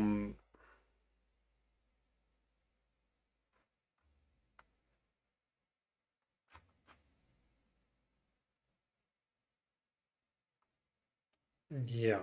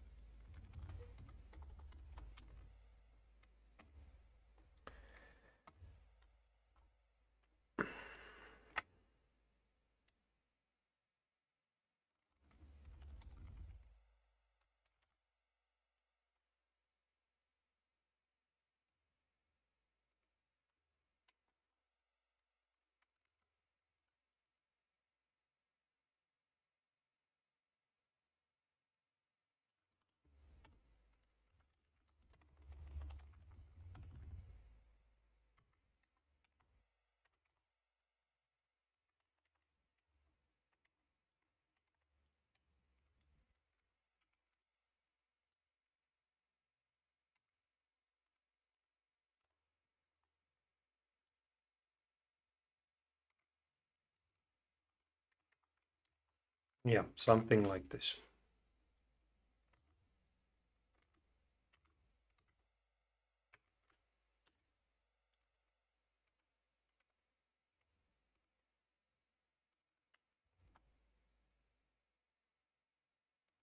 Oh, why doesn't it appear there? Um, oh,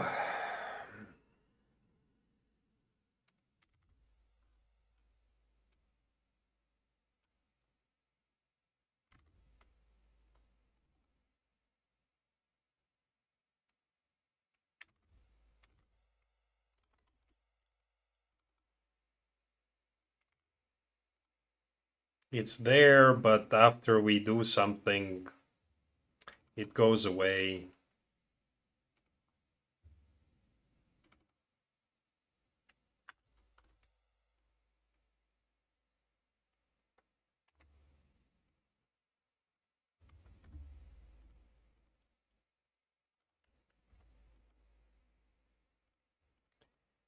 Yeah, because selecting it removes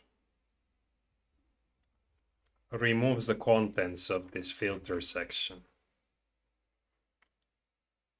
So yeah.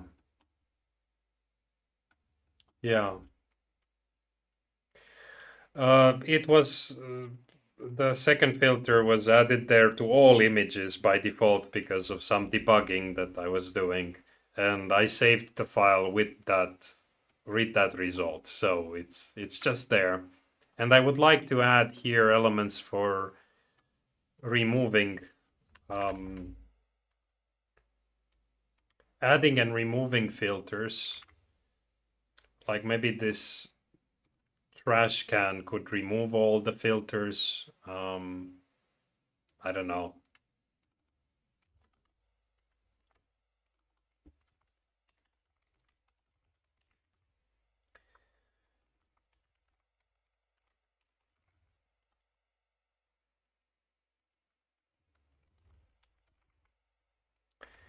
Okay. Um,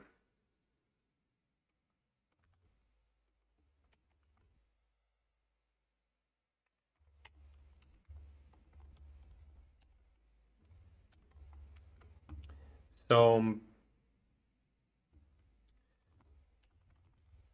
the layer section,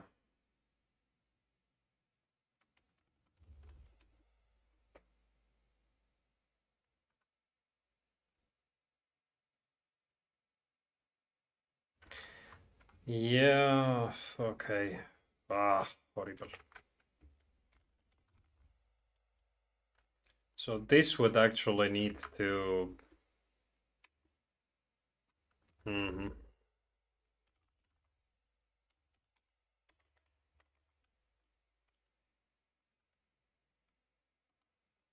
Let's do this.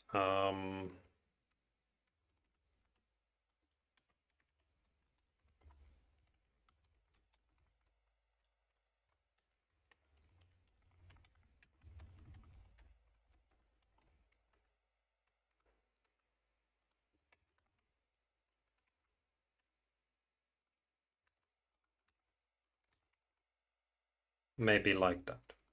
And then add Chroma and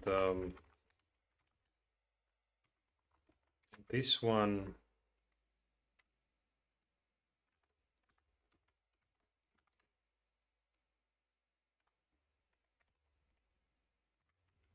Like that.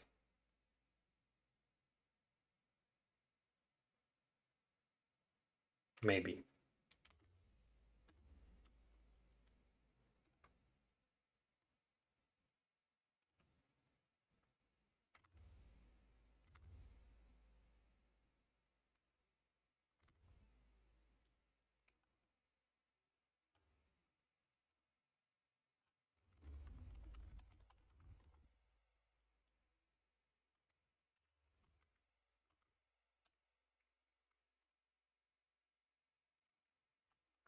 So now this house that doesn't have any filters has these buttons. Mm,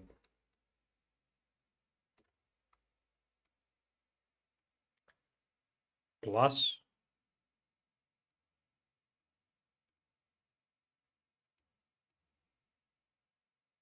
Okay, it did something, but these filters didn't update there.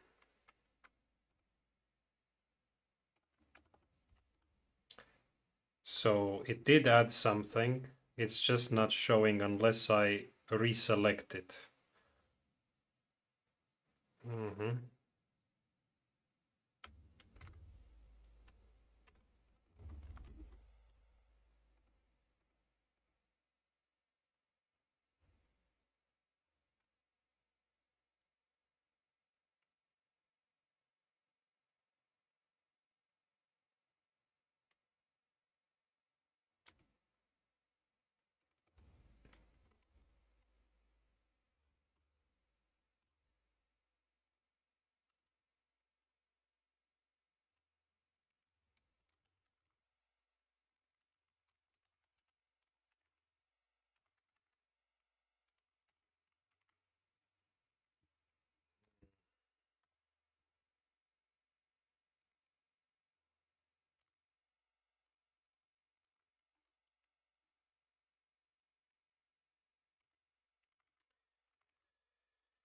Not like that.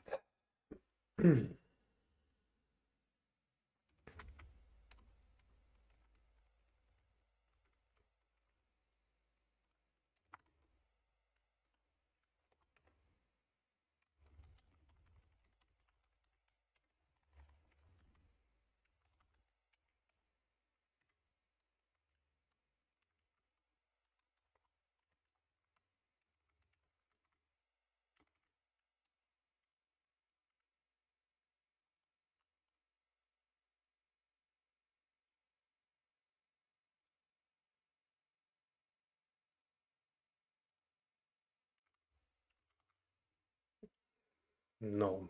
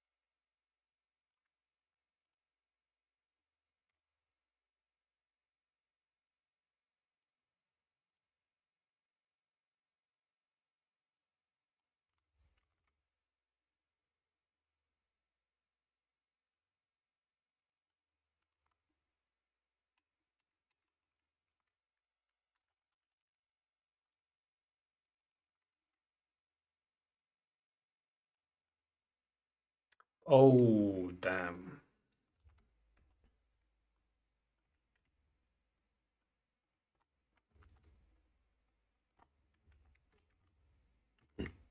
Yeah, not really paying attention well now. Okay, now seems to be going there.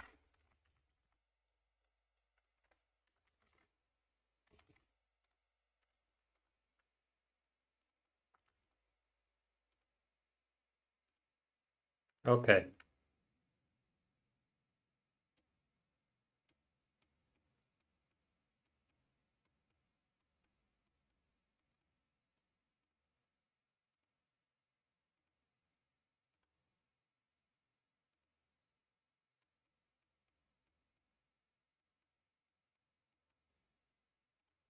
Yeah. So now if I take this file, what?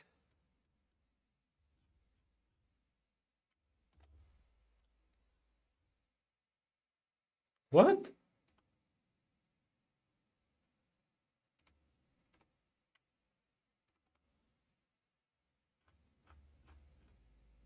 I don't have time to think about what went wrong there.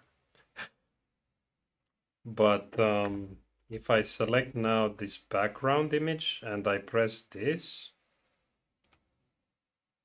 it removed the filter for that and for this and for that. So now if I save a new version of this file,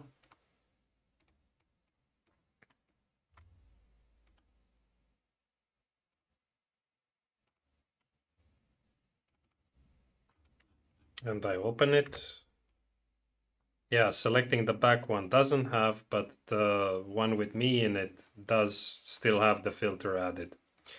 Okay, and if I were to try the same things again, let's just add this one. So now if I remove all the items here and load all the elements one by one, so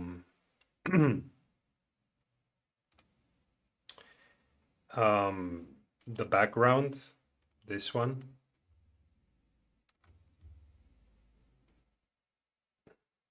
like that, and me,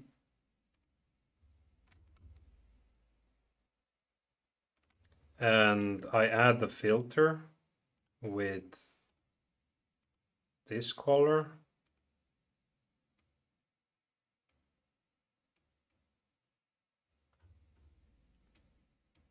Okay, and then I add these things. I make it bigger and I duplicate it.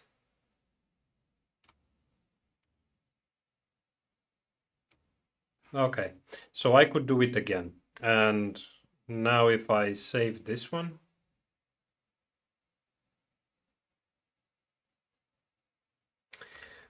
wait, the setting the stage size. Yeah, okay, the stage size is saved because I built this on top of the previous one, but the tool for setting the stage size is still missing. But yeah, so doing it again and opening. Okay, some error is happening here, and I think it has to do something with me being too quickly pressing these buttons, and something doesn't have time to load, and I'm already trying to access some pixels. It needs to be debugged, but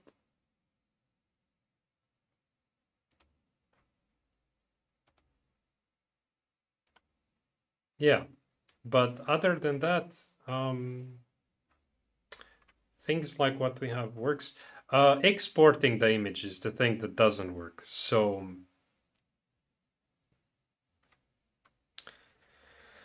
let's see if I have time to fix that. But basically, exporting this as an image exports the whole canvas for some reason. And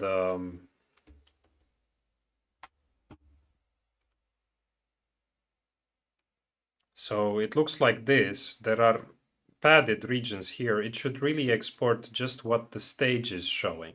So the things in this rectangular region there. And this code was working at some point, but I don't know what broke.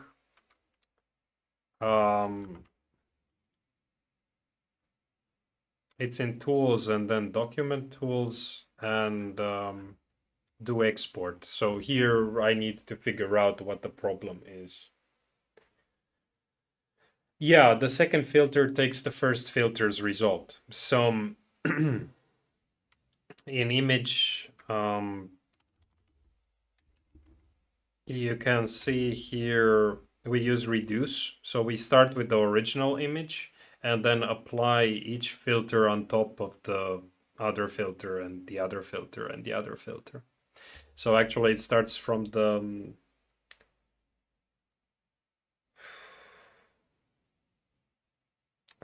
top down, I think. But these filters don't really matter in which order you apply them, these chroma filters. I want to have some other things also, like brightness, contrast, and some color correction. So eventually this chroma filter will have more of them, and the code will become a little bit changed here. But at the moment, it just works with this chroma. Okay, so can I do this quickly or is it very difficult? So export.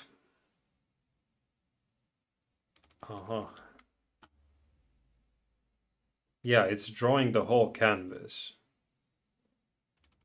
And I want to draw just the stage sizes. Just the part that has to do with the stage size. So that overlaps the stage basically. So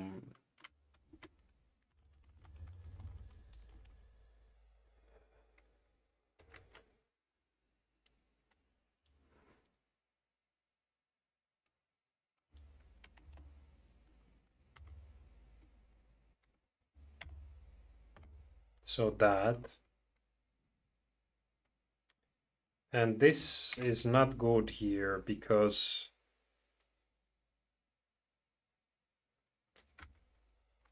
I need to consider how the offset of the stage as well. I don't think it's gonna be this easy. I don't remember anymore all these things, but let's just see what happens now. So making it really small like this so that I can debug, and exporting as an image. So now, yeah, it's not good. It has a lot of empty space here for some reason. It's not good because now we are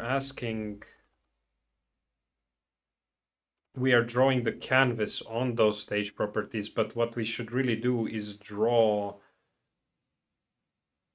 all the items. Oh, nah, not nice.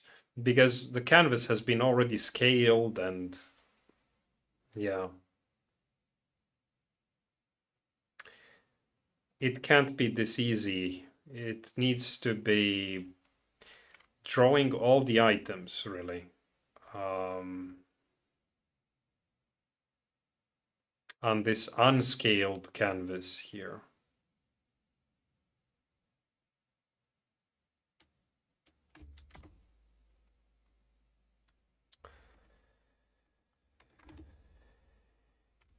Ah.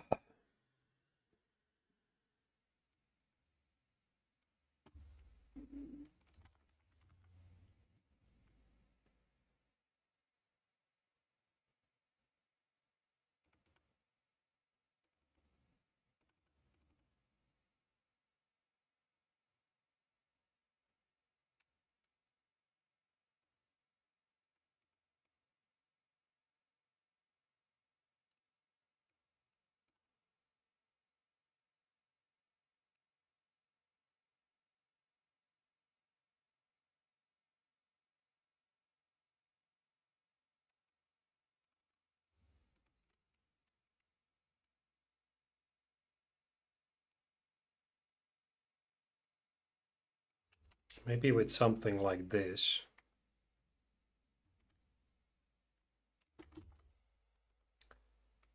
So save.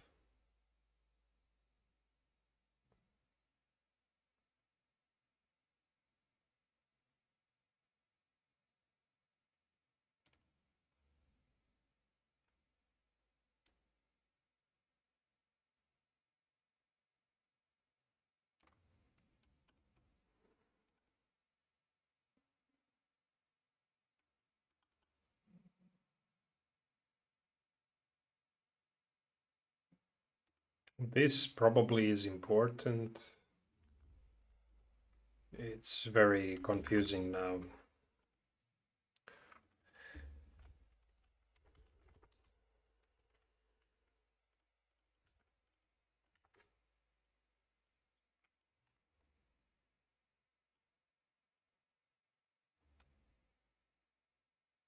I don't want scale or translation for this one, and I don't want to draw the stage.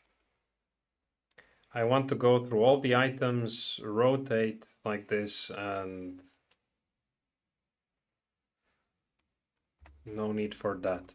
So now the items are all the shapes from all the layers. So basically, all shapes are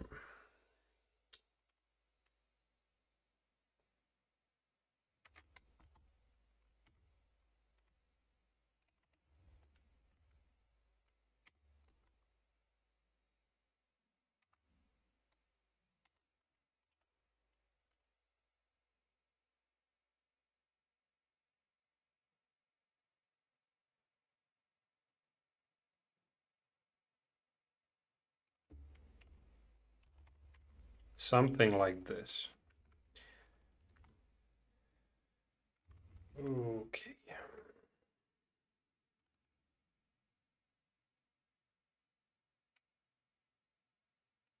And this rotate canvas, I don't really remember, so some helper function here. Let's just put it here, duplicate it, and figure out at some point what to do with it. I think if it's rotate canvas, it can be a more general function. So not necessarily part of the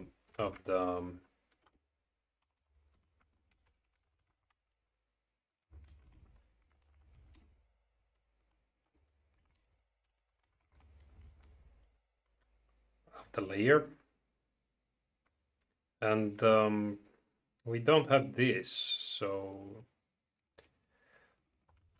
TMP CTX everywhere.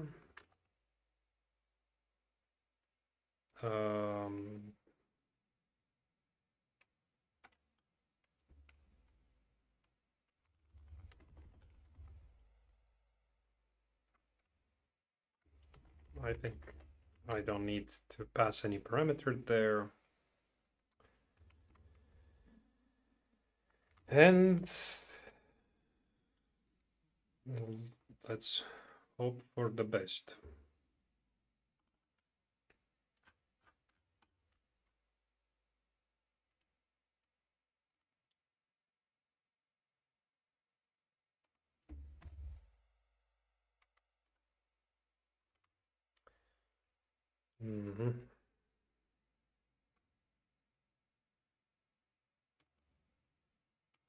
I think we can get the offset from the viewport.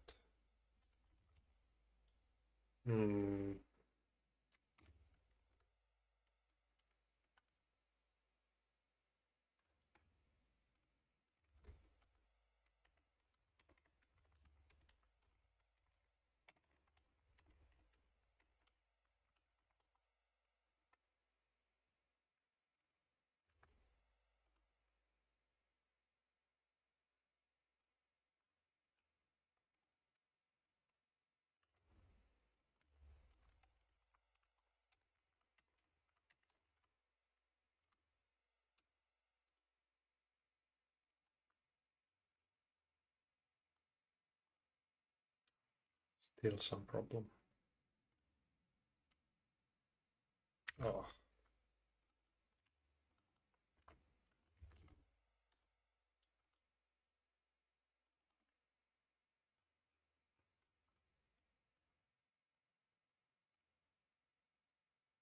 Okay, at least no error, but let's see what happens here. So,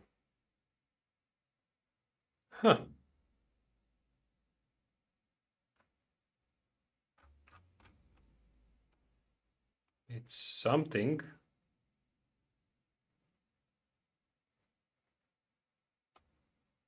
But it's not offset like this, is it?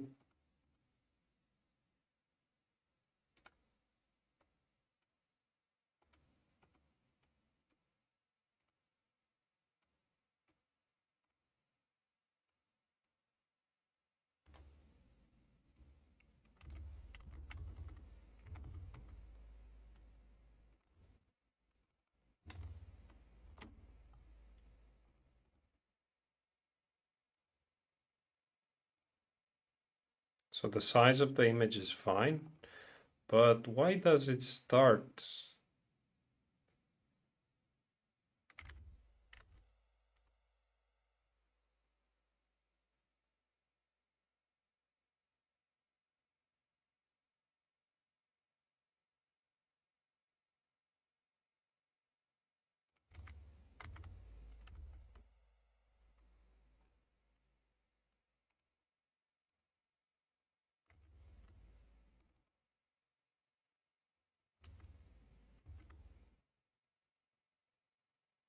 There.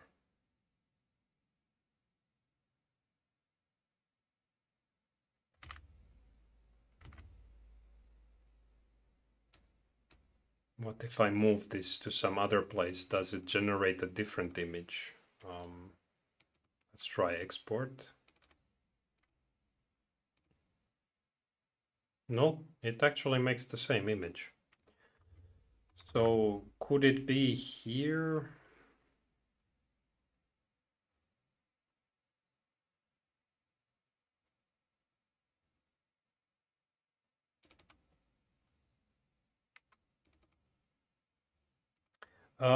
We are not considering the stage properties.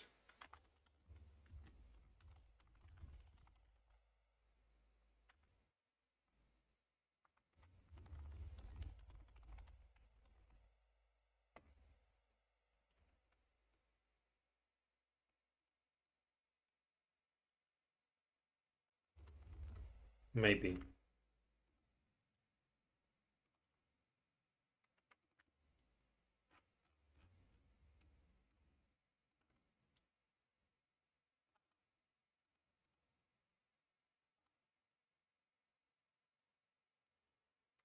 Okay, it's now centered like this. I think it's centered just as I expected, but vertically it cuts off the top. Horizontally it's fine, but vertically, for some reason,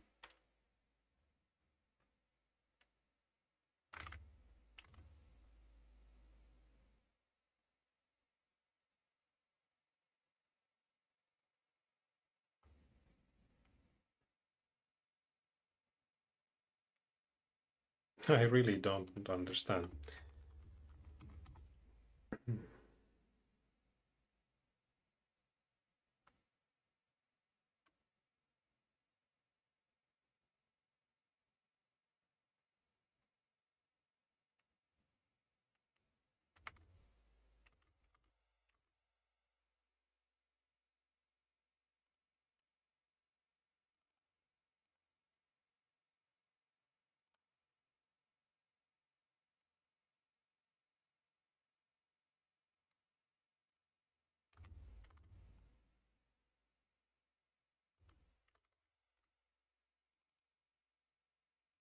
I think left and right are fine, but for some reason, I really don't know.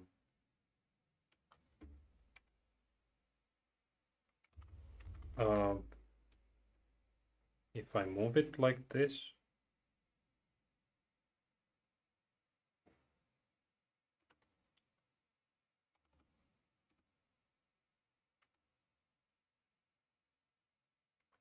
oh, same as before. So it doesn't care about that positioning, but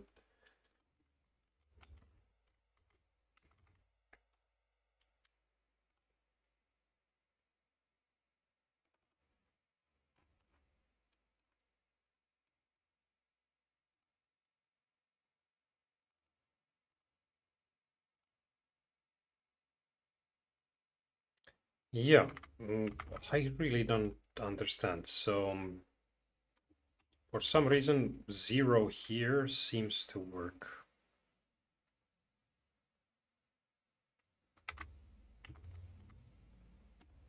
I mean, I think it works.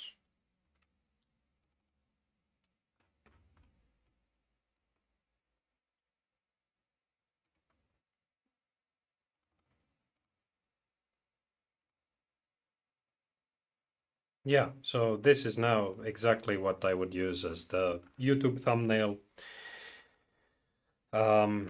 If I wouldn't have, so basically,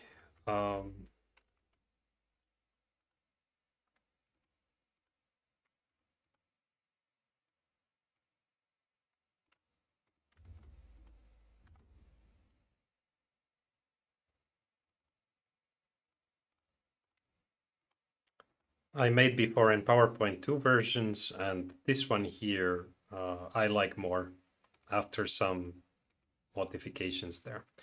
But this was the kind of goal of what I want to be able to do today, and I think that it's there. So I'm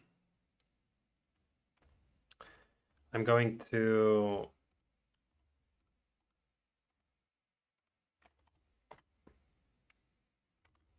try a little bit loading the other things like the house. Seems like this one still works.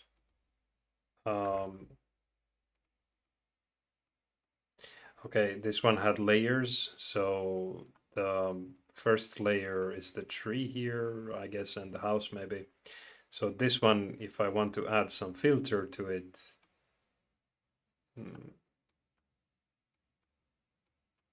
I could remove the the leaves. It's winter now. Yeah. Okay. And if I want to open this car drawing I had a long time ago, so I guess I could also use it for that.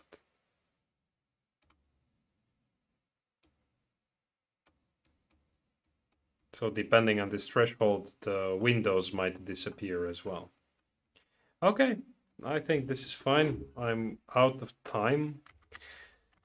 And I'm quite happy with the things. So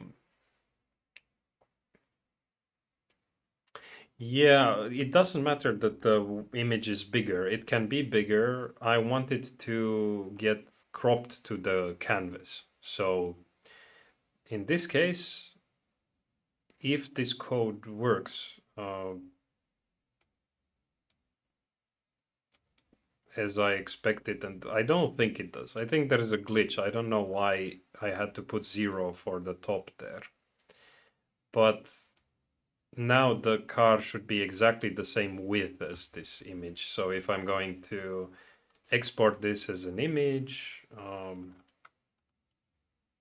open it. Yeah, it doesn't work. So for some reason it worked for that one, but this feature still needs to be implemented. So for some reason top here is bad, but top in the other file was, I mean, I should add that top value here. But in the other file, it broke it for some reason. So I really don't know why is this. If I put here top and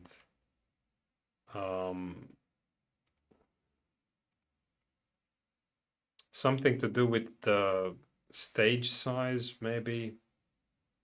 Now I just export this whole image, so it's perfectly centered.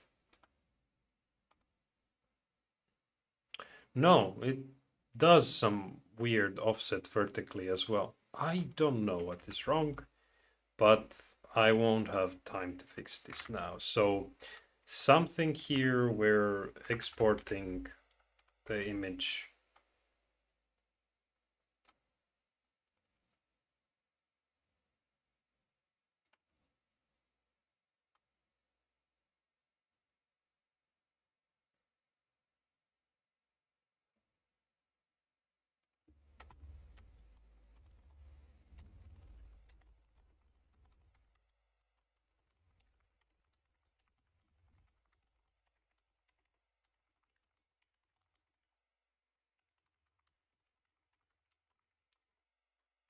Seems like only vertical. There is only, the issue is only vertically.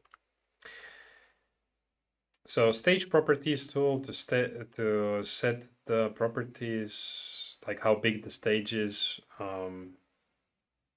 These things you can handle also. Aligning, distributing the shapes is also something that would be done. I'm going to add these tasks also here.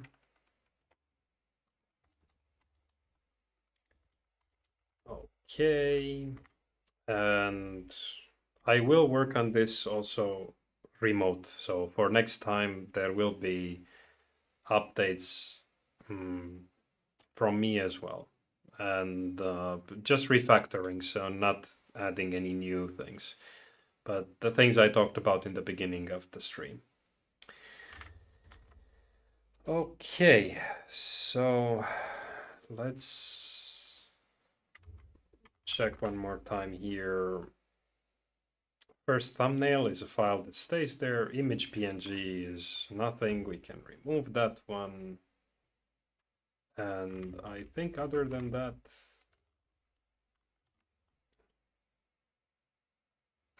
so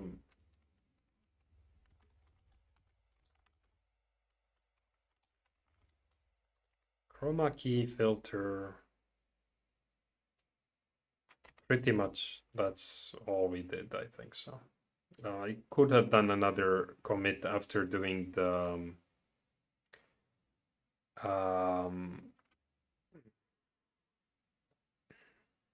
setting the stage size, but it's a small thing that I did there. So this is fine.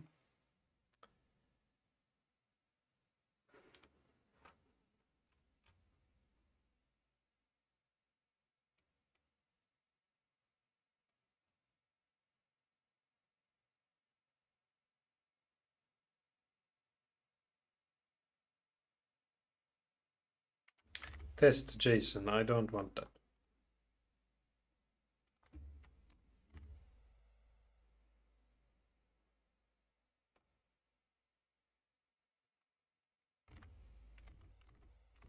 Okay.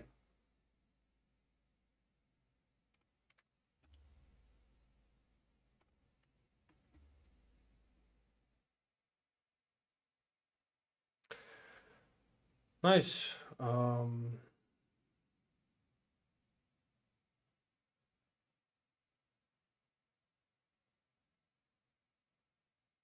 Yeah, green marks to the corners. It's a good idea. So I should create some kind of image that it's useful for testing purposes here. I just don't have time. I need to leave now. So I'm rushing this part. But it's a minor thing, exporting the stage region. We had the function working before, but I think when implementing the layers, I forgot about focusing on that region. And now that code is it needs a little bit extra thinking. We need to redraw everything from all the layers without that kind of crazy canvas scaling or translating that is happening to make the viewport work. So the problem was I somehow reused the functionality for that here, and it's not good. So yeah, um, this is already a YouTube series. So this is the eighth video in the series, and it's all live, and it's very boring to watch. But it has a lot of stuff in it that I don't think are in any other things. So yeah, it's not so much about how to make it work, but about the thought process that goes into it. So yeah. Okay. Yeah, thanks for watching and see you guys next time. I'm not sure when I'm gonna do this again, but I want to have a good, a stable version of the application next time. And there are many small things that I would like to change. And I'm quite busy these days, so I would expect probably a month or so. And meanwhile, you can always contribute also on Discord and make changes here as pull requests. And I can, because I will work offline as well, I probably can accept these mm, offline also. And then the next video, the next stream will be starting with a summary of all the updates and maybe even re-explaining what all the application does step by step if there are too many changes. Because I mentioned in the beginning what I don't like about the efficiency and the layers implementation, and that's very much already. So yeah, let's see. Anyway, thanks for being here.